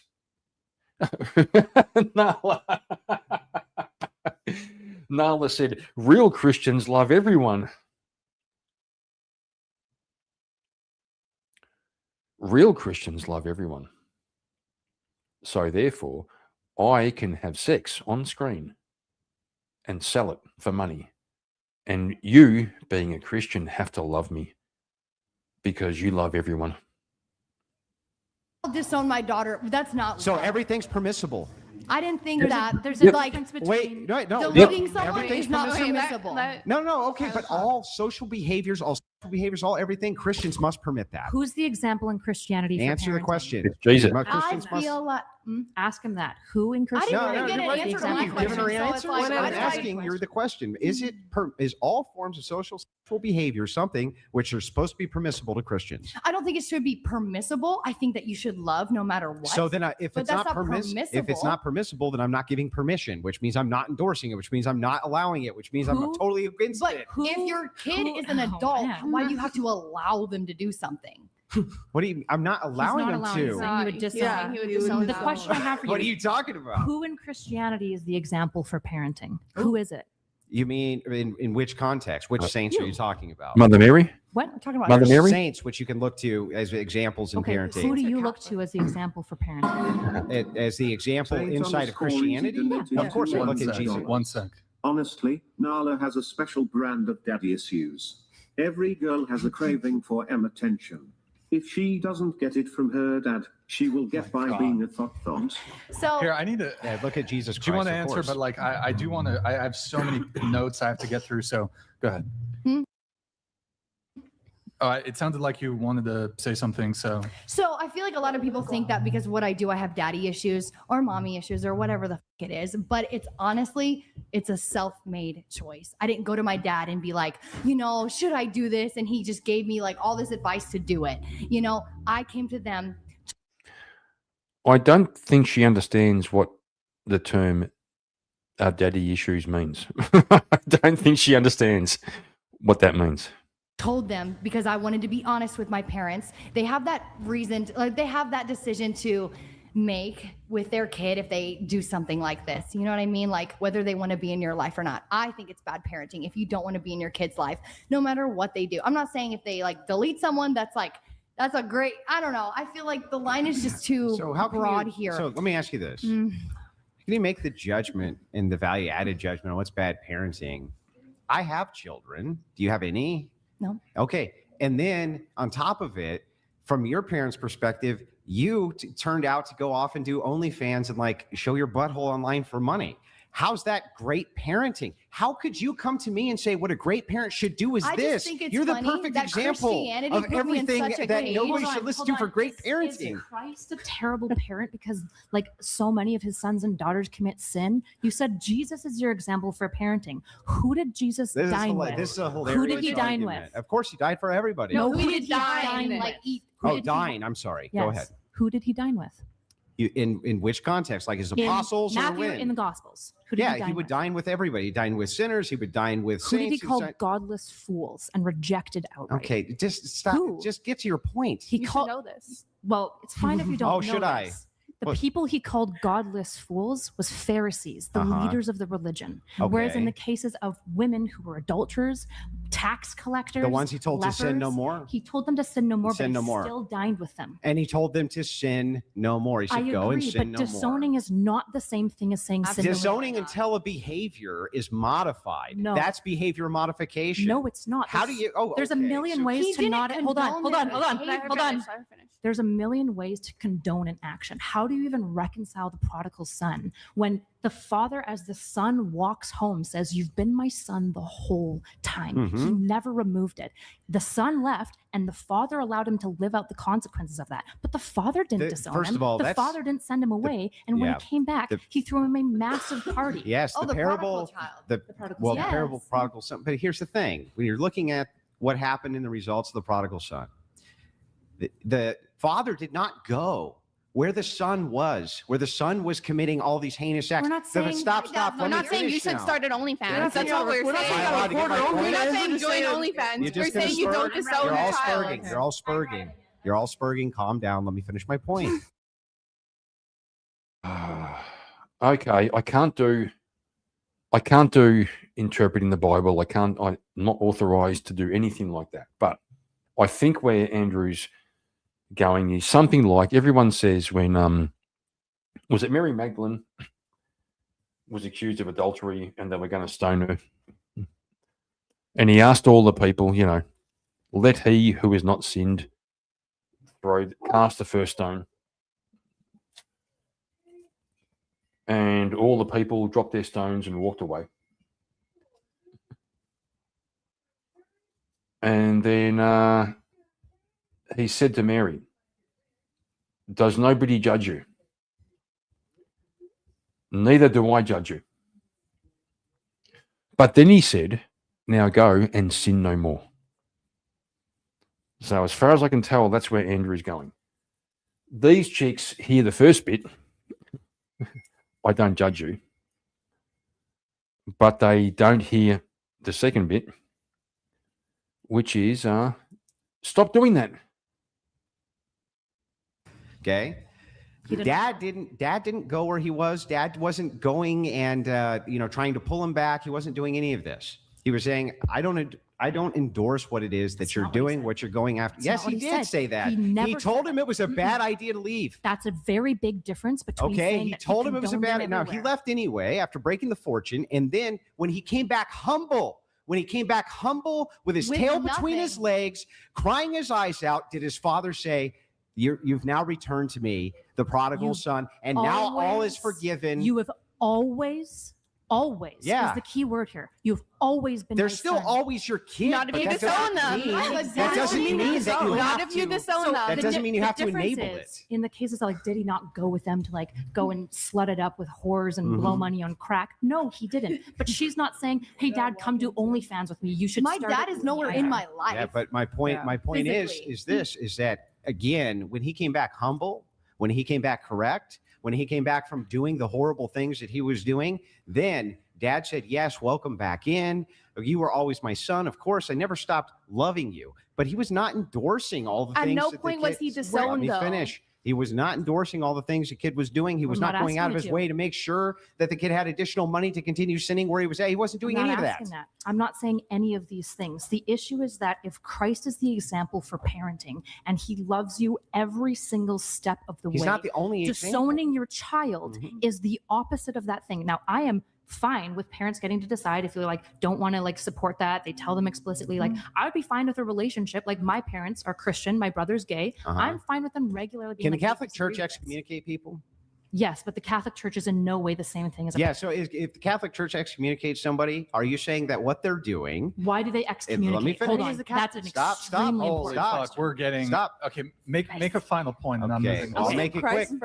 If you make if you make an excommunication, why is it that they're not turning their back on their children? Okay, an excommunication at an apostolic level of the Catholic Church is about godless fools. It's about Not always. Pharisees. That is why the Eastern Orthodox was removed. They broke up with They you didn't- they- because they no, the other thought that way. you got It was the other way I know around. you guys broke up with us after, but that's just not true. The reason that they were Wait, you're a excommunicated. Catholic? I'm not a Catholic, but I'm Yeah, like come on, theologically you're not a Catholic. Yeah. I'm more Catholic than I am Eastern Okay, Orthodox. 20 seconds. 20 The seconds. reason go. that churches excommunicate is because they're violating the nature of God himself, not because they're doing a sin that they dislike. It's extremely different. And these types of sins, like blaspheming the Holy Spirit, is in no way comparable to moral sins or virtue sins, which maybe OnlyFans is moral sins, or maybe it's a virtue sin. I'm not sure where it falls specifically, but acting like the church can excommunicate so parents can excommunicate their children is a bastardization of why the Catholic Church does this in the first So place. let's look at this logically to what you're saying, not what the She is distinctions, Final point, which final the point, distinctions final in the point. reasoning are. Yeah, I know. I'm just trying to respond. What the distinction in the reasonings are.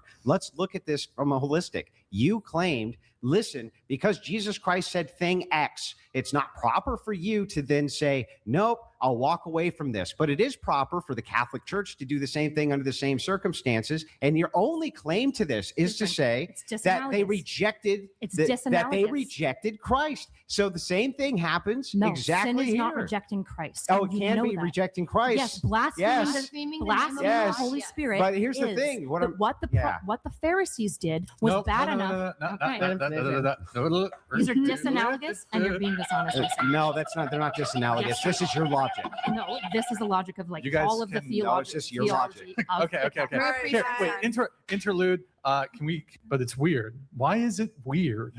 She said it was weird. I don't know what she said. Why is it weird? Say what you want to say. I just feel like it's none of your business, like anyone's business to like know what anyone's body count is. Like, and quite frankly, like I wouldn't even want to know from another guy because then like if it's a Okay. number I don't want to hear, like I'm not gonna like you All anymore. right. Well, maybe we'll come back to that. We'll continue going around the table. I want to get everybody's answers. Go ahead. No. You don't object to it.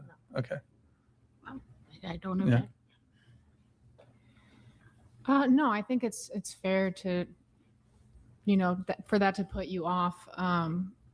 But I would also say that maybe. Sweet Tooth, thank you for the gifted 20 memberships. Maybe. I would say that maybe don't discount somebody because of that, because it's not, necessarily. I mean, you could really miss out on somebody good who has a past that, maybe doesn't align with your virtues, but also maybe they've grown from that. And so, yeah. I'd probably still discount them, but. I don't object. Oh, okay. So just to bring it back, why is it weird? It's invasive. What's invasive? The whole body count phenomena. What do you mean? To like Here, let me paint this. Let me give you a scenario. Let's say the guy doesn't even ask. He just knows because you've been friends with, maybe he's been in your social circle and he's known you for 3 years and he's known you've gone out to parties and bars. He's heard it through the grapevine that you've slept with 20 men in the past 3 years. He doesn't ask you outright. Is it invasive then for the guy to not want to date you because you've slept with 20 men in the past 3 years? No, but I do think it's heavily judgmental. It's heavily judgmental. So you object to judging people. Didn't you say earlier that your allowance, well, not allowance, but you need a guy to spend $5,000 to $10,000 on you a month? I said that's the average amount of probably what it would come to if you're putting like fun things, like the average relationship expenses into play, but definitely not an allowance. Would you date a guy who works at McDonald's? No. So you're judging What kind him. of judgment is that? That's a judgment. You could have been missing out on like the. So to go back to the body count thing, I just got back from having a chat with Mrs. Markin, not about this, about something else, and I saw Vintage's comment. It is different. Okay, now morally, a high body count isn't good on either side. It'd be better if both the man and the woman were virgins on their wedding day. That would be better. And if there's going to be a body count, it'd be better if it was low. And like I said, morally, there's a difference. But morally, it's the same. Men and women should both have, a low body count. Possibly, I've got visitors. Probably should be 0, right? But physically and practically, it's different. Another one of those uncomfortable conversations we have to have in the modern day. It's something that Brian's brought up before, right?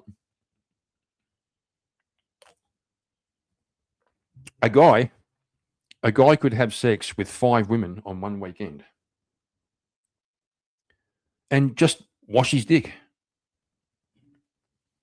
Not going to lie, right? Just wash your dick. But if a woman has 5 men ejaculate inside of her in one weekend, you can't really, that's not really the same, right? Right? It's one of those, vintage. Also, we have a new subscriber. I won't shout you out in case you want to be anonymous, but thank you. I appreciate it. And vintage, you see, before I left, I should have taught you. You're not only supposed to wash it, you're supposed to wash under your foreskin, okay? It's important. It's important, right? But it's a real thing. It's one of the practical differences between men and women. I know it's unfair. It's unfair for women. But seriously, a guy can have sex with 5 women vintage. I didn't consent to that. I would never consent to that. Just wash your dick. But it's different for women, you see. Best burger flipper ever. And you just pass him by. How judgy. I don't know. I think body counts between like 10 to 30 in today's society is like normal, honestly. Let me ask a different question I'm just curious about. Assume That means her body count is between 10 and 30. Just saying. Right this second. Which means it's 30. You enter into this dating market. I don't know much about the dating market. I've been off it for a long time, and thank God for that. But let's say you enter into it right now and you were a virgin. Would it be invasive if somebody asked your body count then? Yes. I still wouldn't tell anybody. Because I Bullshit. feel like guys take advantage of women who are Bullshit. experienced. How do they take advantage? How do do you they think? take advantage? Do you think then that most women's answers, when they answer that it's invasive or they don't like it or this type of things, because they have themselves a high body count? Mm-hmm. Not necessarily. I don't even Yes, consider it is. myself to be in that category. I just don't think it's a man's business. Like, I've never seen a woman on whatever who's a virgin being shy at all to say, my body count is 0. It just, yep, virgin, right? Haven't seen one. He's right. He's right. Then they say, body count doesn't matter. And Andrew goes, well, what's yours? And they go, don't want to tell you. And he goes, but you said it don't matter. It doesn't matter. Well, what is it? I don't want to tell you. Why not? Why not? Because it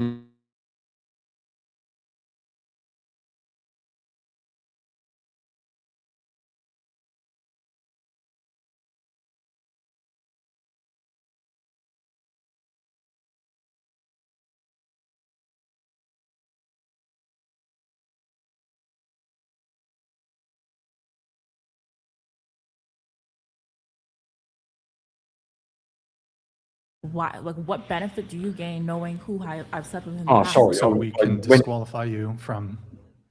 Sorry, I went off mic and mute to talk to my daughter. I didn't realize I also paused the stream. Here we go. Dating.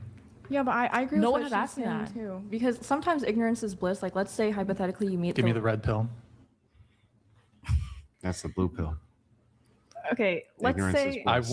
I want to know so I can make a determination of, do I want to date this person? Yes or no. I don't want, like, I would want that information. That way I can make a determination. yeah, but let's say in every single aspect of this one person, let's say you've been meeting people and it's never worked out with anyone, and you meet this one person, they're absolutely perfect in every single aspect, and then But- except this one thing. but they have that a you body find- count of that you 100? find out- This one thing is she's had 500 cocks. Yeah, that might be a factor. Okay, just saying that might be a thing. I can't imagine why. I can't imagine why that would bother me. She's perfect in every way. Great personality, great body, very supportive, encouraging. Just had 500 cocks.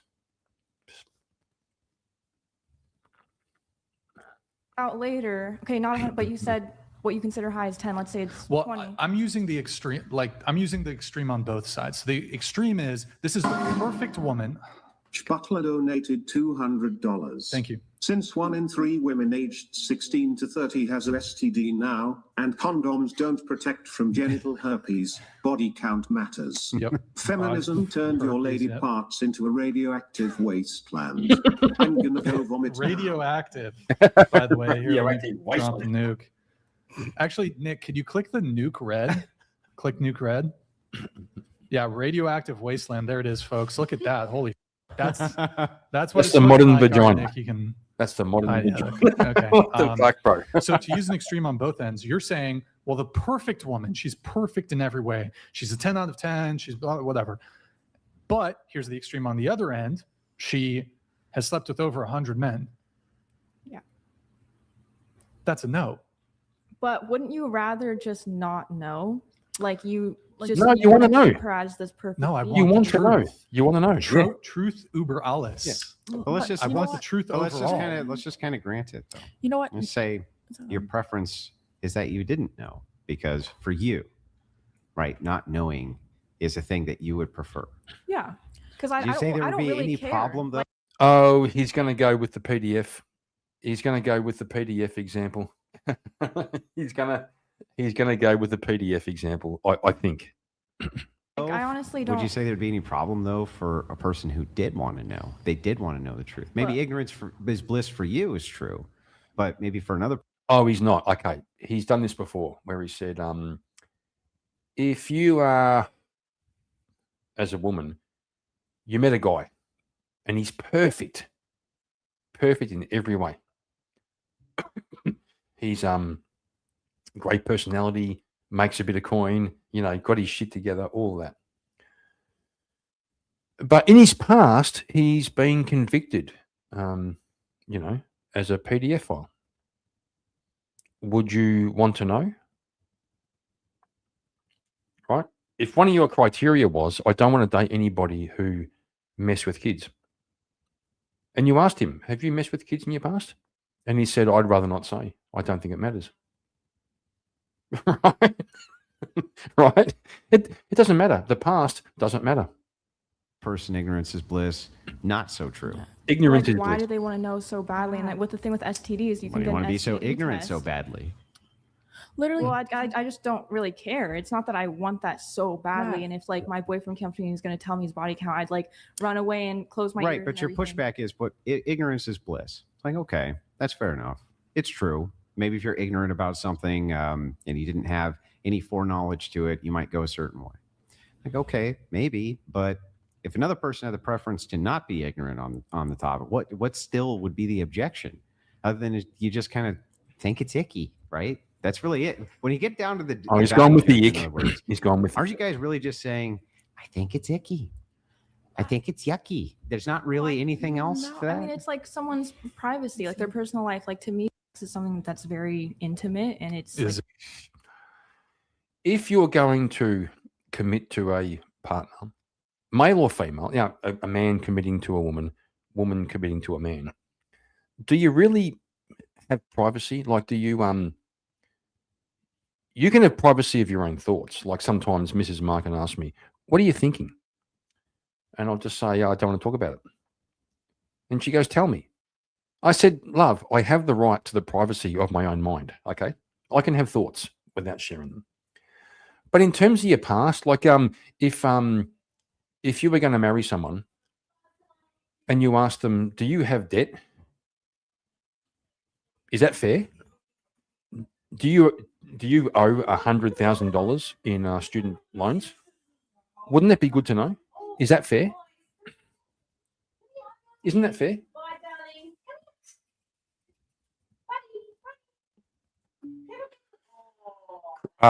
Vintage, don't get me started.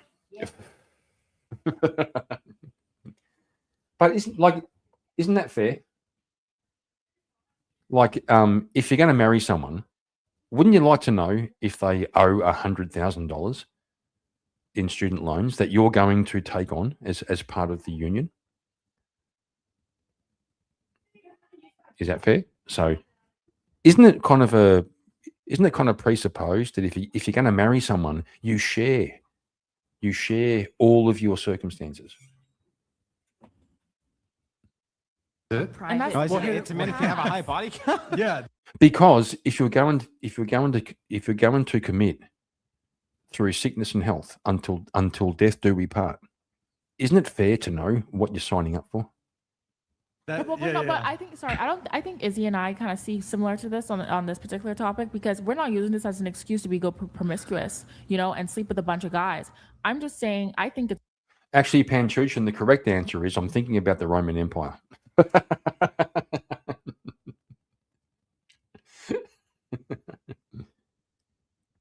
rude for a man to ask a lady, how many guys have you slept with? It's not rude. I recently actually spoke to a guy about this, and I think him and I like kind of agreed on the standpoint, like, we don't need to know each other's body counts, but if we both are in an area and you see somebody that you slept with, do me the favor and let me know.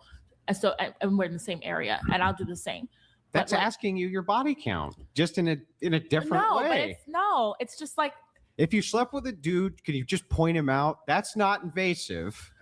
but the alternative of asking you how many you slept with is too invasive. If For real? if we're like at a party or something, That sounds 10 times worse to me. Just so they don't make a Yeah, let's imagine you meet a lovely woman and you're hanging out, you form romantic attachment, and you're seeing, prospects for the future for the two of you, and she has this male friend who's kind of hanging around, and you ask her, have you fucked him? Did you two have a thing? Is that invasive? Would you marry a man who wouldn't tell you if he killed people in? Yeah, you see.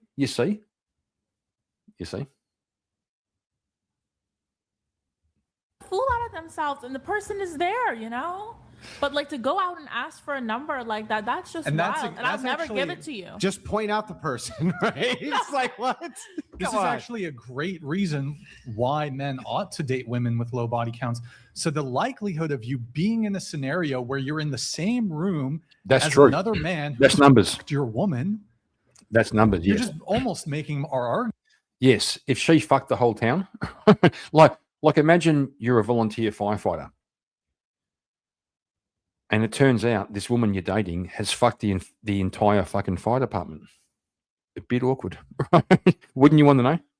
Yeah. In fact, that's your demand. You're like, hey, I had a conversation with a guy, no, and he but- was like, look, if you've been in a room with other dudes that you've been, but can you it's- point them out? That's literally asking you your body No, count. but stuff happens. Like sometimes you be like out at a party. It just and, happens. like, Yeah, it someone just- happens. Food just happens, and you're like, damn, like that's. You know how it is. You're at a party sometimes, and you're just hanging You out, just and see then in three walk in people- people you've slept three with. That's people how it you works. have sexual intercourse with at the party. Okay. It's Wait, if you have a small circle, like it's sometimes you see people out. It's true. How many? Andrew does so well at being good faith. Like he's literally enjoying himself.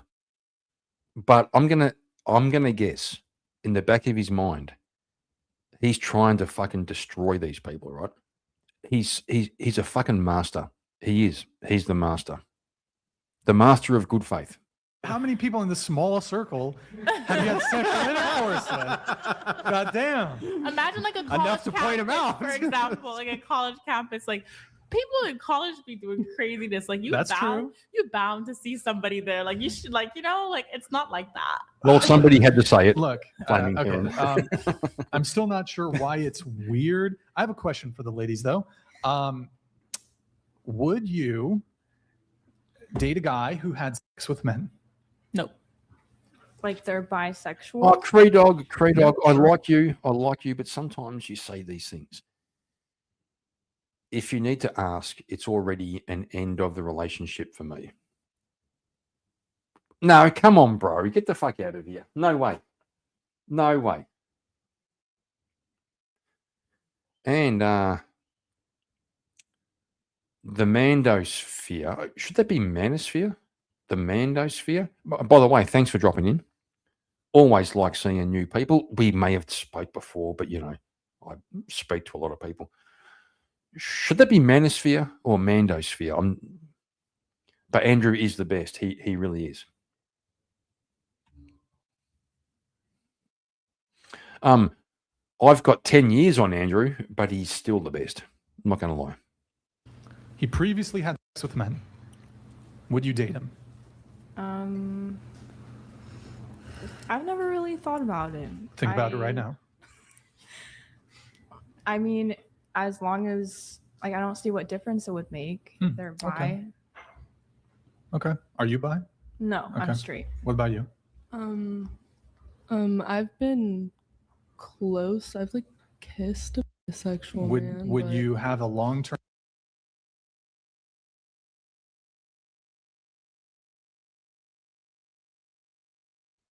I was muted. Serious question. Do you think I did better against Andrew than these idiots did? Yes, bro. Every fucking day of the week, all week long. And I'll tell you why. Because you came in good faith with an actual inquiring mind. Okay? That's it, man. That's it. That was actually, I think you and Andrew bonded a little bit, to tell you the truth. Not going to lie. Not going to lie. I think he likes to help young cunts. And he was trying to help you. And you were receptive to the help. Relationship with a guy who's had sex with men. Yeah, I think I could do it. She thinks she could do it. I could do it. What about you? Hard no. But hold on. That's not any of your business. That's his What kind of path. value judgment is that? That is a value judgment. Actually, sorry. Actually, Heron, that is an opening. Hot take. No such thing as a bi man. I did see I saw a comedian who was pointing out why all LGBTQ is gay. It's all gay. So we'll break it down. Lesbian. Okay. 2 chicks, gay. LG. G, 2 guys, gay. B is bi. Well, we know if you're one sex, you like the other sex. The fact you like the same sex in the bi makes you gay. LGBT. Okay, T. You're going to change sex. Well, you can't get out of it. If you change from a woman to a man, if you like women, it's gay because you're actually a woman. And if you actually change to a man and you like men, gay. And then Q, queer, just gay. So you see, everyone's gay. Sorry, nope. It's my business because that same individual's thing has been in like a man's thing, and it's really my business. Whoa, wait a second. Yeah, no. There's a little cognitive dissonance going on here. Because you're saying you have no right to know my past and what I ever did. Yeah, my And so what if, straight heterosexual. Yeah, but Heron, there is this phenomenon of the old ladies, right? So what happens is men die about 7 years before women. And women also like to marry men who are like about 7 years older. So husbands die about 14 years before women. And the women are old. So what they do is they share a house with another old woman. They're not gay. They're not gay. They're just, sharing a house.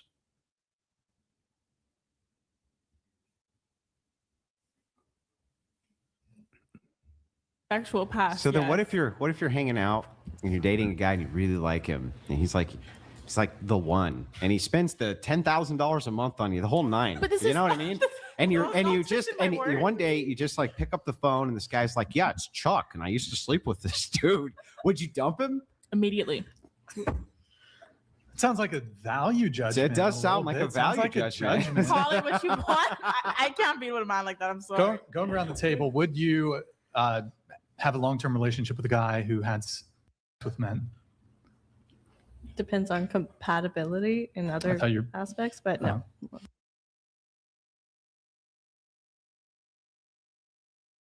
Chat, you retards. Okay.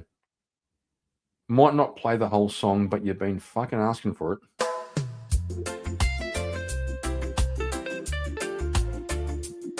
They call me the God, the long way here and man.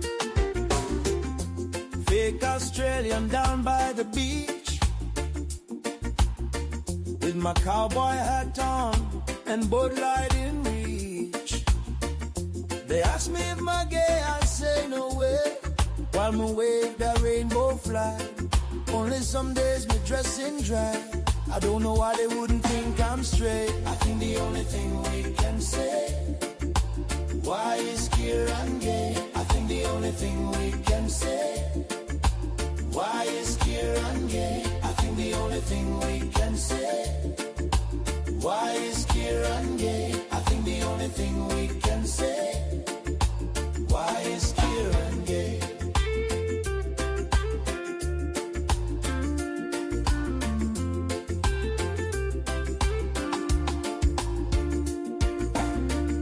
Some come to feel that island beat.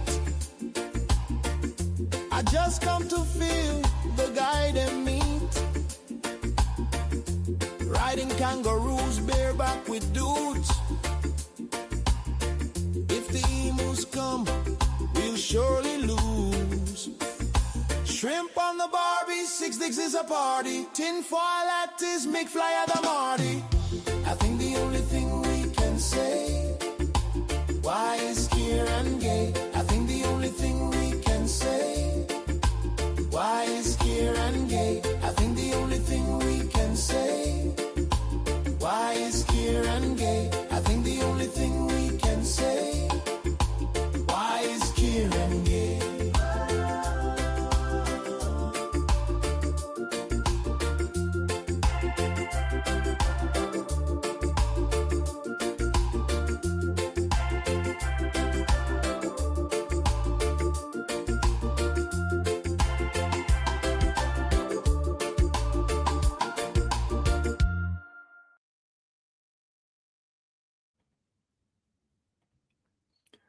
No doubt about it. No doubt about it. It's a banger. Speakeasy in his chat wrote that song one night. I wasn't even there. They decided to write a fucking song about why is Kieran gay. It's not going to lie. What are you going to do? What are you going to do? It began as a non-politically correct meme. But, you know, the thing is, you can do the most amazing things in life. You can build bridges. You can design cities. You can be the ruler of the world. But you fuck one goat, you're forever a goat fucker. There's some advice. There's some advice, okay?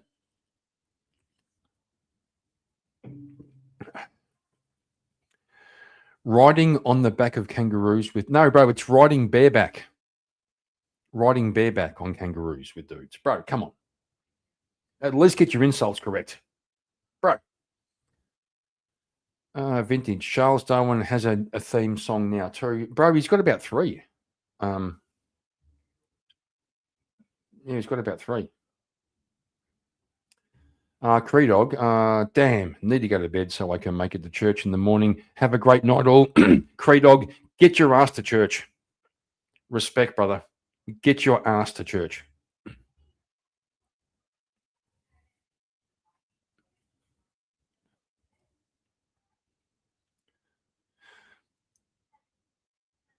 Vintage, I would if I know which one it is. Like, have I imported it? We'll do it. We'll do it if I can. But I need to know what it's called or something, or send it to me or something.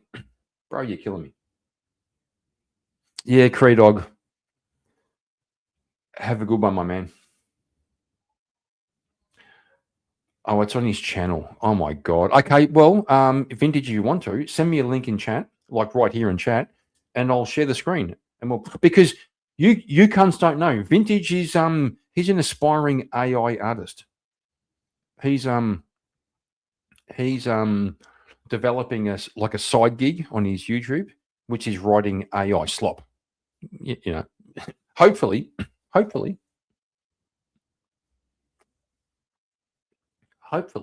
it'll bring in some a bit of money. You never know. Just checking Vintage's likes. He's now got 60 subscribers, which is good. 60. Right. We hit the 60, the 60.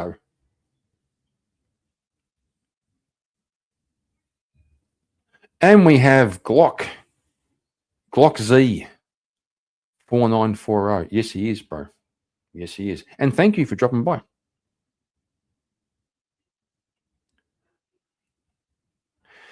And Vintage is the best fake music producer in his town with a population of 30. Vintage, post a link to your Charles song.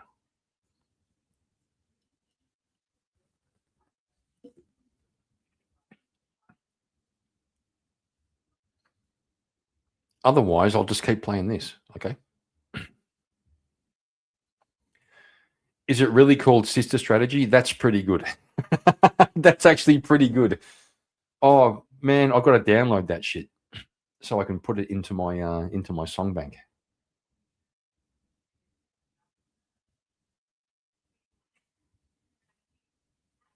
Bro, we're losing viewers while you're doing this, bro.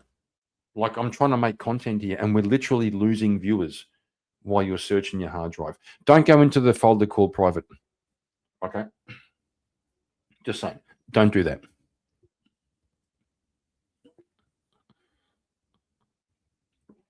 All right. While you do that, we'll keep playing. Okay, but no. Okay. Yes. I'm pretty sure that's a no. Absolutely not. Are we supposed to answer this one? I don't know. Okay. Well, okay. So some of you said body count does matter. Some of you said body count doesn't matter, shouldn't matter. You don't object to men caring about body count. All right, Vintage. Gotcha. While this plays, I'll go and fish it out. So it begets the question, what's your body count? Starting with you. Over 100. From you going this way. I'm not answering because I think that should be private between me and my boyfriend. I thought you said body count doesn't matter, shouldn't matter. I mean, I don't know. I also said it's no one's business. Okay, so the flavor of the stream has changed. We're gonna, well, I'll leave that there for a minute, and we're gonna bring up Vintage's tribute, his ode to Charles Darwin. Flaming Heron, why you goddamning, bro? Don't goddamn, man.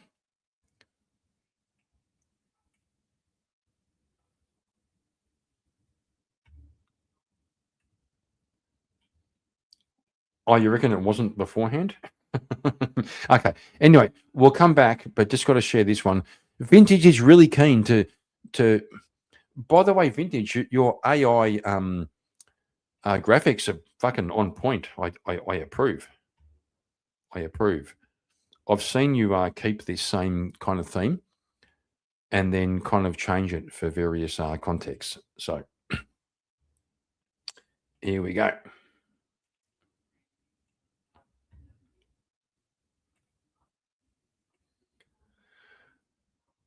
Charles Darwin, this one's for you.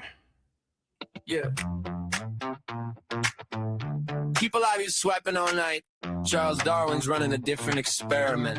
I like it. Yeah, Charles Darwin rolling up late. Bus pass ready at the city gate. No sports car, no fancy ride, just public transit and the confidence stride. Single guy with the master plan, better odds than the average man. While everyone's swiping till their thumbs get sore, Darwin's knocking on a different door. No dating apps, no endless scrolling, no upper bios, people are trolling. He says, boys, let me break this down. There's a smarter way to get around. Darwin's got a sister strategy, pure romantic science actually. Why chase strangers endlessly when your friends got sisters conveniently? Skip the apps and skip the lies. No filter pics, no weird surprises. Social circles, chemistry. That's Darwin's sister strategy. I like it. I like it. That's Darwin's sister strategy. Yeah, sister's favorite food, whatever's hot. If he didn't cook it, he likes it a lot. With pizza boxes stacked real tall, takeout king, he loves it all. Friends say, bro, you need an app. Darwin laughs and tips his cap. Why compete with 10,000 dudes when my funny sister already knows the crew? No algorithms telling lies, no odds behind those profile eyes. He's got the stats and the confidence too. Evolution said the method's true. Darwin's got a sister strategy, field tested repeatedly. No swipe, no digital tragedy, just old school probability. One good intro beats 1,000 chats. That's the math and that's the stats. Social science victory. Darwin's sister strategy. Darwin's sister strategy. Yeah, but going past it 10:30, Darwin grinning at the boys again. Love's like nature, can't you see? You redact to opportunity. They laugh and say he's out his mind, but his success rate's doing fine.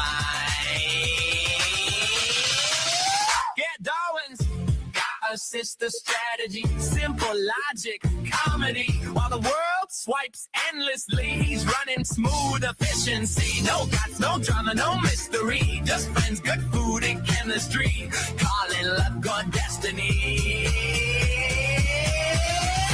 Sister strategy. Yeah. I fucking like it. I like it. Oh, hang on. What the fuck? Hang on. Holy crap. Vintage, can you send me, please, can you send me a link that I can, like, download that to put it into the bank of songs? Because I've been in the habit of playing, you know, Creepy Charles, because that's all I've got. But that one, I think that one would boost his soul. I think that one would make him feel good. And I like making people feel good. So, Original Vintage, if you can figure out how to send me a link through Discord or something, where I can download that and then I can store it over here in the song bank, I would greatly appreciate that. I think that's a great fucking song.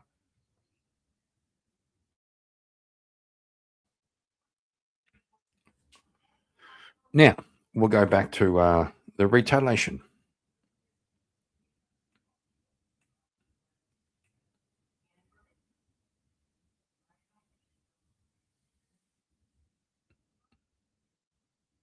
Business. You don't have to answer.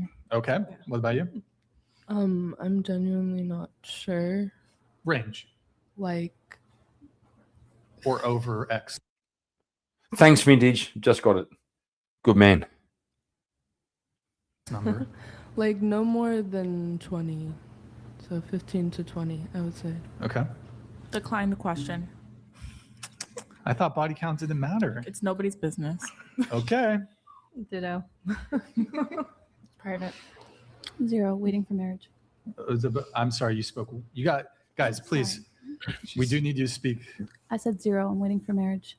Oh, that's really nice. Good for you. It's beautiful. It's beautiful. It's marriage. Okay. It's interesting, though. You guys say body count doesn't matter, but you do refuse to answer the question. I find that interesting. I think privacy, my right to my privacy is what is important to me, and I don't want to share it on the internet. That's fine. That's fine. I do think it's interesting. I have a question too that I'm just curious about, kind of folding into this. My question is, I can respect your position, but then this podcast is famous, sometimes infamous, for asking these questions, so I wouldn't go on it if that was my position. Yeah, but I had the option to decline to answer. Well, I suppose you could decline to answer every single question we ask you, but Yeah, and then I'd probably would never come back here. Wouldn't get invited back. Yeah, some things just don't need to be on the internet. Like if you wanted to be on the internet, look, you don't have to answer the question. It's fine. It's just like it kind of, your whole position of, well, body count shouldn't really matter. Men shouldn't really care about it. But I also really want to reserve that information because you think you'll be judged on it. Well, I have a different question I'm curious about. So all of you guys almost unanimously said if a guy had ever been with another guy, it's like no, right off the gate, which by the way is awesome. But let Andrew, stop! You're gonna get canceled, dude. They're gonna cancel you. Let me ask this a different way. Should a guy be able to, or should a guy get together with a woman who has had same-sex activity? With another woman? With a woman. So a woman, it's same-sex activity with a woman. Should a man get together with her? Men love that. Double standards. Double standards. Hello. It's a little different. Oh, is it? Oh, you think so? What? No. What's the difference? If the standard is that you had a same-sex relationship, so that's a no-go. But if this sex had a same-sex relationship, that's a-okay. I mean, that's up to you. You know what I mean? If that bothers you, but I don't think it bothers most men. Yeah, I mean, maybe not, but we're still holding the standard here, right? What makes it a no-go for you guys? If a man was in a same-sex relationship, for you not to date him, what is that force that drives you where you're like, no? I think masculinity and femininity are very different. So when it comes to same-sex relationships with men, like men and then women, I just think it's a lot more. It's a bigger leap to go same sex with a man than. That doesn't really answer the question at all. So, like, the question specifically is this same-sex activity between two men. You're like, no go, right? Mm-hmm. Okay, fair enough. Why? Because it's very emasculating. In my opinion. That's pretty. That's kind of as emasculating as it could get. That's it. It's just a masculinity issue. Yeah, I think so. There's no other. I mean, it's underlying also reason? I mean, let's not get into that, but There is, right? There's other underlying reasons there, Sure, right? but that's and also I don't know if that would apply to female same-sex situations. Why? Because there's different body parts getting involved. Yeah, I'm not. Okay. I just don't understand the standard, I guess. If I can jump in on that, though. So if you guys are kind of repulsed by the thought of men doing that, then like the thought of you doing that with other men, that's kind of how we look feel. at it, right? To draw it all home, that's the same way that we would feel the opposite About way. you guys right. being with other men. It's not perfect. I mean, I it doesn't map on one to one, but you could get the preference. You here. get it, right? I understand, and that's kind of why I'm like, I don't really encourage promiscuity. Like, I actually prefer to be like with one person for long, extended periods of time. That's beautiful. But to each his own. Like, it's your body, you know. Speaking of which, this is actually why I refuse to date a woman who's had sex on camera with another man. Speaking of Sean Evans, call back to 2 hours ago. If a woman has had sex with a man on camera, that is a 100% a deal breaker for me. You're out. Do you mean like a home flick or You OnlyFans? are out. Out you go. Afuera. Where's my soldier? Wait, how did that get turned on? Do you Holy mean like fuck. mean like a private movie or like OnlyFans? No, Well, he's talking how about would like public for public consumption. viewing, yeah. For public viewing. Yeah, of course. You said you wanted to discuss age gaps in dating and what is appropriate. So why don't we start with you, and I will open it up to the whole panel. Go ahead. That's a good question. I think if the age gap is relatively large, and I know this can be subjective, it does definitely rub me the wrong way, whether it's the man that's younger or the woman that's way younger. Like, in both ways, it just feels a little bit predatory. Okay. I think before we weigh in on that, I do want to get the answer from the rest of the panel. So you think it's a bit predatory? Do you want to add to your answer at all, or? No, I'll like let everyone else. Okay. So you feel it's weird. You think it's predatory. Okay. It gives me icky vibes. It gives you icky vibes. Okay. How much of an age gap are we talking? I mean, that's up to each individual, but I don't know. Well, you're currently in an age gap relationship, isn't that correct? Something like that. What do you mean? Well, you said you're 22, he's 32, right? Around there. Yes. So what do you mean around there? He's older than 32. Like 10, 15 years older than me. How old is he? Just say how old he is. I don't know. People are watching. I don't put people on blast. But like. What's the age gap? Like 14 years. Okay, so you're 22, so he's 36. About there, yeah. Maybe it's more. Okay, well, just here. Yeah. You're friends with her. Do you object to her relationship? Do you think her relationship is predatory? Well, so I've met. Wait, did you just say a little bit? What? No. I mean, like. I might have heard wrong, but it sounded like you whispered a little bit. No. I was saying like, no, it's not predatory. Oh, okay. No. So you're friends with her. She's dating this guy. Do you think that that's a predatory relationship? Well, having actually met this person and like gotten to know him, no. So of course it does depend on. So it's okay for your friends to have age gaps. I didn't say that. 'Cause Okay. For me, I also said it was subjective how big of the age gap it is. Well, For me- Well, what if it was 4 22? years older than he is now? Then would it be too much? Well, But okay, I don't for think me, that's a large age gap though. What's large? for Yeah, me, but a I'm saying large what's age gap large? is if they're within 5 years of like one of my parents' ages. So like my youngest parent is my stepdad. He's 40. So yeah, I guess 35 would be at the like pushing it. Like that's Well, a pretty big age gap. So for me personally, I don't object to as long as they're both adults.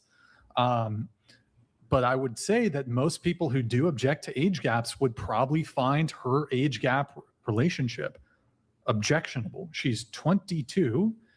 Like, I don't find it objectionable, but I think a lot of people would, who object to age gaps would. She's 22 dating a 36-year-old, 14-year age gap. Yeah, in this case, you just said it's okay because I yeah, didn't say it was for okay. older guys anyway. I you was know? still a little bit concerned, like wanting to know what his intentions were. So it does depend on the person at the end of the day. Like you can make these. so then they're not generalizations. predatory. No, we're watching like a 1 hour, 1.5 hours You know, not the whole thing, bro. That's like 7-8 hours. Crikey. And also PsyOps, thanks for dropping by. I don't think we've met. I say this all the time because sometimes there's beer involved. I meet people and I forget. But, you know, one way or the other, thanks for dropping by. Appreciate you. No. I mean, They can't be predatory if they're not predatory, right? They're only predatory based on the individuals, right? yeah. So that could be true about a 22-year-old, 23-year-old could be predatory. So just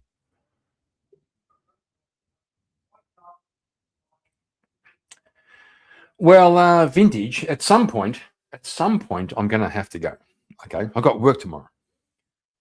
And there's going to be a choice. The choice will be, shall we send everybody over to you if you're live, or we let Charles. Well, hang on. Where the fuck is Charles?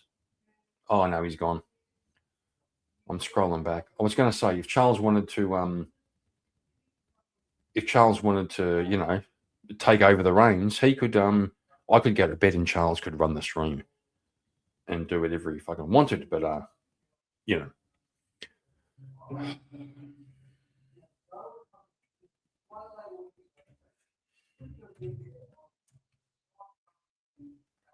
There you go.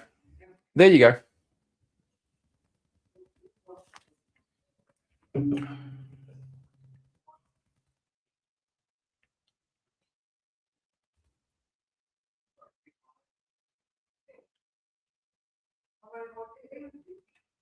No, I do not. You fucking... Hey, bro.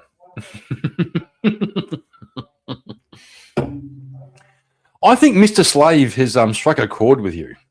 I think Mr. Slave has struck a chord. I'm going to have to watch you break that one down, right? for context, I mean, I was interested in somebody before who was a little bit older than 35, 36. Mhm. And that felt very predatory. Because of the individual involved. Because of the individual. But you said you were interested in him. Well, both vice versa, right? But I'm saying the dynamic itself kind of felt very predatory, right? Like Why? Like, you know, like we just didn't have anything in common. Gonna guarantee it was not predatory. It was not predatory. Cap. Like going out, the looks. Going out, the looks. What do you mean the looks? You know, because But you said you were interested in him. we were both interested in each other, but I'm saying like that relationship compared to like this one now feels very different. Like I don't really even notice the age gap, but I do prefer older men. Like I don't think I could date somebody my age. Okay. But so why was that specific one predatory? We didn't have anything in common. So if you don't have something in like, so let's say a 23 why would and a you be 20 interested in him? No, like, but let's say What the fuck is wrong with having nothing in common? Hang on, I've got to turn the lights up. Hang on. Oh, that's color. That's the lights there. Hang on. That's better. What the fuck is wrong with having nothing in common? You know, me and Mrs. Markin have a few things in common. A couple of things, like let's say, for example, aesthetics. We kind of like similar. We like similar paintings on the walls. We like similar colors, you know, shit like that. But in terms of interests, we have almost nothing in common. Right? Oh, boys, if you have nothing in common with your woman, you're predatory. Fuck me. 23 and a 22-year-old have nothing in common. That was just one of the things. Is it predatory to not have anything in common? with No. somebody? That was just one of the things. That's he fair. didn't- That's fair. That's the one thing. Pan Chuchin, we've got to adjust the lights again. But I will say that's the one thing you have to have in common is common values. But even those can be they can be a little bit ambiguous, right? You don't have to both be able to articulate your specific values, right? Because most people can't. but you do have to have a shared sense of like what's up. Okay, Jacob Blades, what up, everyone? The cunt's coming in like he wasn't here fucking 3 hours ago. Did you have a nap? Did you have a nap? Good to see you, man. But Panchuchin, you're correct. Like common values, but I think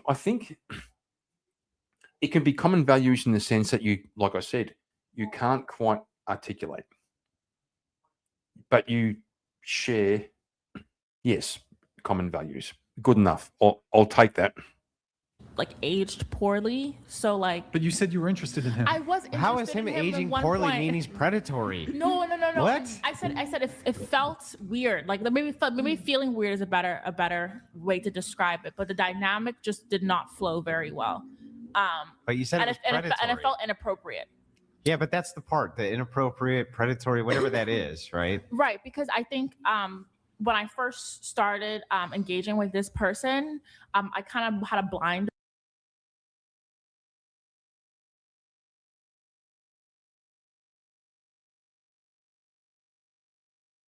on to the actual age gap itself, because everything was just going so great and so quickly.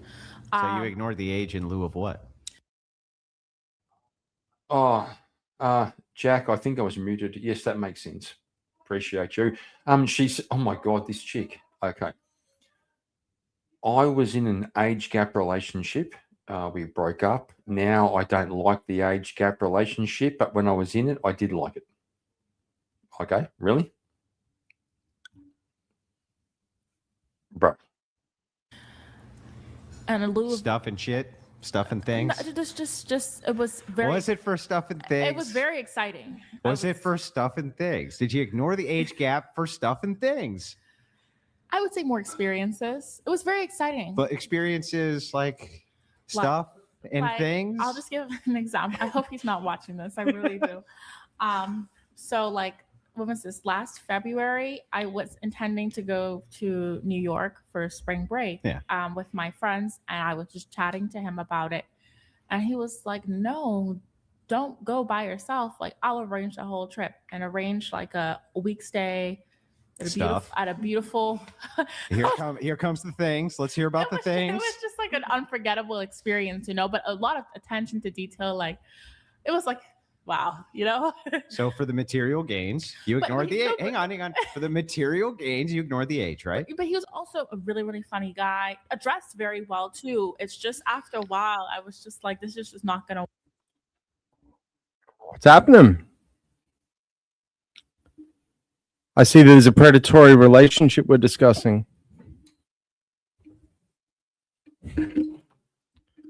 Yes, I agree, Kieran, with everything you're saying. Shut up, dickhead. Okay. You are. I was fucking mute. Okay. The predator is the young black chick with the big tits. No way. Yes. That's cap. Total cap. There's no Total way cap. on this. There is no way on God's earth that a little fucking black chick with big tits could prey on an They're not elderly even man. big. They're not even big, man. Let's be fair. Oh, bro. Well, they're not small. Well, they aren't bigger than yours, so that's fair enough. Yeah. Well, can she crush an empty beer can with them? No. No. It's like... Oh, it's so fucking hilarious. No. Dude. She's talking about predatory men, all these old men who give me all the money and they leave me the inheritance and they're fucking predatory. What? It's just, it is so whack about these podcasts with whatever is like they're good shows. Don't get me wrong, but it's like, and full credit to Brian Atlas. I don't know where he can find a consistent roster of people that are just like so deranged and not on planet Earth. What are you talking about? Any form of reality. That's the entire female population, bro. No, it's not. It's endless. It's endless. There's a lot of them. I'm joking. I'm joking. I kind of like, I kind of feel like, they're like the illegal aliens, that America has with Mexico, except in this case, it's like a bunch of these idiots just like turned up from Pluto and just came into society. From Venus, bro. They came from Venus. Venus. No, they've got strong borders. That's where all the base chicks are. You know, they're like, you know, our borders are closed, and they're like, we'll go to the next open border, and you know, hence planet Earth. It's just wild. It like, is mental. She actually, and she believes what she's saying. That's the craziest thing about it. I don't think they do. I think No. I initially thought that. I initially like they come on and it's all a big show and whatever, you know. But you just when you've seen enough of these podcasts, you can tell when there are those that are putting it on. Like, you know, the OnlyFans chicks that he brings on, they're clearly doing it for clout, and you know they're trying like Nala or Bangs. Yeah, like those like that. This one is not. This isn't like Bangs or Nala Ray. This is just like she's just not the full quid. And well, you know, she's not the full quid. She actually believes all of this. Andrew has said that he's had like tons of women from whatever text him afterwards and say thank you for changing my mind. Not gonna lie. I can see that, you know, but at the time, like in this particular exchange right now, she's not even anywhere near in that universe. Yeah, I know. Like, I know. Like I would say that the people that are texting Andrew are the ones around her on this same panel and looking at her do this and be like, wow, like I share the same thought process as she does, and she looks fucking retarded. And then it's like the light bulb moment comes off, and it's like, yeah, you actually changed my mind, because you know Andrew pointed out the town fool, and the rest of the people went, actually, I don't want to be the town fool. You know, this one's got no hope. She didn't text Andrew. She'll forever be the town fool. Oh, bro, come on, have some hope. Don't be racist. Don't be racist. Well, just because she's black is why you're saying she's hopeless, right? No, it's not because she's black. It's because she's a moron. I'm trying to push your buttons. You can have whatever skin color you like. It doesn't make you any more intelligent or any more retarded. In this case, she's just full retarded. You know. I don't know. I think the broad-based studies into IQ does prove that some races are actually smarter than others. Well, I don't know any. I don't know the studies on that. I've never looked it up. No, it is. But it turns out the people with the highest IQ are the Ashkenazi Jews. They're the highest IQs. But, I mean, you've still got white people and Mexicans that espouse this exact same thing she is. I think we can agree that this is just like genetic. Oh, well, not genetic. This is just like baseline retardation. Yeah. It's a mind virus. Yeah, like if you put her on a lie detector test and said, "Hey, you on whatever podcast, do you believe this? Do you believe that? Were you being genuine in everything you said?" I reckon it would flatline. There'd be no lie. Yeah, no, I agree. Look. We're all kind of average. Yeah, black, white, Hispanic, Italian, Chinese. We're all average. When it comes to retardation, we're all prone to it. we can all be as retarded as each other. Oh, absolutely. This one's just on another level. A bit more retarded. Okay. No, I'm not very maybe more than a attracted bit to you at all. So for the It's material impossible. gains, I never told him to do this. He did this for me. You know? right? No, I 'Cause he's get a it, simp. but I'm just saying, like, well, I'm not attracted to you, right? This isn't really going anywhere. But thanks for the shit, right? Yeah, Like, she found a simp. right? Is that basically what happened? I mean, after a while, yes, it did fizz out. All yes, correct. Yeah. But compared to this She one, was this one nodding is, like, as she was fresh trying to and, like, justify the other thing as sexy, you well. know? Okay. Getting everybody else's thoughts on age gap relationships. General answer, no. Again, it depends on the individuals involved. Well, of course, but I mean, Yeah. it's the okay. All right. I mean, again, keeping it genuine. There are times like if I saw a 50-year-old man dating an 18-year-old girl, admittedly, I'd get the ick. Wait, wait. Sorry. There's An a older man sisterhood dating an older- loyalty right here. Like an 18-year-old girl. Oh, 18-year-old. She's got to back the That sisterhood. being said, That's backing the sisterhood. Yeah, 18-year-old girl or 18-year-old woman. Yeah, that's playing both sides. I don't want to give a straight answer. It's the age of majority. The 18-year-old girl can vote. Hmm.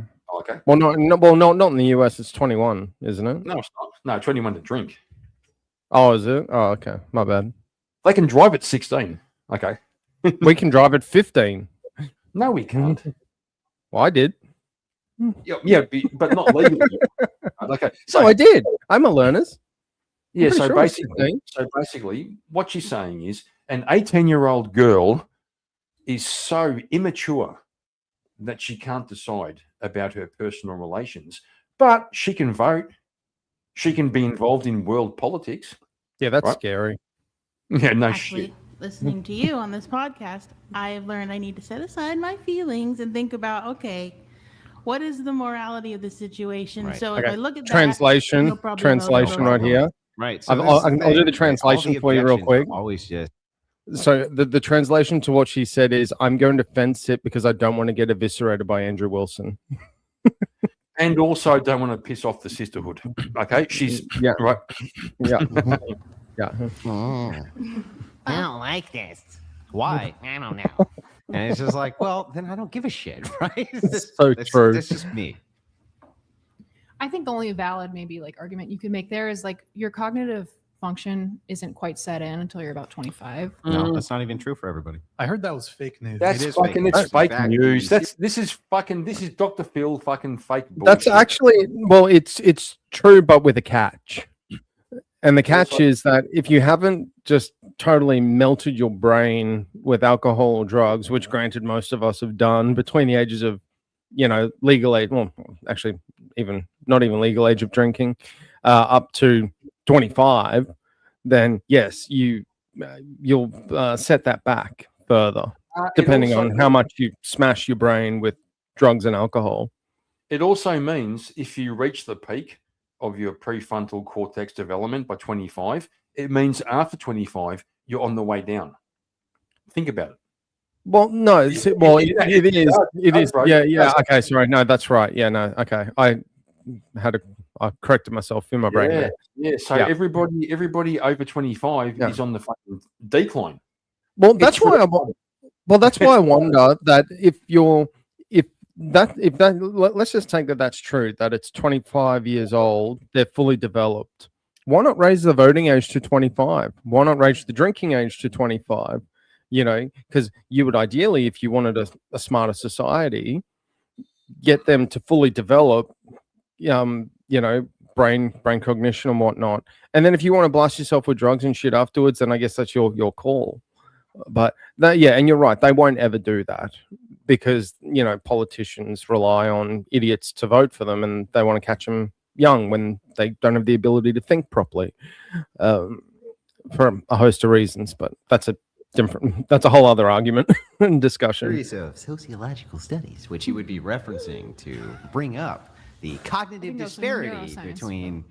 But no, these are sociological studies. Neuroscience, especially, will be this inside of the neuroscientific field, especially. What you're talking about is one specific part of the brain which isn't fully developed in a human adult female until they're 26 years old. The prefrontal cortex, is that it? That's one part, but the thing is like, but how much? Does it diminish your cognitive ability by 1%? I mean, it rings true for Granted, I don't know the answer. That's actually a really great question from Andrew. I don't know the answer to that, I'll give the answer. The prefrontal cortex is the least. When you make decisions,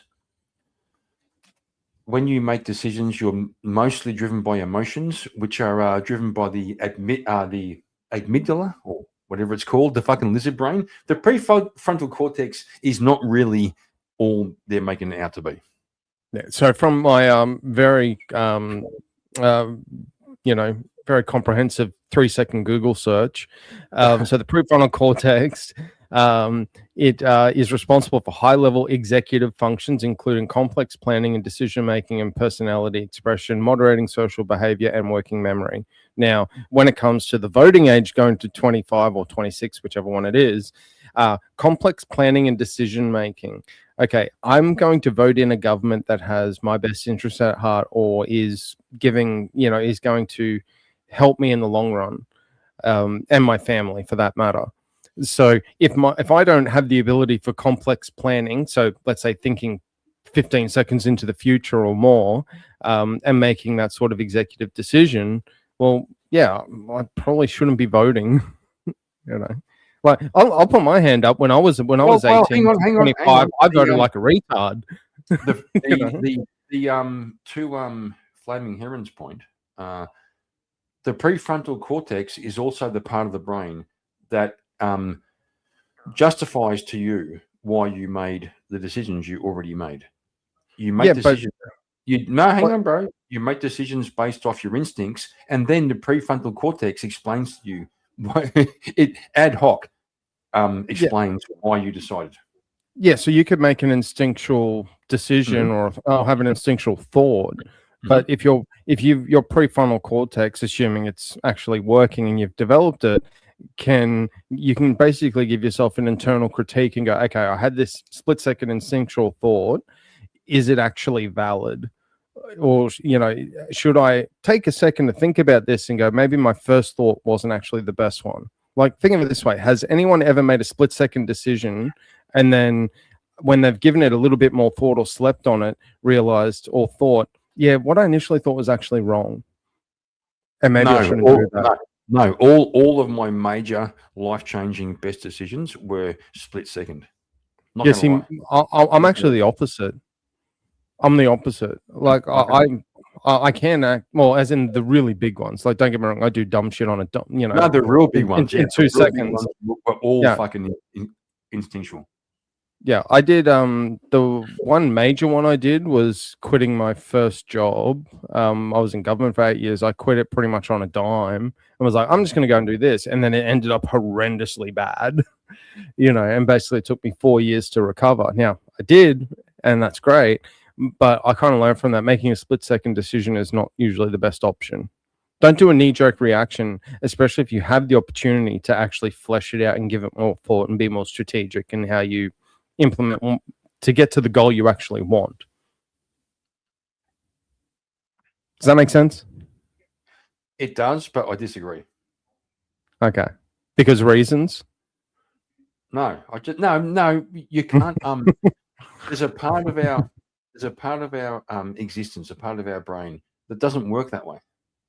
I agree with that, but we can have all the spreadsheets in the world. You're still going to make the same fucking decision. I have a lot of spread. No, I disagree with that entirely. I was going to joke, but it's actually really exactly a true thing. But I was going to joke, but realistically, I actually have spreadsheets on things when I'm like, oh, I think that's a great idea. And yeah, maybe it's because of the industry I work in, but I'm like, I think that's a really great idea. Boom, I'm going to do it. And then I'm like, I probably should give that some thought before I commit all into this. And then I do I'm just use a spreadsheet as an example, and I do the analysis and be like, that doesn't work. I've had multiple spreadsheets to figure out how to make a decision. And I haven't worked at the local council for 10 years. Screw you. All my I saw the light. All my spreadsheets helped me to come to the fucking decision I already had in the first place. Not gonna fucking lie, bro. Well, then your spreadsheets are full of confirmation bias. Yes, confirmation bias is good in your own life. My son once told me. A good trick. If you have to make a choice, flip a coin, and then pay attention to which one you're hoping lands. Like, if you're hoping heads, that's the one you're going to do, bro. Fuck the coin. Okay, so what's the difference between confirmation bias and living in an echo chamber? Oh my god, bro, that's retarded. That's like That's not an answer to the question. It's a stupid question. Why? Well, it's too stupid to explain. Okay, well, I'm clearly an idiot, so you'll have to explain. What's the difference in living in echo chamber and confirmation bias? Because people that live in an echo chamber are always seeking conclusions and facts that are built generally from confirmation bias.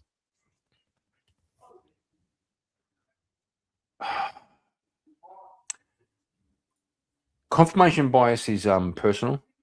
Echo chamber is social. There we go. Say that again. That makes as much sense as your question.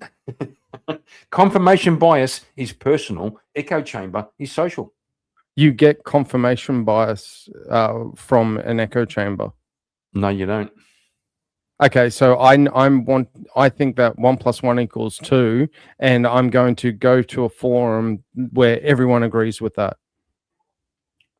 Yeah, echo chamber. Yeah. Yep. Confirmation bias is you look for facts that get to the conclusion you really want to see. So when there's the equation, after the equal sign, you get the answer that you actually want. Yep. So you don't really care what the algorithm was or the you don't care.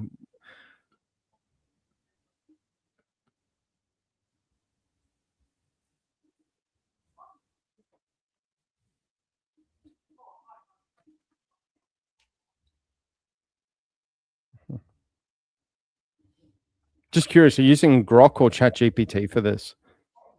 Who, me? I'm kidding. I'm just joking. Okay, so confirmation bias is I decide I'm going to buy a car. I would like to buy a XB Falcon. For some reason, in the next fucking 3 weeks, all I see on the road is XB Falcons. I never saw them before. Like, I was driving around my entire life, never saw an XB Falcon. But once I decided I like XB Falcons, that's all I fucking see. That's personal. That's not social. But okay, but that's so that's a preference, and you're not making a decision on getting an XP Falcon. No, it's a confirmation bias. Once I decide I like a thing, that's all I see. Okay. Right?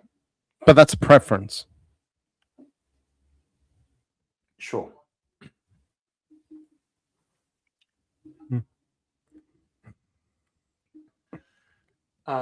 We got Charles coming in saying, "Evening, people," like he wasn't. Hey, Charles. Like he wasn't here 3 hours ago. we just did like a WWE entrance style for you, like what 20 minutes or so ago, and you weren't even here for it. Oh, I got it. I'm so. He's heard it, by the way, just in case. I know, but it's so better than fucking creepy. It's so better than creepy Charles. Here we go. Here we go. Oh, Jack wasn't here for it. People have you swiping all night. Charles Darwin's running a different experiment. Yeah, Charles Darwin rolling up late. Bus pass ready at the city gate. No sports car, no fancy ride, just public transit and a confident stride. Single guy with a master plan, better odds than the average man. While everyone's swiping till their thumbs get sore, Darwin's knocking on a different door. No dating apps, no endless scrolling, no upper bios, people are trolling. He says, boys, I like break this down. There's a smarter way to get around. Darwin's got a sister strategy, pure romantic science actually. Why chase strangers endlessly when your friends got sisters conveniently? Skip the apps and skip the lies. No filter ticks, no weird surprises. Social circles, chemistry. That's Darwin's sister strategy. That's Darwin's sister strategy. Favorite food, whatever's hot. If he didn't cook it, he likes it a lot. The pizza boxes stacked real tall. Takeout king, he loves it all. Friends say, bro, you need an app. Darwin laughs and tips his cap. Why compete with 10,000 dudes when my buddy sister already knows the crew? No algorithms telling lies. No odds behind those profile eyes. He's got the stats and the confidence too. Evolution set the methods true. Darwin's got a sister strategy. Field tested repeatedly. No swipes, no digital tragedy. Just old school probability. One good intro beats 1,000 chats. That's the math and that's the stats. Social science victory. Darwin's sister strategy. Darwin's sister strategy. Yeah, bus rolling past it, 1/2 past. past 10. Darwin grinning at the boys again. Love's like nature, can't you see? You redact to opportunity. They laugh and say he's out his mind, but his success rate's doing fine. Get Darwin's got a sister strategy. Simple logic, comedy. While the world swipes endlessly, he's running smooth efficiency. No guts, no drama, no mystery. Just friends, good food and chemistry. Call it love, God, destiny. Sister strategy. Yeah. Well, you did one thing right. You didn't make it fucking 4 minutes and fucking 50 seconds like every other cunt. Not gonna lie. What do you mean? I don't think I've got a No, single not you. song over 4 minutes. Not you. A lot of people make songs that are fucking 4.5 minutes long. Oh, They're yeah, too- no. Yeah, they're too long. Oh, hang on. I posted my fucking Discord in the fucking. I posted my Discord, and now there's people in my Discord. What the fuck? Explain to me why. By the way, anyone that I've dropped my Discord as well, probably a couple times throughout the stream. If you join it, there is like an application process, and I've just put like some generic. Which is gay. Well, Right. I had to do it because I got bombarded with fucking sovereign citizens and First Amendment auditors, and so I had to kick them all. And then Why was my fucking bomb? Why haven't I safeguard. been bombarded? Why haven't I been bombarded? Okay. Yeah, because you don't call them out, and I do. Also, if you join Vintage's Discord, I get 20% of every fucking member. Okay, just saying. That's actually incorrect. You owe me $5 for every time you play one of my songs on your stream. So, which based on this current live alone is $10. Yeah. And speaking of spreadsheets, I've got one that tracks from all the other streams you do. All right, now we're at 15. Oh fuck! I think I'm playing the song, but I'm not. Here we go. This one's a bit gay. Not gonna lie, it's a bit gay. Life fucked, but it's beautiful. Where's my dad? Left for milk 20 years ago, never came back. Still the days move slow, still the nights attack. Learn to build a life out of cracks like that. Got money in my pocket now, yeah that's fact. But that shit don't answer why the silence lasts. Still standing tall, still intact. Turned absence into something I could fucking craft. I'm a man making a plan, pen steady and calm. Work hard, be good to your mother, that's law. My mom still cuts my hair, yeah I let her. Keeps me humble, keeps me fucking better. She's a freak in the spreadsheets, dirty little formulas underneath. She loves my wallet, loves the grind, loves a man with order in his mind. Spreadsheets, spreadsheets, spreadsheets, spreadsheets, spreadsheets. These are from me. Mommy's making me a ham sandwich, feeding me love, simple shit, no mention. Golden crust, quiet trust, that's the kind of thing I never fucking rush. She loves my wallet, yeah I know, but she loves me broke, that's how it goes. Columns line up, numbers behave. She get turned on by a balanced page, a spreadsheet, softly spoken, neatly kept. Spreadsheets, promises I never left.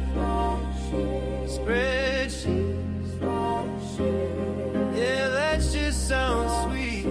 Spreadsheets, make it fucking sound elite.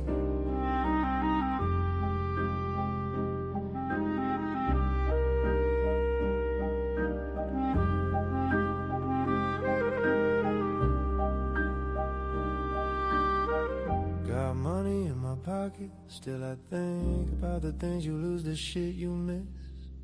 Where's my dad? Yeah, still unknown. But I built a throne out of what I was shown. Work hard, be good to your mother. Say it twice for the fucking brothers. Life ain't fair, but it's mine. Original vintage, yeah, I aged just fine. Be good to your mother. Spreadsheet.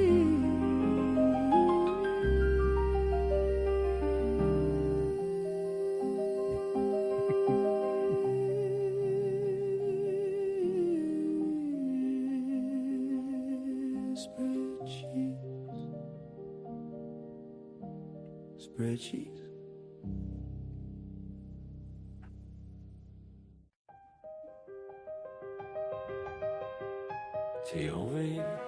All right, Kieran's fallen asleep and it's on repeat. Oh no, okay, he's there. I have not. That was that's she's in this.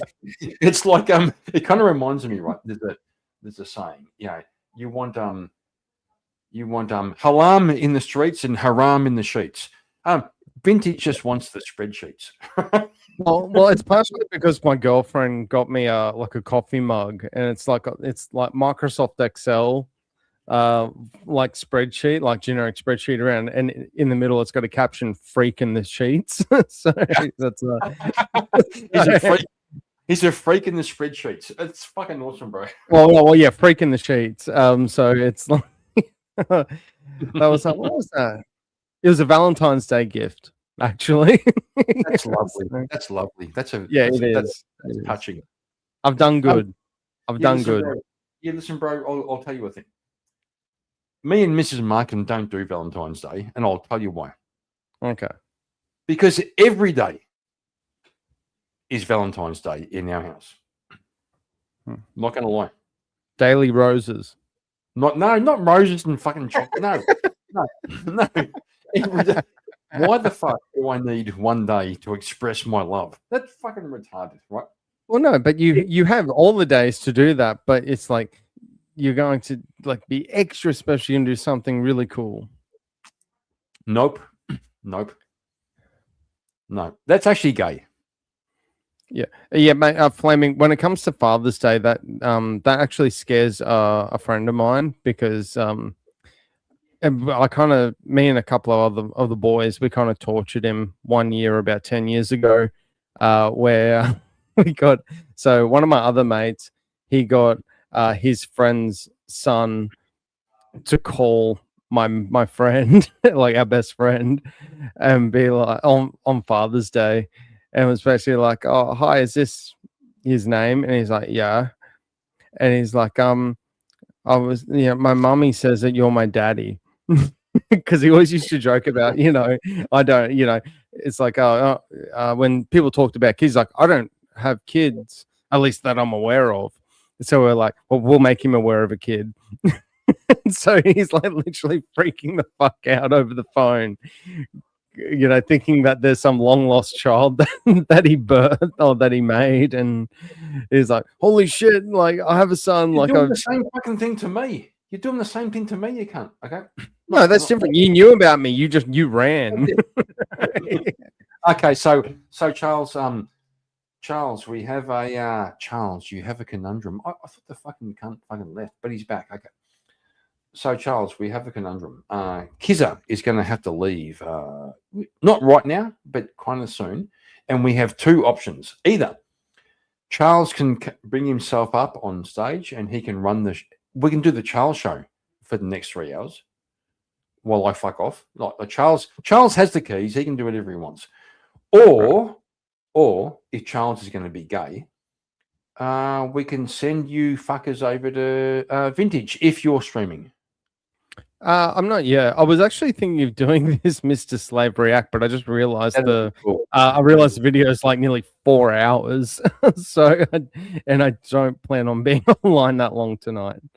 Okay. So, okay. Yeah. So our only hope is Charles. Well, I could do something else and we can hang out for a bit, but I'm not doing a 4 hour stream. I might do like an hour and a half or something. But well, you can do that.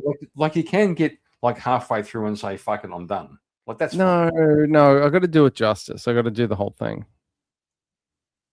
You know, or at least like split it into maybe 2 parts, you know. But even if I did like half of it, that would be like 3 or 3.5 hours because I'm not just going to play it. I've got to react to it as well. And yeah, there's probably going to be some crash out here and there, to be fair. You know, it's that's a fucking wild video. I've not seen a guy with a GIMP mask, like, you know, with the collar and everything, and Andrew debates that person. That's a fucking first for me. Yeah, I'm just blown away by that, to be fair. Oh, Hang on. Fuck. Oh my god. Look, kids. Having 3 screens it's a blessing and a curse. Okay, hang on.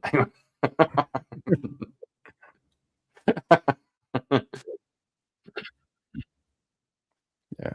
If you want, Charles, you can come up and take the reins if you want, man. Because yeah, I don't think I'm gonna have the energy to do the stream that I wanted to tonight for this video. I'm gonna have to catch it for another day.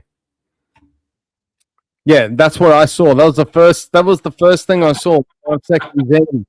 I was just like, what the fuck? Oh, hang on, the screen's fucked. What the fuck? That shouldn't... You know, I mean, I haven't done debates for that long, like probably not even 6 months. But if I was Andrew in that situation, and the cameras and the screen and the StreamYard comes up, and you know some dude on a leash is my opponent, that would just throw me really hard. I'd just be like, what the hell just happened? Like, that's Twilight Zone shit. Don't lie. You'd fucking...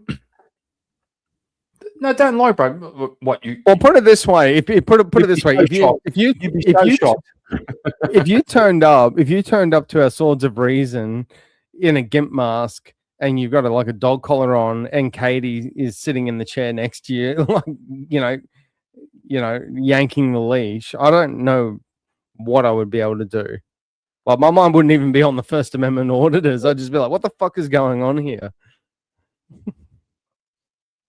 Yeah. So this will be epic. Seriously, how do you deal with that? Right now, the Crucible, so check that out. But yeah, this is going to be an exciting debate. Exciting. The 2 rules that I'm going to enforce is 1, no massive interruption. I'll allow a little bit of interruption if it's relevant. Just stop really quick, because he said really massively to the point where one party can't. He's got the ground rules set, but the one thing here I see that's wrong. This dude in the GIMP mask is drinking out of a bottle. Where's the dish? Well, no. Where's his fucking? There should be a dish. Where's the dish? Yeah, he should be drinking out of the dish on the floor. No, where's his ball gag? Where's his ball gag? Can you boys stop speaking about how to be a good GIMP? Just shut the fuck up. Okay. It's weird that I will step in. And 2, if something goes really, really, really off topic, and I think it's irrelevant to discussion, I will step in. But with that aside, it's going to be more or less a free for all. Like, it's going to be like, it's just not going to be. I don't blame Andrew. If Andrew was ever trying to quit smoking here, he would have no hope in hell. I don't know. It's going to be a little bit of a, let's just say, shit show, but a good one. All right, cool. So let's start off with a very quick introduction. I gotta say, those are nice legs. Like, that chick has really nice legs. Charles, shut the fuck up, you fucking retard. Stop it. Okay. Look at her legs, man. Like, you know, I can imagine those legs wrapped around me. Like, you know, I'd be very, very happy. Fair, but stop. See, all Charles is thinking about right now, he's thinking, does she have a sister? Actually, to be fair, actually. And I'm her slave. Yeah, you're thinking. And I try to do everything that she says. I try to serve her and make her happy. And you try to starve her. Say again, like, really? Andrew, you're going to need a little bit more alcohol for this. Yeah, no shit. Yeah, I agree. I'm not even doing this debate, and I need alcohol. You can't say that the Crucible is not a good sport, and people are willing to come on our channel. We're not willing to reciprocate. True. Because clearly we are. Fucking heron. Fucking retard. So My name is Andrew Wilson. I'm the host of the Crucible. Where's the thigh gap? To Alex's channel, You're I Playing will with check it Fire. out. And I will As come back to Alex you, has done fucking several Karen. debates on the Crucible, So just and pause we for a always sec. reciprocate when people Just do pause that. for a sec. He wanted me Serious to. question. So Charles, serious question. Yep. If you had to pick between that chick sister and the gimp sister, which one would you prefer? I'm going to go with the chick with the legs. Okay. All right. Yeah, I don't like. I had a feeling it might have actually been the other one. It was just, I don't know. It's No, weird theory look, there. I get it that people. Darwin, bitch, you can say I'm very white. I was born in Australia, which is a country, not an island. I drive a Subaru out back with kangaroos on it, and I eat Vegemite while I'm having sex. Yeah, the gimp thing's Oh, actually yeah. throwing me. I'm not gonna lie, the gimp thing is actually throwing me because I was having, and this is I swear it's gonna sound off topic, but it's not. I was talking to a mate about like the whole Iran conflict and the terrorism and stuff, and we were just taking the piss out of terrorists basically. And it reminded me of an old. Careful, fucker. If you do that, they might come around and Yeah, like, blow you up, dude. So yeah. Oh, mate, I'll probably get arrested by my own government first. Hang on, boys. Hang on, boys. You know, but both of you stop. Katie Markin is in the fucking lounge room. What the fuck, Katie Markin? What are you doing in? What are you doing in the? Yeah. What a Mrs. bad Markin. Big Mrs. W, Markin. Mrs. Markin. Why did you let Kieran come up on fucking on the internet? Like honestly, put You his know what balls the thing on is? him and slap him around the head a few times. You know what you both not realized? What? She's not referring to the woman's thigh gap. She's talking about the gimps. Yeah. What do you think? Do you think? Do you think men should? Why would do you think? Shut oh, up, Charles. God. Do you think? Do you think men should have thigh gaps? That's kind of weird. Okay. Well, Kieran, you can do that in the mirror and work out why you have a thigh gap. That's Just gonna say very. I'm saying this specifically on screen so she sees it. I'm very disappointed in my wife for having an opinion. This I don't allow. Having an opinion. She's not that you disagree with her. It's like, how dare you have your own independent thoughts? She's going to come in right behind him. She's going to come in behind him with a fucking frying pan and bash him over the head. And I'm going to go, you know what? That's a based chick fucking, making sure that her bitch fucking doesn't fucking step out of line again. Come on, Mrs. Markin. Hit him in the head. You know you want to. That would actually make great content. Oh, like fuck yeah. Kieran's like reacting to like a dominatrix and a gimp, and then all of a sudden you don't see Mrs. Markin, you just see the fry pan across the back of the head out of nowhere. Pan correct. Mrs. Kieran is out of line. Oh, she's still going. She's still going. She's still there. Oh my god. No. What the fuck? Just remember, Katie, you're a strong, independent woman. No, that's passive aggressive. Sorry, darling. I'll go back in the. No, my lord. Okay, my lord, that kind of works. I could almost forgive. My lord. Almost forgive for my lord. Okay. Yeah, actually, no. That's actually fair assessment. The rolling pin. Well, I'm God, I still have the rolling pin. Okay. Mrs. Markin had a chance. Katie, borrow the rolling pin. I've got a rolling pin in my office for some reason. You can borrow it. It's like I had it from a previous stream. I was trying to make another point. I was going to ask questions, but I'm Katie, just give me your mailing address. I'll express post it. Kieran will get hit in the head by close of business tomorrow. If I blink twice, you'll know I'm okay. Okay. If I blink twice, it's like, oh my god, girl, what are you doing? I did not give permission for her to be in the fucking chat and be in the replay. Yeah. No, that's the thing is Kieran's going to live stream. His channel will live stream tomorrow, and it'll be Charles just asking for chat to give him all of anyone's sister's phone number and be like, "Where's Kieran?" And then they're going to go back to this live, and then it'll be like, "I remember what happened to Kieran." He was a great man, and we will remember him forever. On his tombstone, it'll be like my brother in arms. Yeah, to my fallen brother. If I find myself fucking at Kieran's funeral, Katie, that's not true. He won't hit back. He won't hit back. The girls fucking at the funeral. No, Katie, he won't hit back, and I'll tell you a good reason why. When you get, can you just lower it for a sec, just for the camera? Do what? Can you just take the mess? I can't. No one can see my camera. I'm trying to make a point. See, he's not going to hit back because I'll give you a really great tip. See, when you get like this part of it across the temple in the right trajectory and force of speed, there's no ability to hit back afterwards. Oh, I'm not condoning that, by the way. You're speaking from experience? You're speaking from experience? No, I'm still alive. That's why. I'm still alive. There's 3 points in someone's She head. tried to get there, but it went like a bit up here, and that's why I'm a retard. I'm not dead, but I'm a retard. It's like, There's 3 points. Oh shit, you can't. Someone's head where fucking if you hit. If I wanted to be dead or a retard, I'd take retard all day long. Jesus Christ! Just okay. I'll just fucking sit here and fucking chill out. You know. It's No, all right. stop being fucking butthurt. Stop being pussy cunt and say what you think. He keeps talking over me, so I'm just gonna sit here and go. You know what? Fucking bitch. Go ahead, Charles. No, it's okay. No, it's fine. It's fine. You hurt my you hurt my feelings. You hurt my feelings. My fifis are fucking hurt, and I need a fucking band-aid. Okay, so yeah, gay as fuck. Charles, that was gay as fuck. Says you. We also have Mikhail Grimm. It's actually fair. That's a fair comment.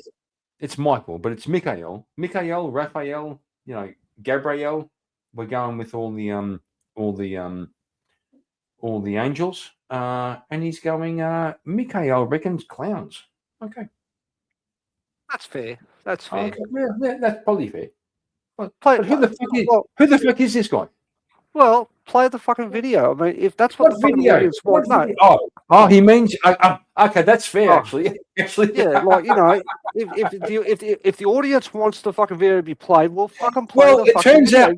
out, Charles. It turns out that Mikhail would prefer to watch Mr. Slave than you. Okay, so Mikhail, ask and you receive. No, look, Charles, I'm quite happy watching fucking the video right now as it is because I can see that chick's legs, and I'm thinking, those legs. I reckon take on my ideology against this gimp and this chick over here, and that's what I'm here to do. Wait, did you just call me a gimp? Yeah, I don't know. I mean, I don't know. I don't know the like creepy fucking terminology. Dude. Is it gimp? Wait, why would you could say simp. Simp? I think this. Don't you think there's a little more going on there than simping? The dude's on a fucking chain, lady. You know what I mean? He's like on a fucking chain. You're holding his chain. Yeah, but a gimp, isn't that when you're disabled? Oh, yeah, God. I don't know. I mean, I don't know the proper term. I thought is gimps she were like the retarded? weirdos who wore the ball gags and put on the masks and shit. I don't know. I think the politically correct term is slave. Yeah, I mean, you can call me. You can just refer to me as my queen slave or her slave. Just I as think, a slave. I think Mr. Slave would be the easiest because otherwise it can get too long-winded. I Okay, don't know why you keep calling him Mister. It's just slave. just slave. Okay, just slave. Okay. Yeah, Slave. it's It still very, reminds me it's of very South Park. Park-ish. But anyway. Yeah, exactly. That's I'll let I you can't guys help but keep open, thinking of as South my Park. understanding is that he was the challenger, right? Yeah, because I heard you. Well, your name is Andrew. So I heard you on Alex's channel in the last debate. You crucified Alex. You berated Alex for having a guy on a leash on the show. And Alex basically. Just curious, is there a gerbil involved in Feminist, this debate at any more or point? less. I'm really Not curious. exactly, but Alex didn't defend this position, but you were on the attack. So I was wondering. So as soon as I heard that, I wanted to have you on and explain. I mean, I don't know why if would there's you fucking a attack jewel. Alex Like, for having me and my queen on the show, it's not on Richard Alex's Gere, show? you know. So Okay, Drop so the let comment me just dive on right in and Cameron's help you blog. out. So, from my perspective, everything that's wrong with Western society can literally be pointed out to all of humanity by what's going on right Charles, this second, drop which is drop a the man comment. on the floor with a woman's chain There's wrapped a around comment his neck. in the live. And he seems to Okay. think that that's totally appropriate, totally okay. There's nothing wrong with that. In fact, you seem to just be having the time of your life. Now, the fact that that's even going on at all, in my mind, is sick, twisted, disturbed, but an accurate representation of why all of humanity in the West is completely fucked. Hello. So that's why I was going at Alex for that. So explain this position, defend this position. Why? How am I relevant to the West decline? Let's call it, or whatever. The West is fucked. How am I relevant? How is me sitting here having a good time? How is this relevant to the universe? How is it relevant to the Relevant? universe? How is it relevant? I didn't say the universe. Let me I said help the you. West. Let me help you. I'll help you. Why should the universe care? Why should you care? Why should anybody in the universe care about what we're doing here? So let me try to frame this the best way that I possibly can. Okay, you're next to a woman on your knees. You understand this, right? Well, yeah, basically, I'm next to I'm next to her feet. And you realize that this is being filmed to men all over the place, right? Yes, and I'm doing this exactly because I want to stop the shame. I want people, No, this there is needs just to be like more shame. See, so here's what I can gather just in like 15 seconds, right? You're on a chain next to a chick way out of your league. You're on your knees and you're doing Hello. whatever that she wants because Arnold. you're hoping that one day you can seal the deal. Is that about to sum it up for you? Absolutely. I hope to marry her one Yeah. day. Well, not only is that a huge fail, right, and is never going to happen, and you're an idiot, but on top of that, it sends the exact wrong message to the rest of Western humanity, which is that this needs to work the opposite way. You should be in the fucking chair. She should be making you a fucking sandwich right now. Right? And by the way, she would respect you a lot more if she was making the sandwich right now. Wow. She seems upset. She seems upset. Well, I don't even know fucking how boo. someone gets to the point of where I'm going to this say is okay. I'm going to say the sandwich is the beginning. Like the sandwich is the lowest fucking standard. I just don't understand how the fuck you like. Yeah, how do you get to the place, right? Like if someone even just like suggested, can you get in a GIMP mask and I'll put you on a collar, and that's a deal breaker. If you then add in the whole, I'm going to debate a prominent streamer online where potentially millions of people will see this. And they still said yes. Charles, hang on, Charles. Shut the fuck up, Charles. Hang on. No, you shut up. Hang on. Hang on. No, No, I just calm want down, to bro. I just want to point out there's someone else in that fucking video under the fucking table. There's a body under the fucking table. Okay. Is that a body? Really? That's your imagination. That's your imagination, you fucking that retard. white It's your thing there. imagination. No, that white It's thing your there is a fucking imagination. body.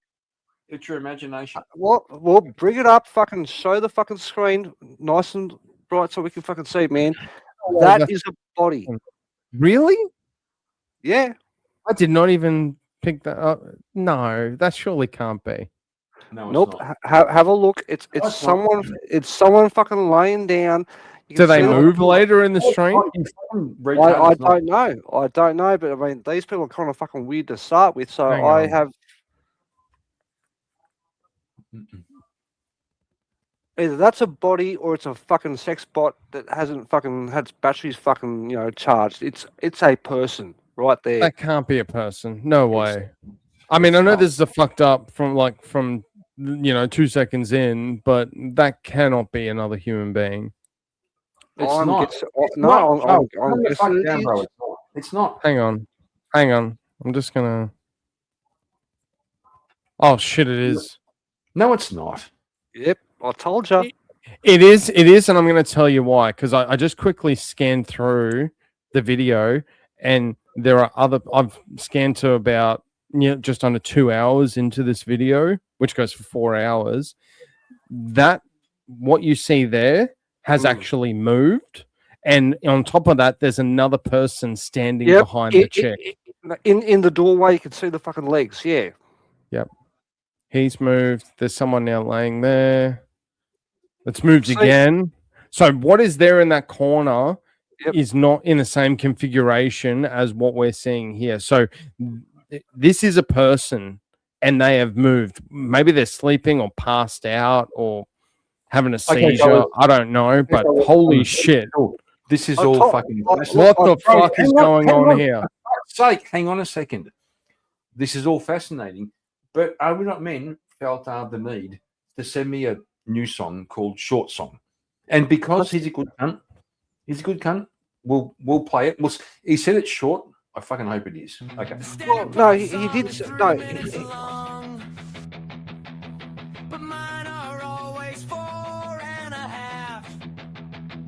Oh, fuck you, cunt.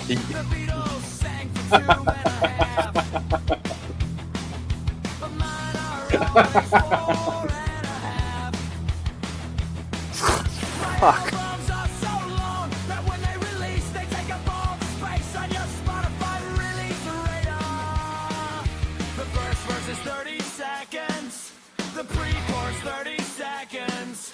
Oh, Jesus Christ.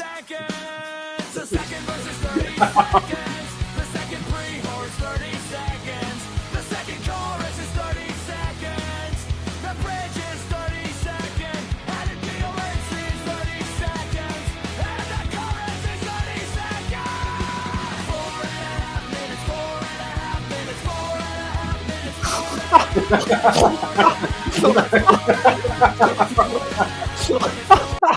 Okay. Jesus, I'm putting that down on my fucking song list, man. I literally had to check. I had to check my track list. I've got one at 4 minutes and 12. Boys, stop. Just going to say, Are We Not Men? If we ever had a doubt that you were a fucking retard, you just fucking confirmed, okay? That's fucking awesome. That's fucking awesome. It's just all you got to do. All you got to do is say, I reckon there should be a song about gay emus. Are We Not Men? Fucking boom. There should be a song that should be 2 seconds long. Are We Not Men? Fucking boom. Should be a song about why is vintage gay? Fucking boom.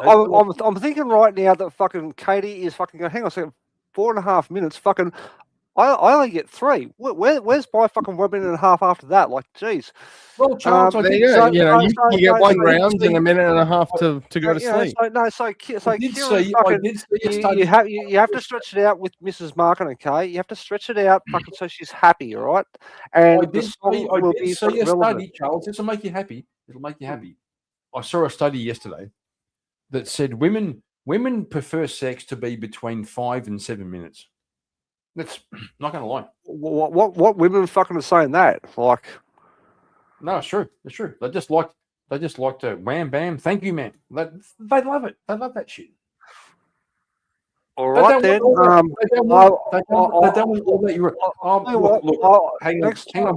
on, boys. Next time I say a big fucking butt hurt. We've got to play the whole fucking song. Okay, we'll play. It is a short song. Okay.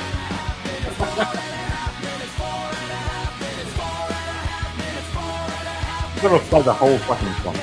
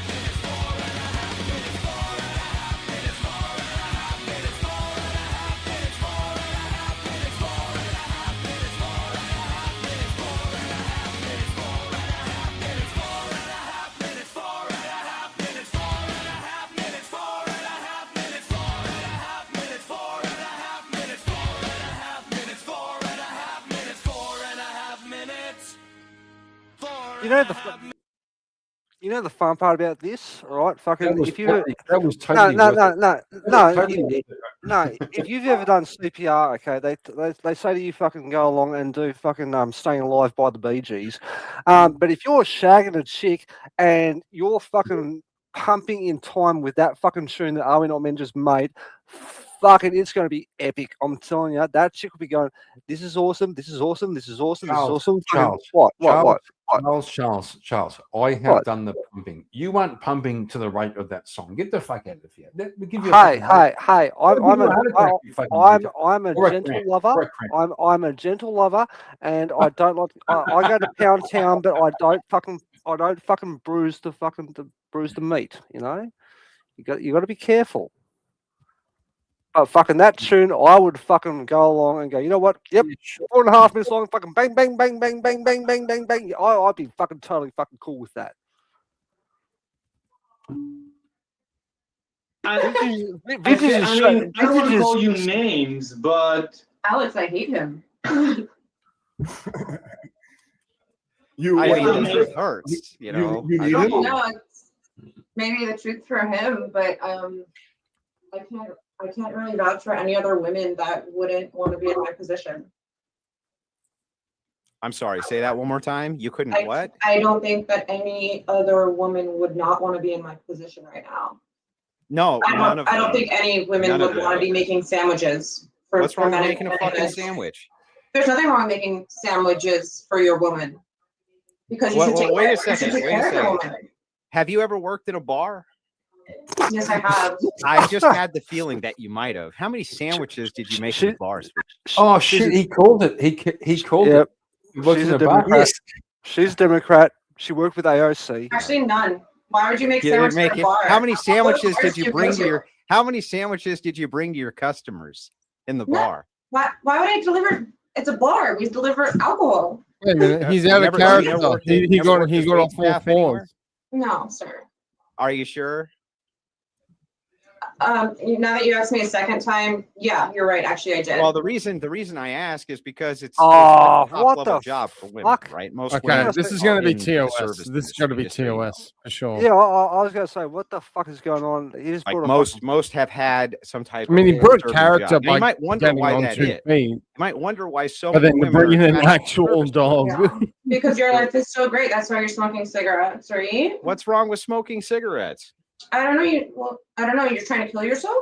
They Oh, wait a always, minute. they I'm just always trying- go. I'm trying to keep Well, my. wait a minute. They Wait a minute. always go. They always So it's go, bad to "Oh, smoke what? cigarettes, Oh, you're but smoking, you know, you're being on all smoking." fours like a dog is okay.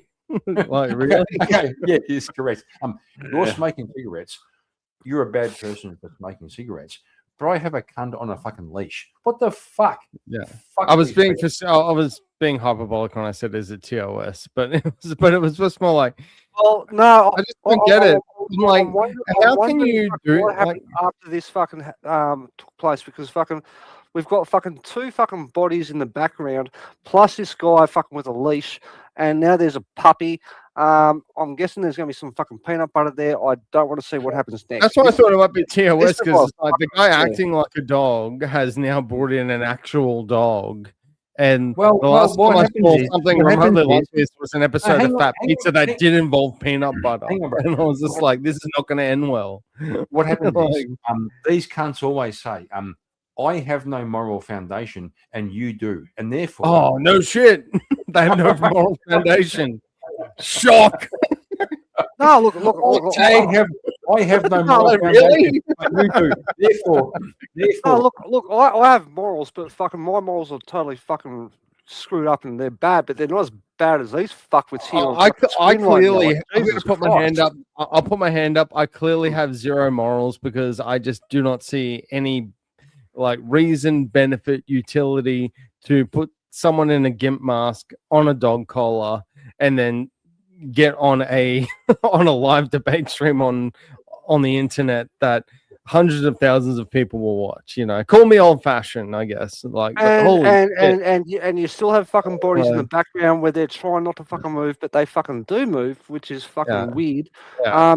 These No people wonder are I've only got totally- 60 subs on my channel. By the way, all my 60 subs are awesome, but I'm just like, I'm clearly not appealing to the masses because I, vintage- don't engage in this vintage- sort of activity. Like, holy fuck. Like, Vintage, you need to I'm go. going to do a full react to this, No, and vintage- I'm going to crash out so hard. I No. can feel it. Vintage, I'm- you need to go along. You want to win that fucking bet that you made, okay? You need to go along and do a fucking Twitch stream and fucking put stuff on OF, and you will get a lot more fucking subscribers, and you will win that fucking bet. I don't know No, what the but fuck. I'm not going to go on Twitch. I know it's a YouTube bet, so I can't go on Twitch. Oh, and yeah. Well, Yeah. well, look, and I don't, and I'm not going to bot my account for the sake of winning a bet. fair enough. I don't know what the fucking consequence of not winning that bet is, but apparently you said it's going to be really, really bad. Oh yeah, and shit. Yeah, it's going to be fucking horrendous. And I don't even know Um, what it is. And by the way, I actually don't know what the consequence is. But Fucking what? But You- I've been given some context. I've been given some clues, and the clues in themselves scare the fuck out of me. You made a bet with someone, and you don't know what the consequence of. Oh, Jesus! Wow. Oh, he said it was That- going to be. that's- It was going to that's be. bad, He man. said That's basically, if you don't get there, it's going to be a really bad time for you. And I'm like, yeah, no, I'll do that. No worries. He's a mean- friend of mine for like more than 25 years. So I can. And then he's popped a couple of clues here and there when we've been chatting. And he's like, you're only up to like 56 subscribers. Like, this was earlier in the week. He's like, you're only up to 56. You're behind, you're not on track. And I'm like, yeah, I know, whatever. But, it'll be fun. you have one of the worst fucking friends on planet Earth. Like, honestly, like. No, I have one of the best friends on planet No. Earth. Because we You- just you- give each you- other no, shit so bad. No, you made a bet with someone where there's fucking no identifiable consequences for fucking losing that fucking bet, which means he's sitting there going, "Do I like vintage or did he piss me off fucking earlier this week? Fucking, I can do pretty much anything I want to because he doesn't know what's gonna fucking happen next." Well, to So, be fair, they're really he's done nice, I've yeah. done the same thing. I've done the same thing with him, and he's lost the bet with the same terms. And this is partly why it scares the shit out of me, is because I've like tortured him pretty bad, and then he's done it to me. There's been back and forth. This is kind of the standard terms of bets we've had over the last 25 years. Yeah, so we've should stop gone making shit at bets each like that. other. You should stop making bets like that, man. Because honestly, at some point Yeah. one day, the consequence of losing a bet is going to fucking bite you in the ass, and it's probably going to involve fucking meeting this chick. And No. So Yeah. no. So there's obviously like a gentleman's understanding that we're not going to. It's you've got to do this, and it's like illegal or something that's going to destroy your life. But it's kind of like usually an insider style joke. It's still humiliating, but it's not going to be like massive, like world ending. On an optic scale. But now that he knows that I'm doing this YouTube channel, who knows? And to one of the questions in the chat, he is not a streamer or he doesn't do any of this sort of stuff. He's a ghost. He keeps off the internet a lot for various reasons. So yeah, we'll see how this turns out. So it's not who's the first to get to 1K. It's that I will get to 1K by the end of the year. if I see you on fucking the the evening news where there was some fucking dude fucking walking around No, fucking it's on a major fucking street fucking in a skirt with a big fucking lollipop talking to No. people. Your friend probably doesn't like you anymore. So revenge is supposed to be served cold. So and Yes, it you've is. like you said, you've tortured him quite a lot. No, we tortured each other. It goes both ways. Well, maybe one day he just goes, you know what, fucking the last thing you did, I'm not real happy about that. So I'm gonna fuck with you, and I'm gonna fuck with you hard. Yeah, I think And- that. Yeah. So that happened in 2016, and then it's only gotten worse since. You know? Yeah, don't make bad bets, man. Just don't do it.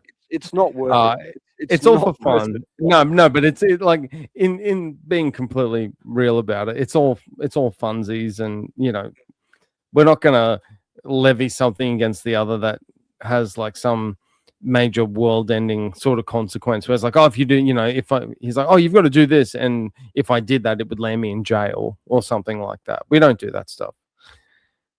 So, but you're gonna have fun, and yeah, we always like to take little jabs at each other. Yeah, it'd be fun. I'm still shocked that there's someone with a GIMP mask on the screen right now. I am going to do a react to this, and I'm going to hang on. You said little jabs. That's a bit gay. That's and Charles also fucking dropped off. You fucking retard. Okay, just saying. Little jabs. What the fuck, bro? Well, like between the boys. So if you're like messing with your boys, little jabs, bro. Yeah, that's what I call like little jabs. Just messing around, and you just gotta, like let's say like a little jab is like, say, like someone has like a bucks party, and they end up, and the buck is in like a bridal dress, or they've got like a fake ball and chain, attached to their ankle, like that sort of or stuff. Or a mankini. Yeah, I've not happened between my friends, but sure. Well, for the sake of the argument, yeah, something similar. So, well, I have. There is actually one thing. There's actually one thing I think he might actually do, because I said depending on what it is, I might actually stream it. Just because it would be fun to, and this is all fun to me, so I'm probably little shame. It's not like, oh, I lost the bet and I'll just post about it. So I might actually do this. If he makes me do skydiving, which I hope he fucking doesn't do, that's gonna be not fun for me. Yeah, I'm not skydiving. No, fuck that. Yeah, fuck skydiving. That's fucking. But if he calls it, I have to do it. Gentleman's agreement. No, fuck it. them. It's a gentleman's agreement. You gotta honor the bet. Sometimes you can say no. Fuck you. I'm not going to honor it. Well, if he says, okay, you've got to get in a GIMP mask. Well, that's obviously a non-starter. But again, known him for like 25 years plus. Like we're not gonna go to that sort of low hanging, low depths with each other. But if it's enough of, you've got to kind of stick in the punishment. You got to put the knife in to give the deserved punishment, and it's still a fun time. Then, cool, let's do that. So that's why I think skydiving's on the table. I don't know if that's actually what he's planning, but yeah, it's I could be totally wrong. Sorry about that. Fucking my headphones decided to go and shit themselves. I was talking to you guys, but fucking I was like, why? The other thing is that we're both, and this is why I'm not 100% about what he will suggest, is that we're both incredibly creative when it comes to fucking with each other. So it could be almost anything. Well, I was going to say, what happens if your mate turns around and goes, you know what, I want you to wear a GIMP mask whilst you fucking go skydiving? That's going to be pretty fucking epic, especially if you fucking stream that shit. It's going to be I don't think he's going to do that. Like, there's certain levels of respect that we have for each other, like even when you're losing a bet. Fuck no! I think skydiving would be enough. If you've never jumped out of a fucking plane at fucking 10,000 feet or higher, fucking I'm afraid of heights, bro. I'm afraid of heights. Oh, dude, I'm that dude that needs to like take half a Valium before I get on an airplane. I'm so scared of flying. I do fly, but I'm not a fan of it. So the fact that I'm gonna have to jump out of one is like, no, dude, trust me, fucking at that height, fucking it's not like when you fucking step off a fucking roof. Okay, on a fucking roof, you can see the fucking ground, and you go, shit, this is going to hurt. If I fucking hit the ground, I'm going to break my fucking legs. But at that level of height, you look down and go, you know what, fucking, I'm not even gonna fucking know what's gonna happen. If I hit the ground from this height, I'm totally fucked. Well, the thing is I could see him, like, let's say he goes, awesome, let's say he goes down the path of it's skydiving, which again I don't know what it is, and he's gonna be like, hey, you're gonna have to skydive from 10,000 feet, and I'm gonna like be shooting myself instantly, and then what'll happen, and he won't tell me this, but we'll get on the plane, and then we'll, you know, the plane will be going up and up and up in the air. And then they'll get to the point where there's the instructor or the person running it and being like, okay, we're now at 25,000 feet. And I'll be like, what the fuck? I thought it was 10, you know? And then my mind will be sent into overdrive, you know? Well, do you really think that fucking 15,000 fucking feet is going to make any difference fucking at all? Like, honestly, like, when you because it means I'm going to have to fear my death for a further 15,000 feet. Okay, so fucking you go down, the parachute doesn't fucking work, and you fucking bounce a couple of times. All right, that's what's going to happen. No, you don't bounce at that level. You get no, you become ground pizza at that point. No, your body will fucking hit the ground and you will bounce fucking, and yeah, you will go splat, but fucking you'll just kind of go splat. As you don't bounce, you just go splat. I'm not Majin Buu. I can find a video for you, and it will fucking. Actually, well, I don't think we're. I'm gonna say I don't think you Yeah. want to show an unaliving on a live stream. Well, no, there's a fucking awesome video fucking I found fucking years ago where there was a guy, I think it was in Russia, and his parachute didn't fucking work, and he landed in a lake, and basically he kind of fucking bounced and skimmed, and fucking his body was totally fucking wrecked. Like every fucking.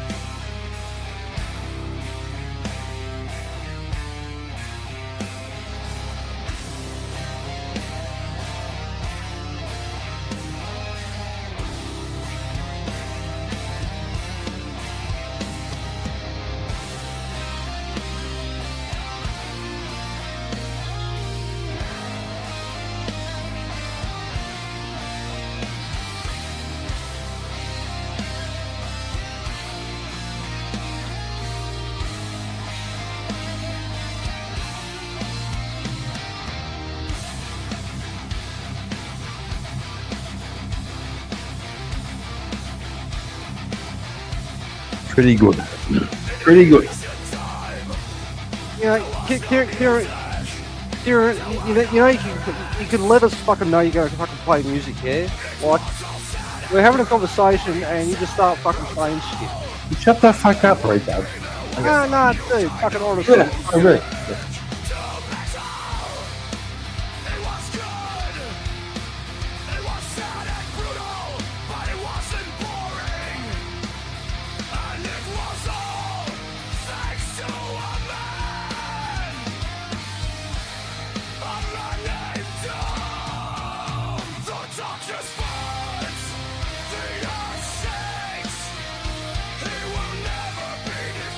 A bit long. The short one is a bit long.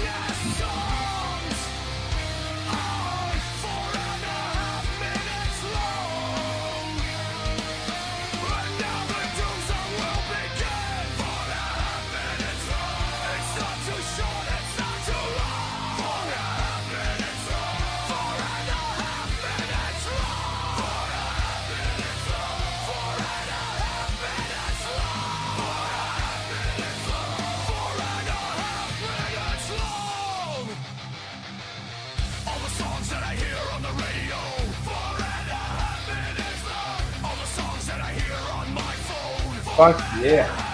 I approve. Okay. I approve.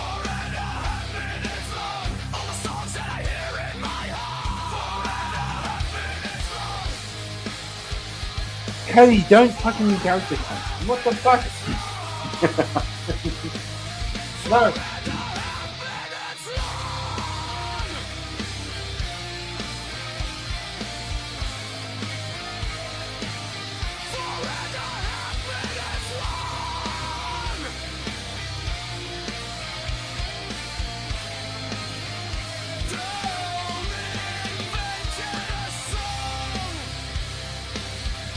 When it rang like that.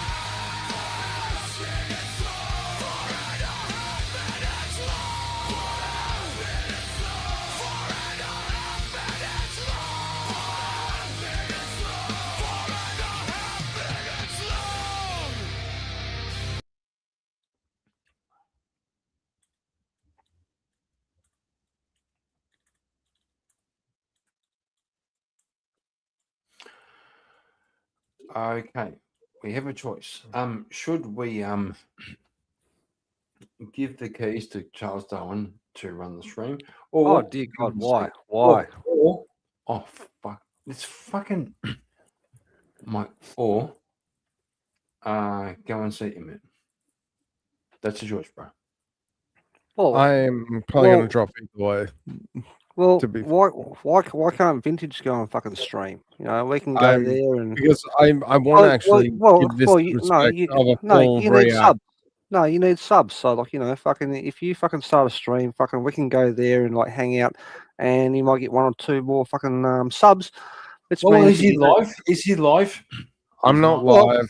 I'm not live, and I appreciate anyone that comes over and gives me a sub and gives me a like. Check out the channel, but tonight I don't have another 3 or 4 hours in me to do this to do this proper react. So who's live?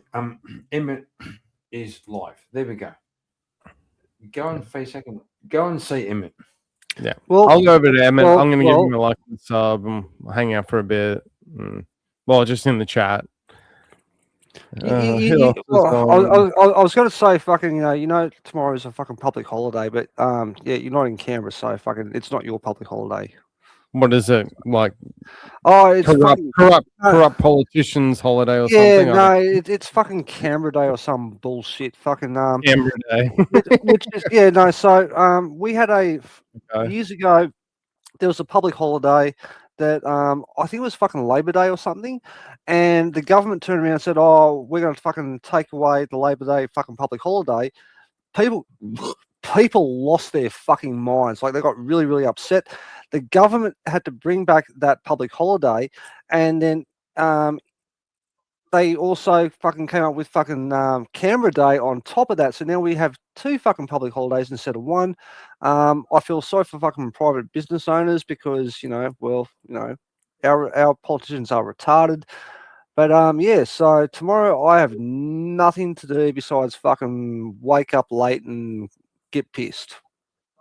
Good stuff. Yeah. Well, I am definitely going to react to this video. Again, didn't realize it was 4 hours when I first got the link. So yes, maybe it'll be in certain parts, but no, 6 hours. You fucking 6 hours.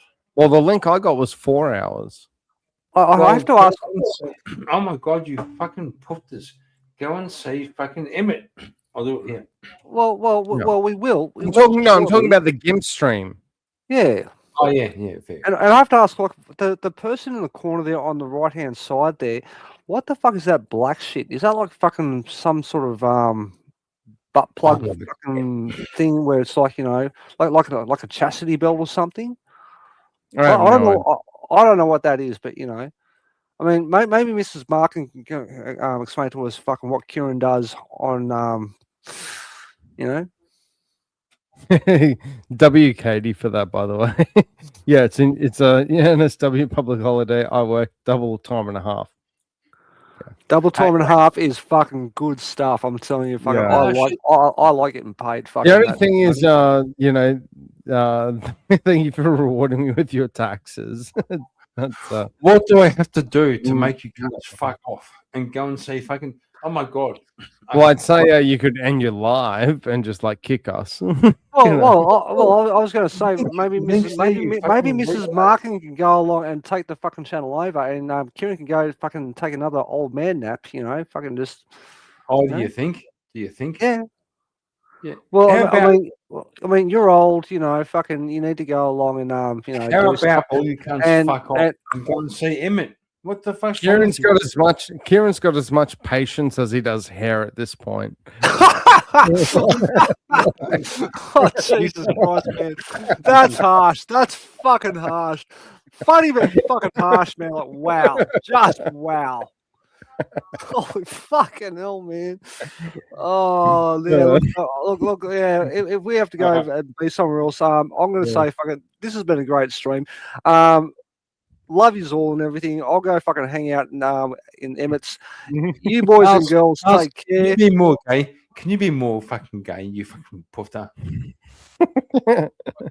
It's been a great stream. Even Mrs. Markin agrees with me. Oh, well, Big W's Mrs. Markin. Yeah. Mrs. Markin needs to go fucking peg Kieran because fucking that's what he's into. So, you know, Jesus, fucking. no, oh, no, we're not going there. Oh my Well, God! hey, You can't fuck off. Go and say, Emmett, leave me alone. Okay, rate us over. Rate us over. He can't. He can't fucking raid. He needs fucking 500 subs and 3,000 watch hours to go get monetized, and then he can fucking raid. True. Yeah, Okay, so, gotcha. yeah. Okay. Cool. I'll just keep staying here then. So we can take we can take the piss out of fucking Kieran. You This is fucking awesome. retard. Leave me alone. No, awesome. He's an angry old man, isn't he? Like honestly, fucking you know. Yes, I am. I'm pissed off. Yeah. Not only does he have as much patience as his hair count, but he's got the same amount in terms of tolerance. Oh yeah. I'm wondering if he's got fucking dementia or something, because fucking, you know, a lot of fucking people with dementia fucking get very, very angry about stuff, you know? Or, Well, Charles, yes, correct. I do have dementia. So it's on you to fucking shut this shit down and go to Emmett's. Charles, it's on you. well, I'm already over at Emmett. I'm already over at Emmett. Everyone else should follow suit. Big W Emmett. Big W Kieran.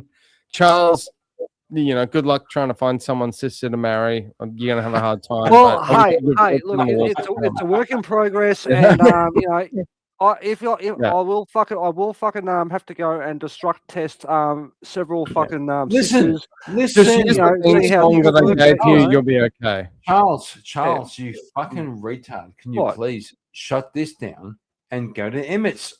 How hard is it?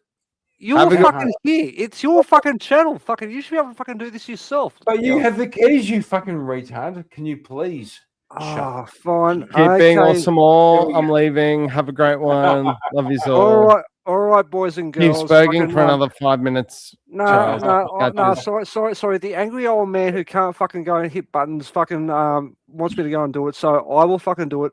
Everyone, take care, and I will fucking catch you on the flip Love side. you. God bless. Have a good one. Yeah, correct.